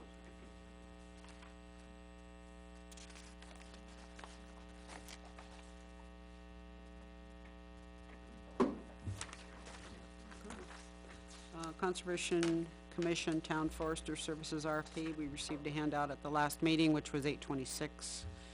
So, don't know if you wanna start things off, Selectman Pratt, or if you just wanna go through it. Yeah, well, it was reviewed at the last, conservation meeting. There were a few comments back and forth, but at the end, everyone agreed on what is in front of you.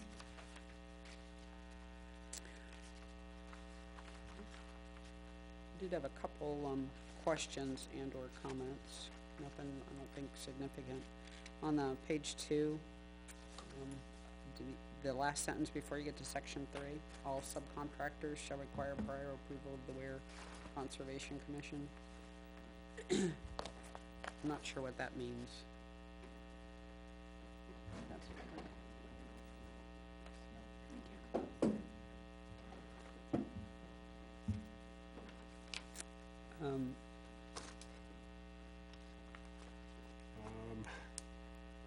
So I'm assuming it means that, we select a contractor who's going to be the forester, and if they're gonna use subcontractors, it requires prior approval of the Conservation Commission, but, is that in writing, is that before the work gets done, is that at the time the RFP gets submitted?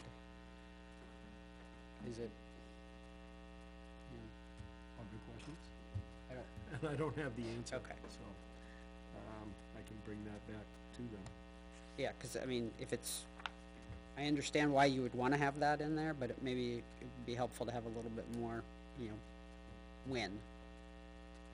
Is it required as part of the RFP or not? Is it required before the work gets done or not? Is it anything in between there?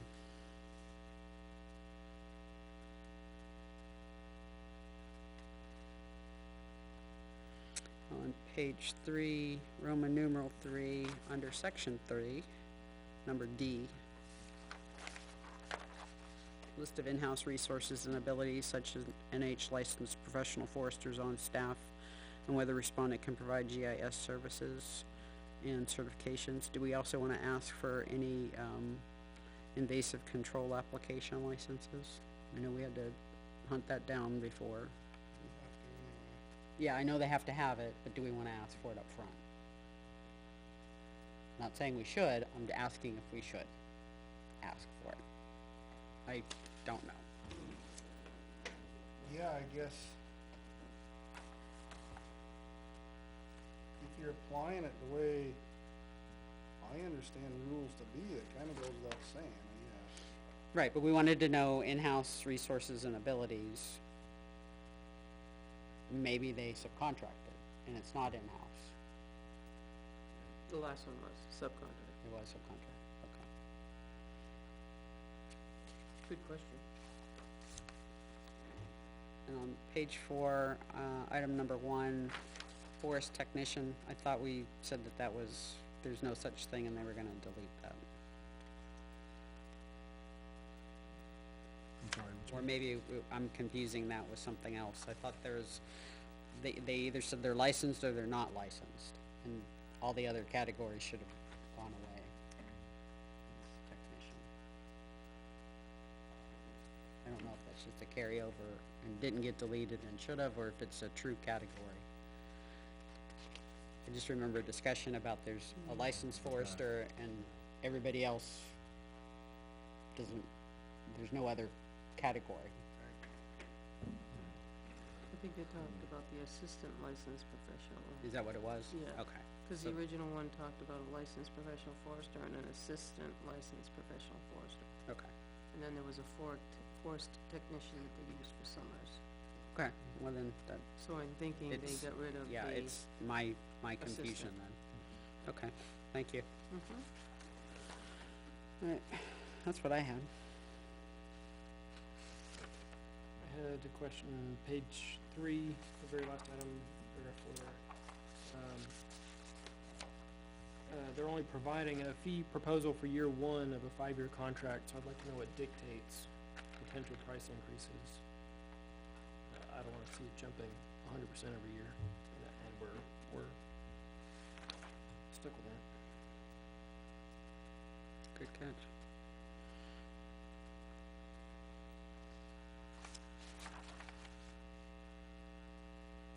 Yeah, 'cause typically, multi-year contract, you have a your percentage increase or not. Tied to some index.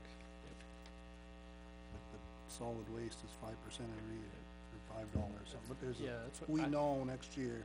Yeah, I either wanna see a rate where it's built in, and they're shooting for a rate 2.5 years from now, and they're over, and then they're under, or a percent increase.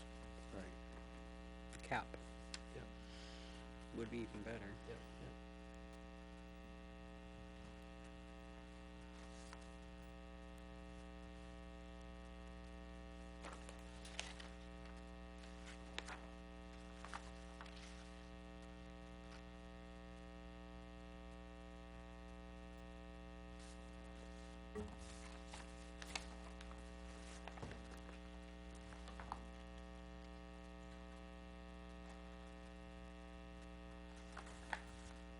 Anybody have anything else?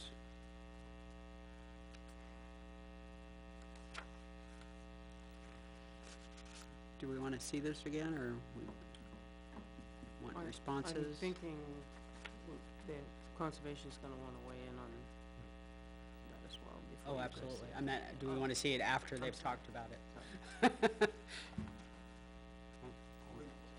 I think, how much I like revisiting things, but I think this one we almost do because Yeah, it's a big thing. the 5-year. Next week anyway. Mm-hmm. Yeah, we're back on weeklies. Yeah, no, we should bring it back.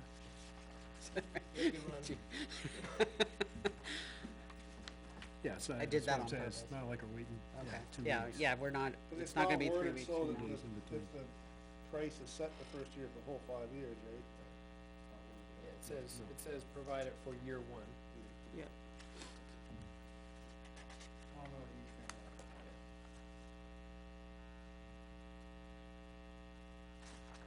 Okay.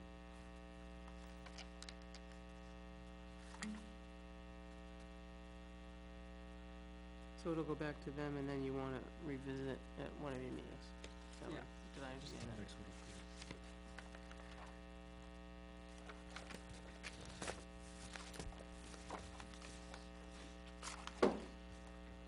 I guess who can, if we're gonna talk about it next week, who can send that out to us?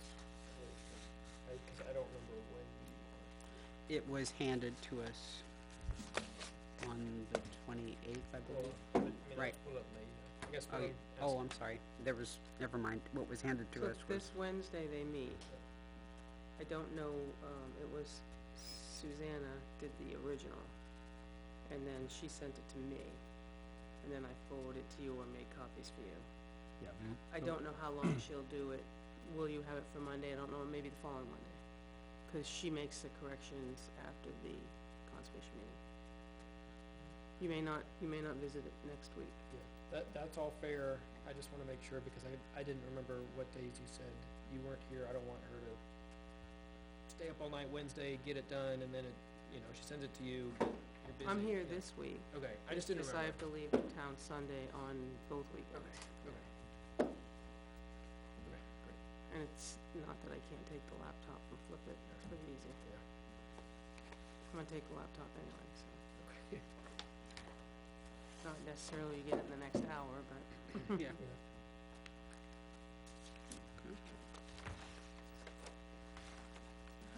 Alright, so just three things. When, Yeah. when is their approval required?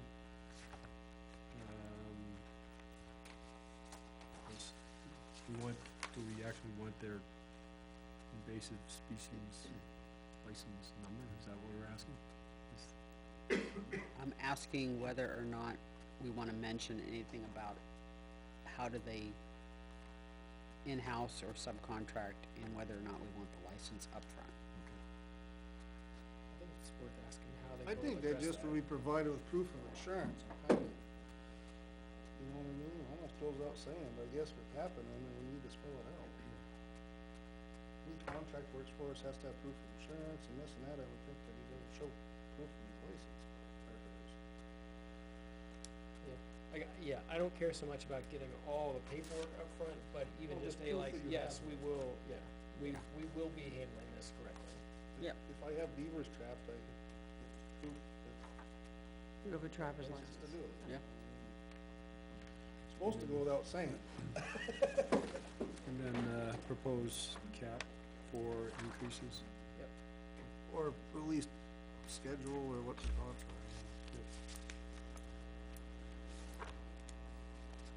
5-year uniforms usually like 3% increase a year, you know what I mean? But at least I know what the budget next year, this year,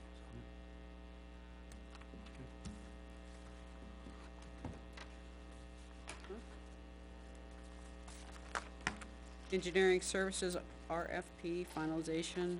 We generated the draft back in the spring. We've waited 3 or 4 months for the planning board to review, took those updates, and then Naomi further updated it and sent it out on 8/26. So I think that's where we're starting tonight, is the version with Naomi's updates from 8/26.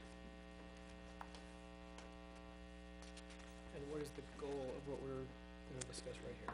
Well, if we, say it's good to go, we're gonna authorize it to be released.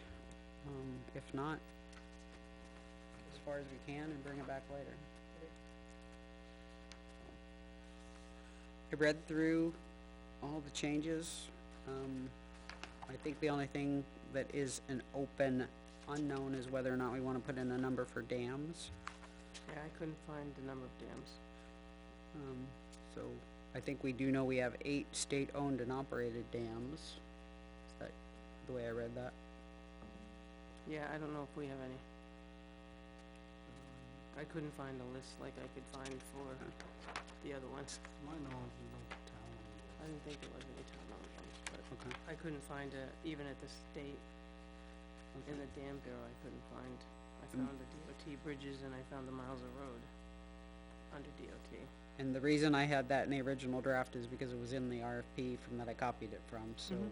if we don't have any, it's probably something we should be okay deleting. I would say that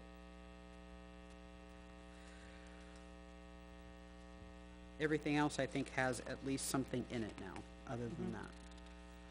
Okay?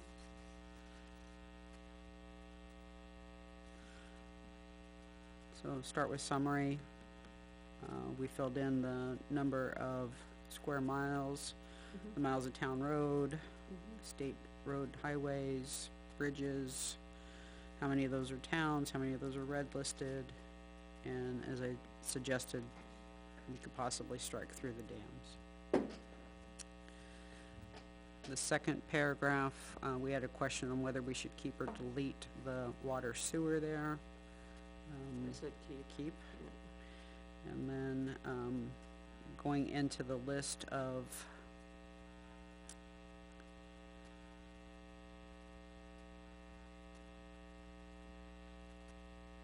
specialties, I think we have been saying all along that that list should be shortened. Based on Naomi's recommendation, that would leave 10 out of the 22 that are currently listed there. That was one of the questions I had. Was it a rendering thing, or is, because there are a bunch of blanks, were those the ones that were removed, or is this just a rendering issue? Number 3 and 4 were suggested to be deleted. Okay, so for 1, 3, 4, 7, 8, 9, 12, 14, Yep. 17, 18, 19, 1, 21. 3, 4, 7, 8, 9, 12, 14, 17, 18, 19, 21, all suggested to be deleted. I think 2 can come off there as well. From my seeing, where isn't regulated by MS4. 2? Yeah.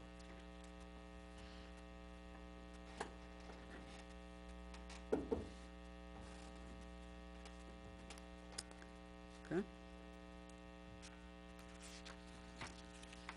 Gets us down to 9, which is a nice number, I think, on that.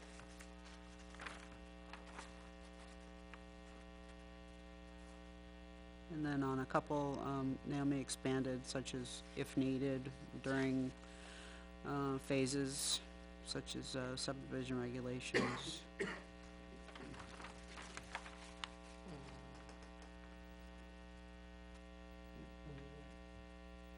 That would have been on number 10 and number 13.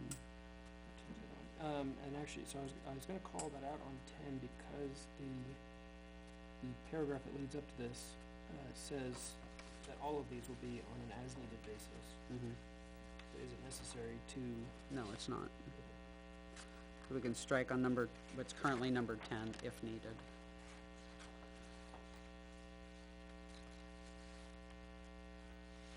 Number 13. Are you striking 10? No, just if needed. Okay.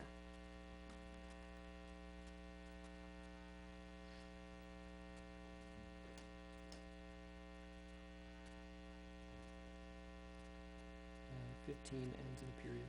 The other ones don't.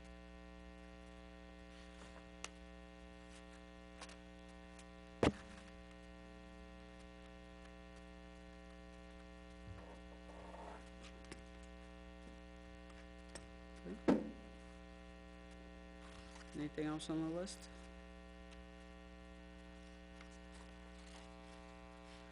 The minimum qualifications,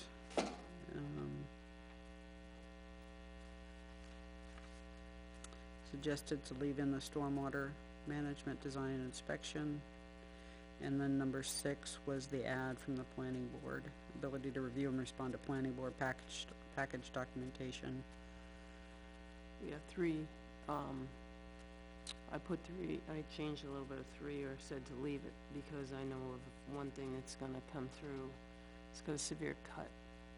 So you're gonna wanna know that the stormwater is gonna work when you get a severe cut into the hillside.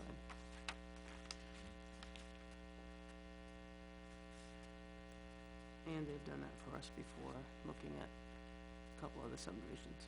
Okay.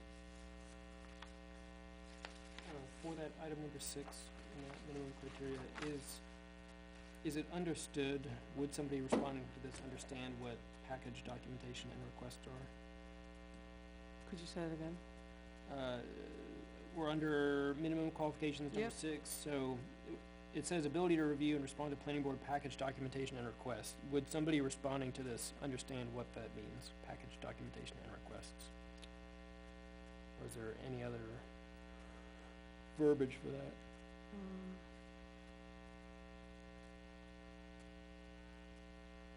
I might change it around. Ability to review and respond to documentation received from the planning board. Cause they're gonna have to send them what they want reviewed. Is there, could we say, I don't know, in furtherance, like why would, I don't know, it could be a million things, like why would the planning board reach out to this person? So what we've done in the past is if you've got a parking lot or you've got some other, impervious areas that you wanna make sure is gonna stay drained on your own property, and where we've gotten it from an engineer, typically all we've done is ship that plan to them, and they've checked the calcs to make sure that it is gonna do what it's supposed to do. That's basically only the 2 times, and it was in 2 places, 114 and, up towards, the storage unit on the way to Concord. So I only know of 2, but I know it was more, so we've got a plan of drainage, stormwater drainage, and they just had me forward it to them to review, make sure that their calculations appeared correct and to retain all their own water.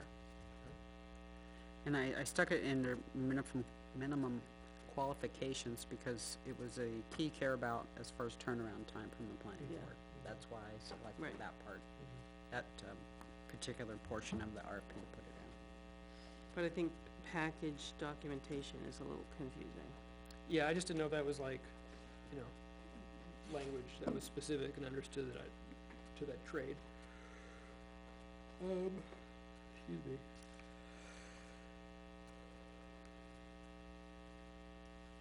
Yeah, I think what you had suggested were ability to review and respond to documentation from the planning board, or documentation and requests from the planning board.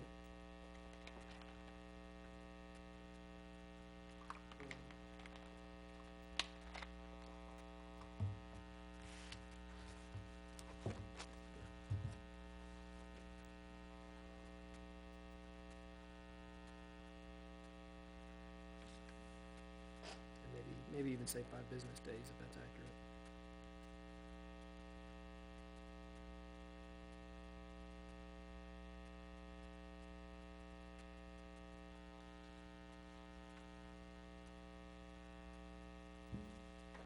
You wanna put 5 business days? Is that accurate? Or does it have to be 5 calendar days? No, 'cause then there on Thursday, it would be hard Saturday, Sunday. So business days, I think. Yeah. So I wrote ability to review and respond to documentation, information, and requests from the planning board no later than 5 business days prior to the planning board meeting.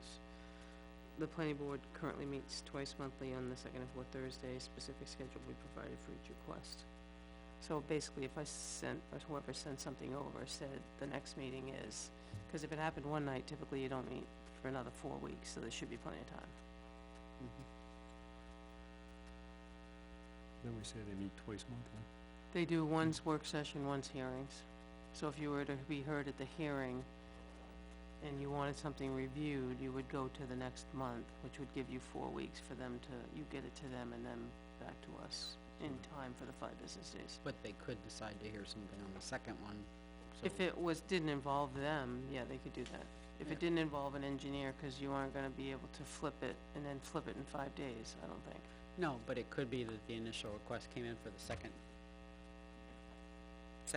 Thursday, and then a different request could come in for a 4th Thursday. Typically, could they've been do that. sticking, it could, it's not, that's not how they've been doing the business. Okay. Anything's possible, though.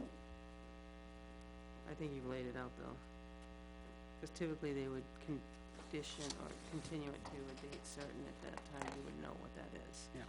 So it could be provided to them. So in most cases, they'll have 12 days to turn it Yeah. Or more. No, by the time you get it back 5, I think, yeah. Yeah, but, I mean, Yeah. they could say, date certain is the following meeting. True. Yes, They very could true. do that. Yeah, very true. So you possibly could have that. Anything on page 3? Under the minimum qualifications, that Oh, the sorry. items 3 and 6 end in periods and the other ones don't. I didn't hear you, what? Is that items 3 and 6 end in periods and the other ones don't? Worry about that? Oh, At least 6 was because it had multiple sentences in it. 3 kind of, it's a long. Read it, right, yeah.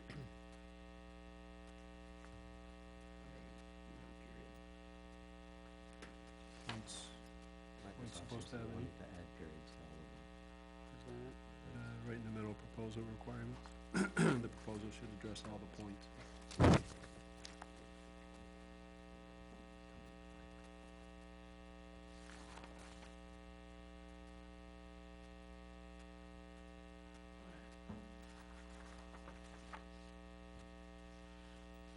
Okay, so that is line 1, 2, 3, 4. Line 4 under proposal requirements.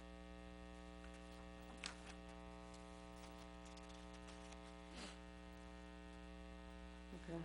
points, remove the E. Oh.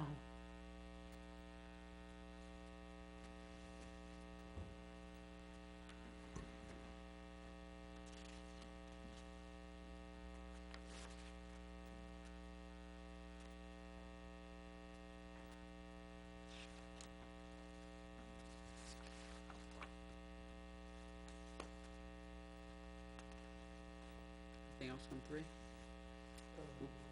a few more of those, just, I guess, just to not continue bringing it up, but, more bullet points ending periods. More what? More bullet points here, on page 3, items 2, 3, 4, 6. We can just make a generic note to go through all the bullet points and remove the periods after, Okay. unless it's a multi-sentence bullet. Bless you.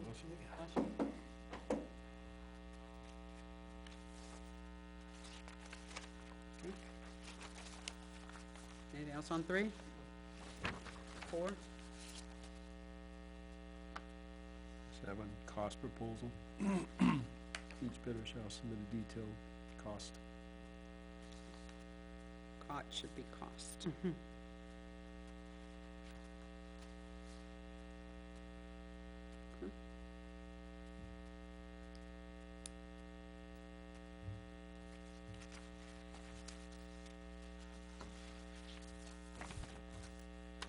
Anything else on 4?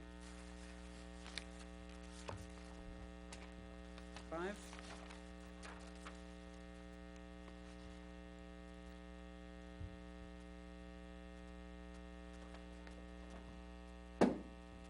On the second bullet point, I think that should be waive any irregularities rather than waive in.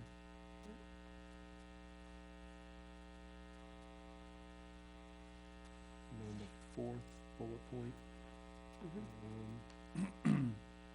instead of contact, it should be contract.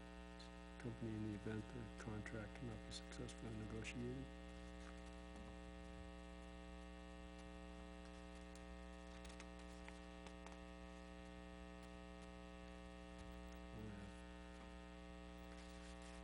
Anything else on 5? 6? I guess similar to the Forester one. It calls out a 3-year duration, but I didn't see it discussing how the rates would rise over time. It doesn't. We're not asking for a rate for 1 year, we're asking for a rate for 3.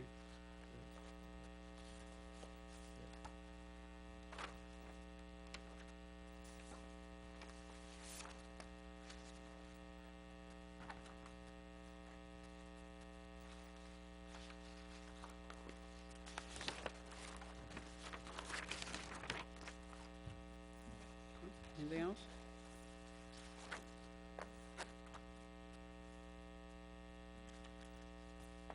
You wanna see a cleaned up version, or are we okay to have Naomi make this and post it?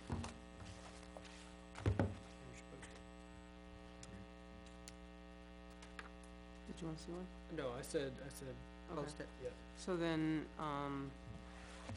you'll go with October 7th, cause you've already said you're not meeting the 14th. Okay. And then you can open them that evening.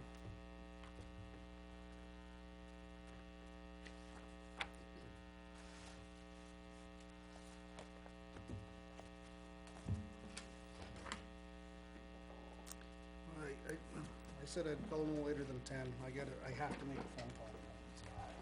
Thank you. Yeah, Benji. Short one, so, see you. Tax deeded, Yeah, if you want to, or you can hang on to it.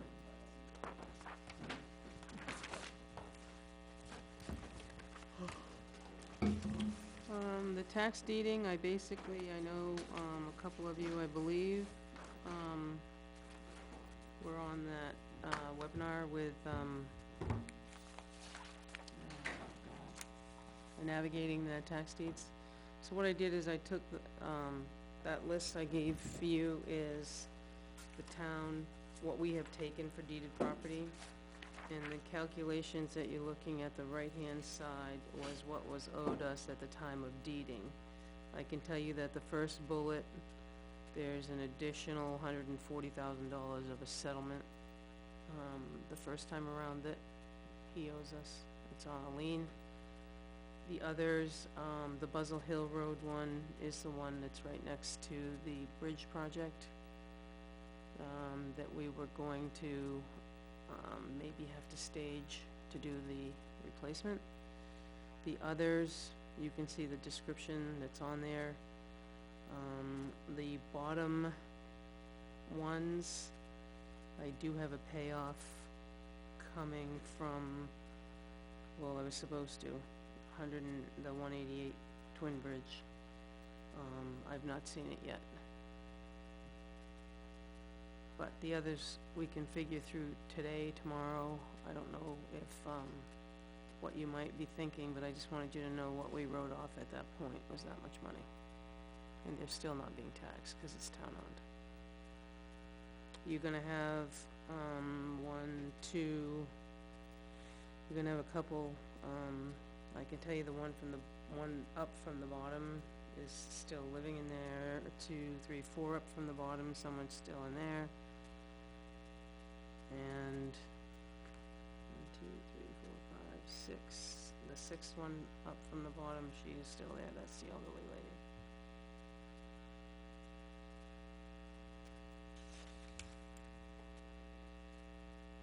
There has been some curiosity around the Buckley Road 151. I think the association up there would like to take it back and, do something with it, get the property back with either a trailer on it or something like that. The same thing with 7, if you look at 174, South Stark, number 7, Park would like to get that out and have somebody either buy it and put something that's habitable for someone to live in.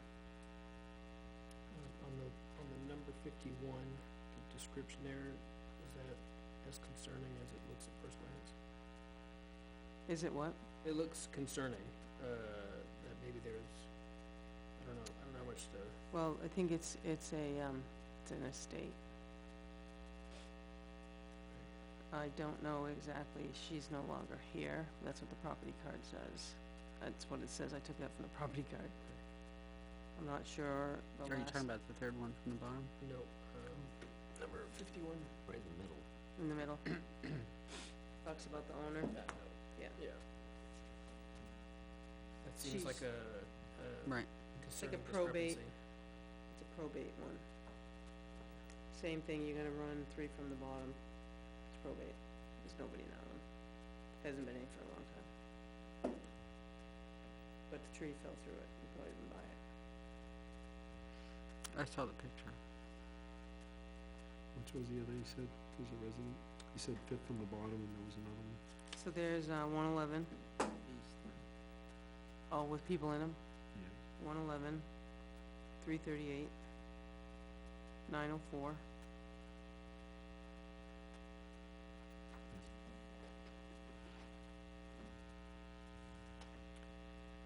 So, there's a little bit of homework you have to do, obviously, before we gotta figure out if there's lien holders, to figure out, what we did before, we had a big auction in 19, and we figured out what was due for taxes at that point. And then we had a big auction. But wouldn't we also want to know what the taxes would be up through the time that we would sell it? Yeah, that's what I mean, this is only to that point. Right. So you'd have to go back and go Refigure. look at the tax rate, the valuation, and figure out the taxes due to a date certain. And what we did before was we took an auction date, and then we had a date that day. And then the 5 selectmen sat at one table, and the auctioneer conducted the auction, and that was kind of you started there or you started down from there, but then if you were gonna accept less, you had to all I'll say get yes. together, and they would, not caucus, but you'd all get together and say, is that something you wanna start with? Cause you obviously wanna get your tax money back, but Mhm. there's also gonna be some involvement in looking for liens. Right. How's that generally handled? Say that again? How's that been handled? So, in the past, when we got rid of the last batch, it had to do with, we'd held them longer than 3 years, and we ended up with that money. That's not the law anymore. Correct, right after the Bedford As case. far as- And after the Bedford case, there's no reason to Court- hang on. court law. Right, right. So, we didn't do any research on the last ones.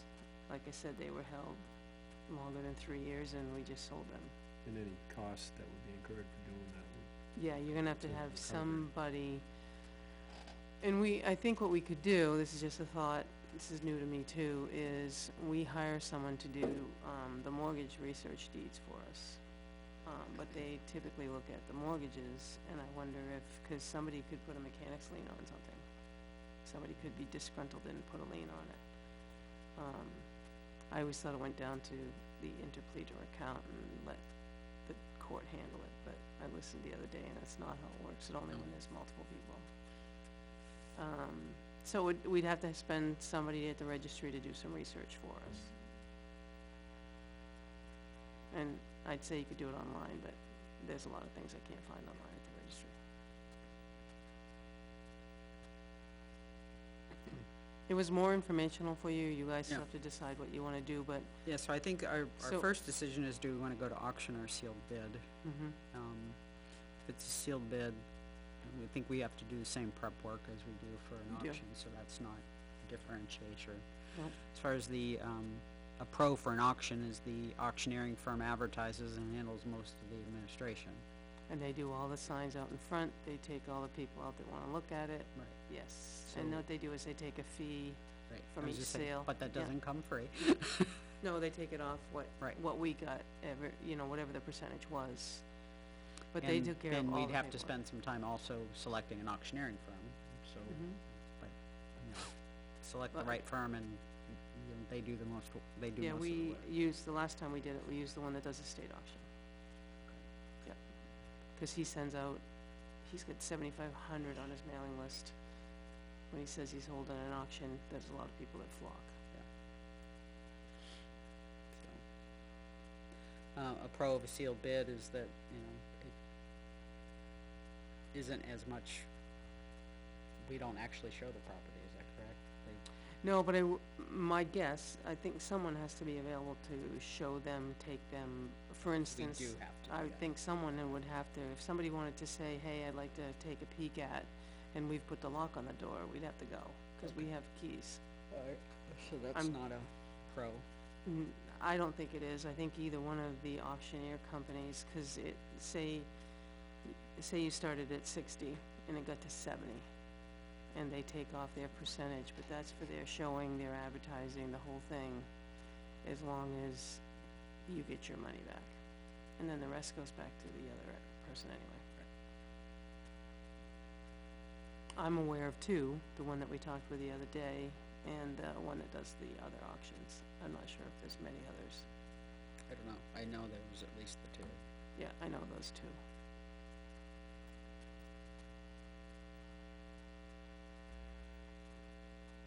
So do we have to, do we have to send notices out again? We would have to. Okay, so it's a 90-day, I was gonna say it's at 60 or 90. yeah, 90-day letters. Right. Yeah. Letting them know you're gonna have the auction here, but then, you're right, it's a 90-day. So thoughts on auction versus sealed bids? Sealed bids, you can just advertise, you have the right to reject and accept any and all, cause you may get $100 bid on something that's $20,000 worth of taxes and say thanks, no thanks. Or you're willing to cut your loss, put it back on the tax rolls, right? And what happens is then the person doesn't get anything. We didn't get our money first, that's how I understand it. That's way I understand. But if they owe us 50 and we get 150, then we take off our costs and we send them back. And in that example, we would take the 50 of the taxes owed, and then we would be able to take the auctioneer cost. Yeah, and all the costs for notices and all Yep, that the stuff. research and I everything. just wanna make sure which side of that 50 Yeah. it's on. No, it's on the, over and above. Yes. I think, I don't think we should take that on as an administrative task. I think we should find an auctioneer. We've got a pretty good routine of putting out, RFPs. Just,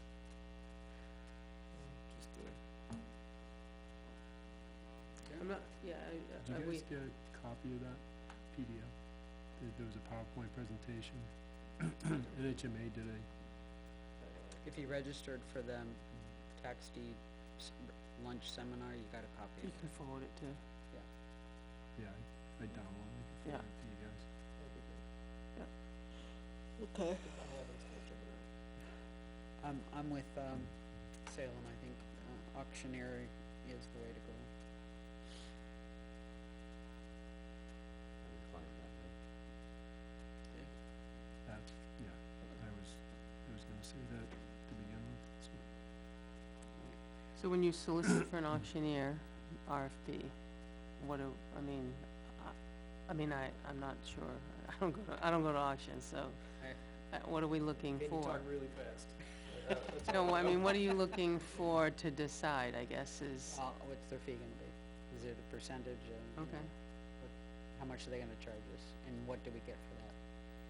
So we Mhm. wanna know list of Okay. services they provide and how much are they gonna charge? You called out the reach, 7,500, whatever, like, Yeah. what kind of audience can they reach? okay.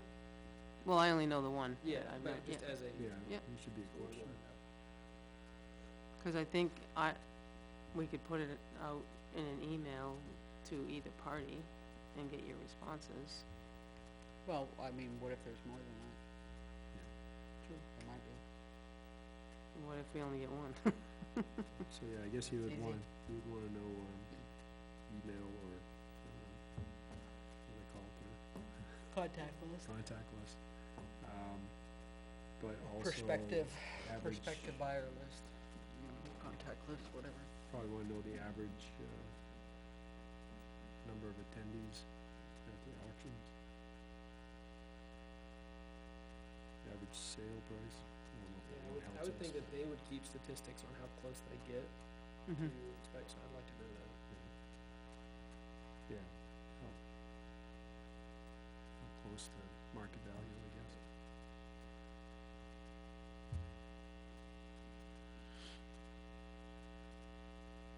Cause I would think we would lean on them. Yes, we did before. They come and they do all the paperwork, they certify the people, they take care of, Well, I mean, we would lean on them to help us decide on a reasonable value. If we need to caucus, what as you you're saying. described, Yeah. and so I Yeah. would wanna know how good they are at estimating using historical data. okay, So, how close do they get to their estimates Yeah. on their sale prices?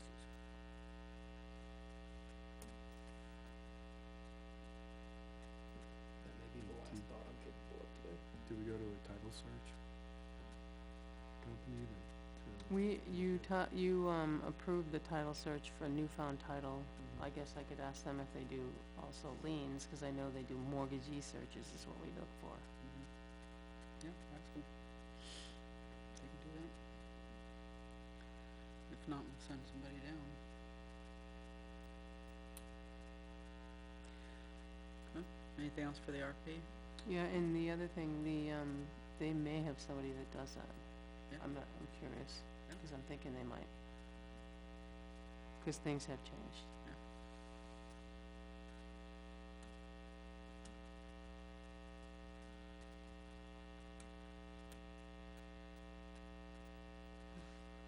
Are there anything on this list that we would want to retain and not auction off? Yep, or- number Is it number two? number two. Okay. That's only because it's gonna be hugely advantageous to us during the Right. bridge. Not to say that once the bridge is done, we can sell it at another time.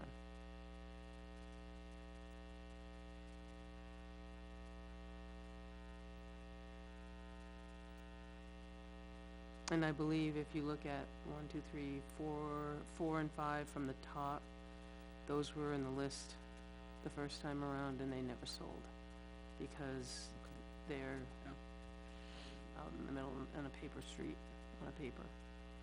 You know, it's private road off Class 6 road. It's not built yet, so.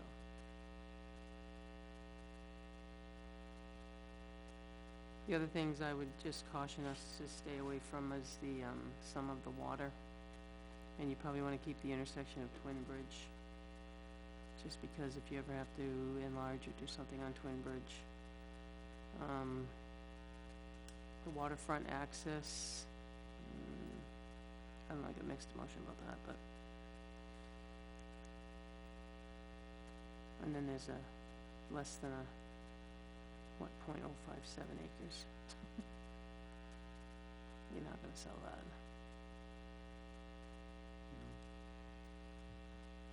There are some there that wouldn't do you bad though. So, 1, 2, 3, 4, 5, 6, 7. The seventh one down is what you're saying, retain? I'm just saying, cause Suggested. if you ever have to rebuild the intersection of Twin Bridge, you might just, it saves buying easements.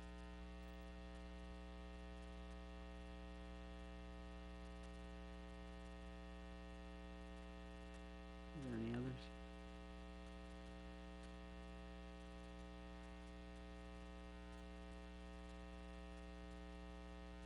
And the bottom one we sold the first time around 2 years ago. And then we got it back after 3 years of unpaid taxes.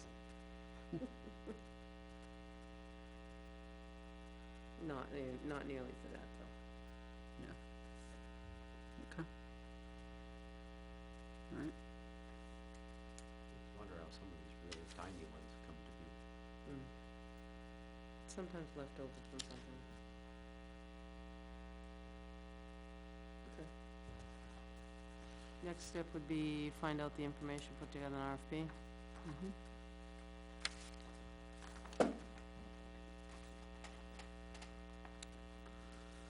So you said that Buckley and, Yep.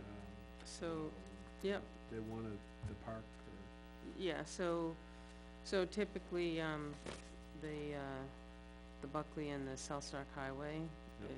are in parks that I think they would like to retain. And then the organization or the park, or the directors could put it back on, get another trailer in there, get somebody renting. So are we allowed to do that? We had one before that we actually just deeded back to the association. That's why you're really not supposed to take them, because you're subject to the monthly lot rent. So, usually come to an agreement that you give it back to them in waive of the lot rent, and they move on. We've done that before. And then they handle it, then it's back on taxes, it's not ours.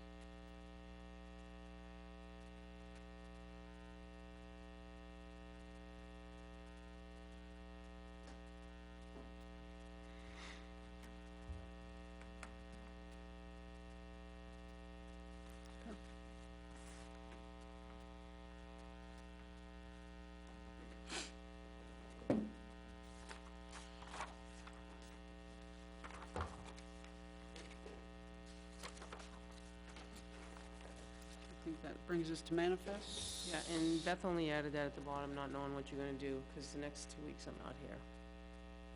So you guys will have to run your meeting. Yep, are we okay doing that, gentlemen? Running a meeting without Naomi here? 16 and 23.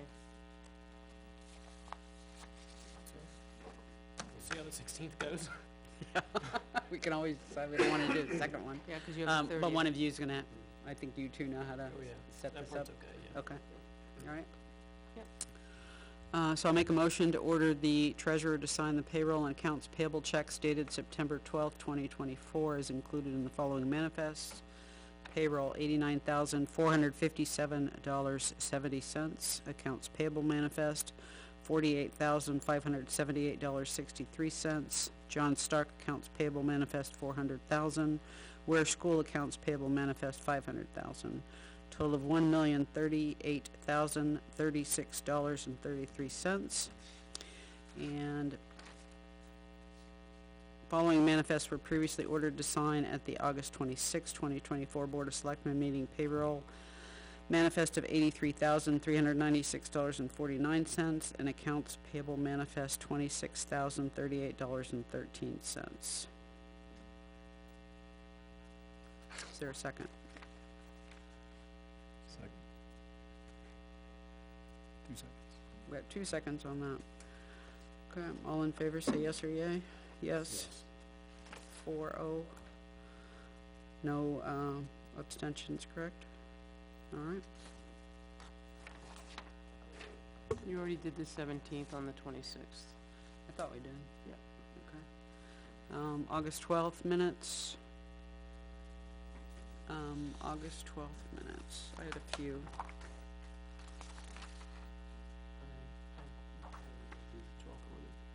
Okay. Line 70.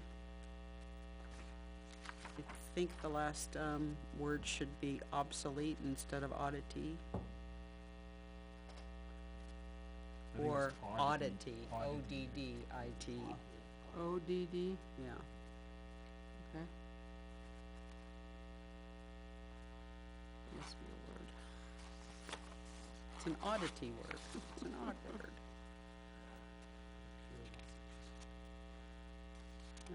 I had line 249, DJ Products, the P should be capitalized because it's the name of the company. And in the section beginning on 252, Clay Creasy's Director Creasy, Director Clay Creasy, you can change that in all instances.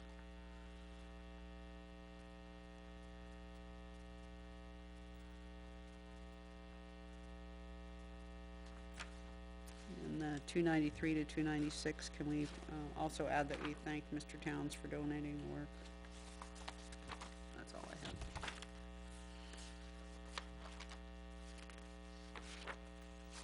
We had, line 68, it's kind of weird. Said that the electrical system cannot take the electrical system they have in place currently. I think that was because 3 phases required. So,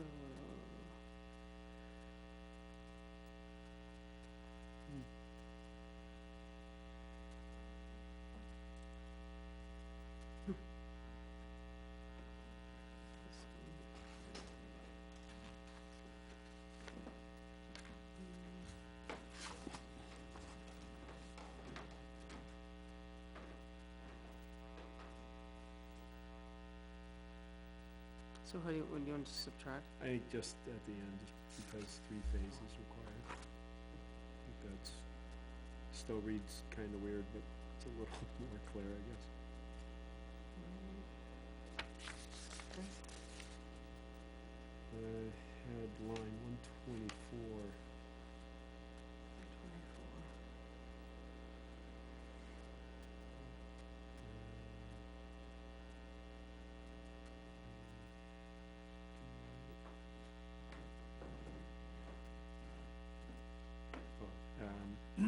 Mr. Campana said his issue with the grants is that when it comes time to replace, with that in between Yep. years and then.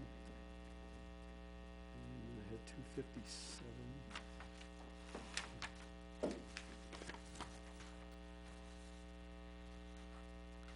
That should be, it wasn't to get it taken care of, it was, to review to see if it can get taken care of.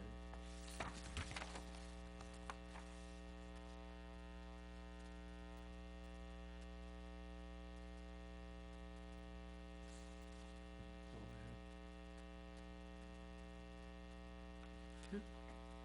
James? On 103, says Mr. Anderson said he was interested in the word. 103, what? Yeah, that's actually what he said. I had to go back and think about it. We were using the term committee and commission, and he said he was interested in why we were using those words interchangeably. I didn't go back, that's exactly what he said. That's, yeah, and we explained that, you know, we're using it, we're calling it a commission because that's what the statute does. They've been calling it a committee, we're calling it a commission because that's what the statute says. Just thought it was a little vague in reading it, but if that's what it was, that's what it was. And the only other one I had was down to 195. Mm-hmm. It says, as it does not involve money or taking money, put a period there and say capital debt is just a word. Fantastic.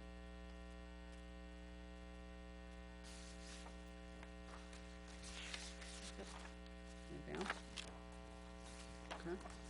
I'll accept a motion to, approve the minutes of August 12th as modified this evening. Second. Any further discussion?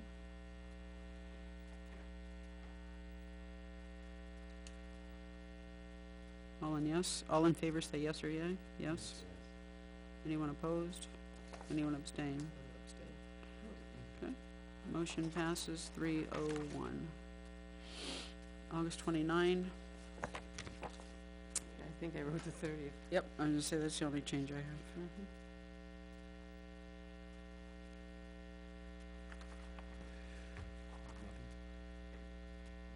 Okay. I will accept a motion to accept the minutes of August 29, 2024 as modified. Second. Any further discussion?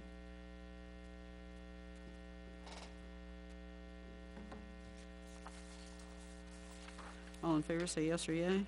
Yes? Anyone opposed? Anyone abstain? Motion passes 400.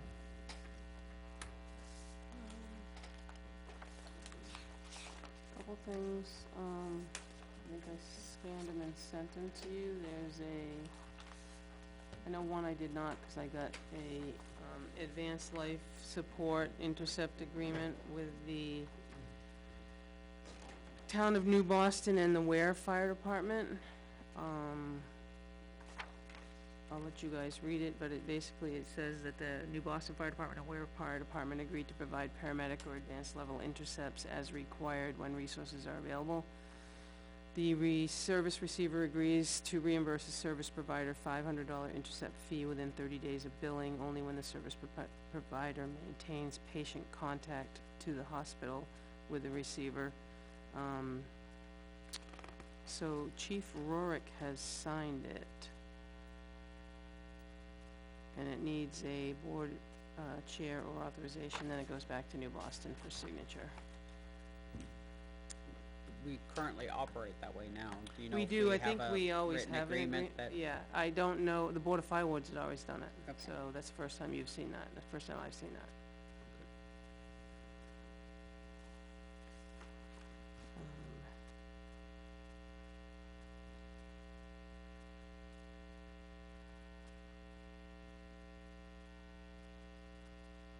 Kinda like the dispatch, the chair signs it and the chief signs it and then it goes back to whichever. Then I have the, discretionary easement deed from Colburn, I believe I sent that to you. They came in and signed it, you guys have to sign the back page. But that will need a motion, Janice, for one of you. For the intercept? Yes. The discretionary easement is got replaced for all 5 of you. Yep. Just let me think.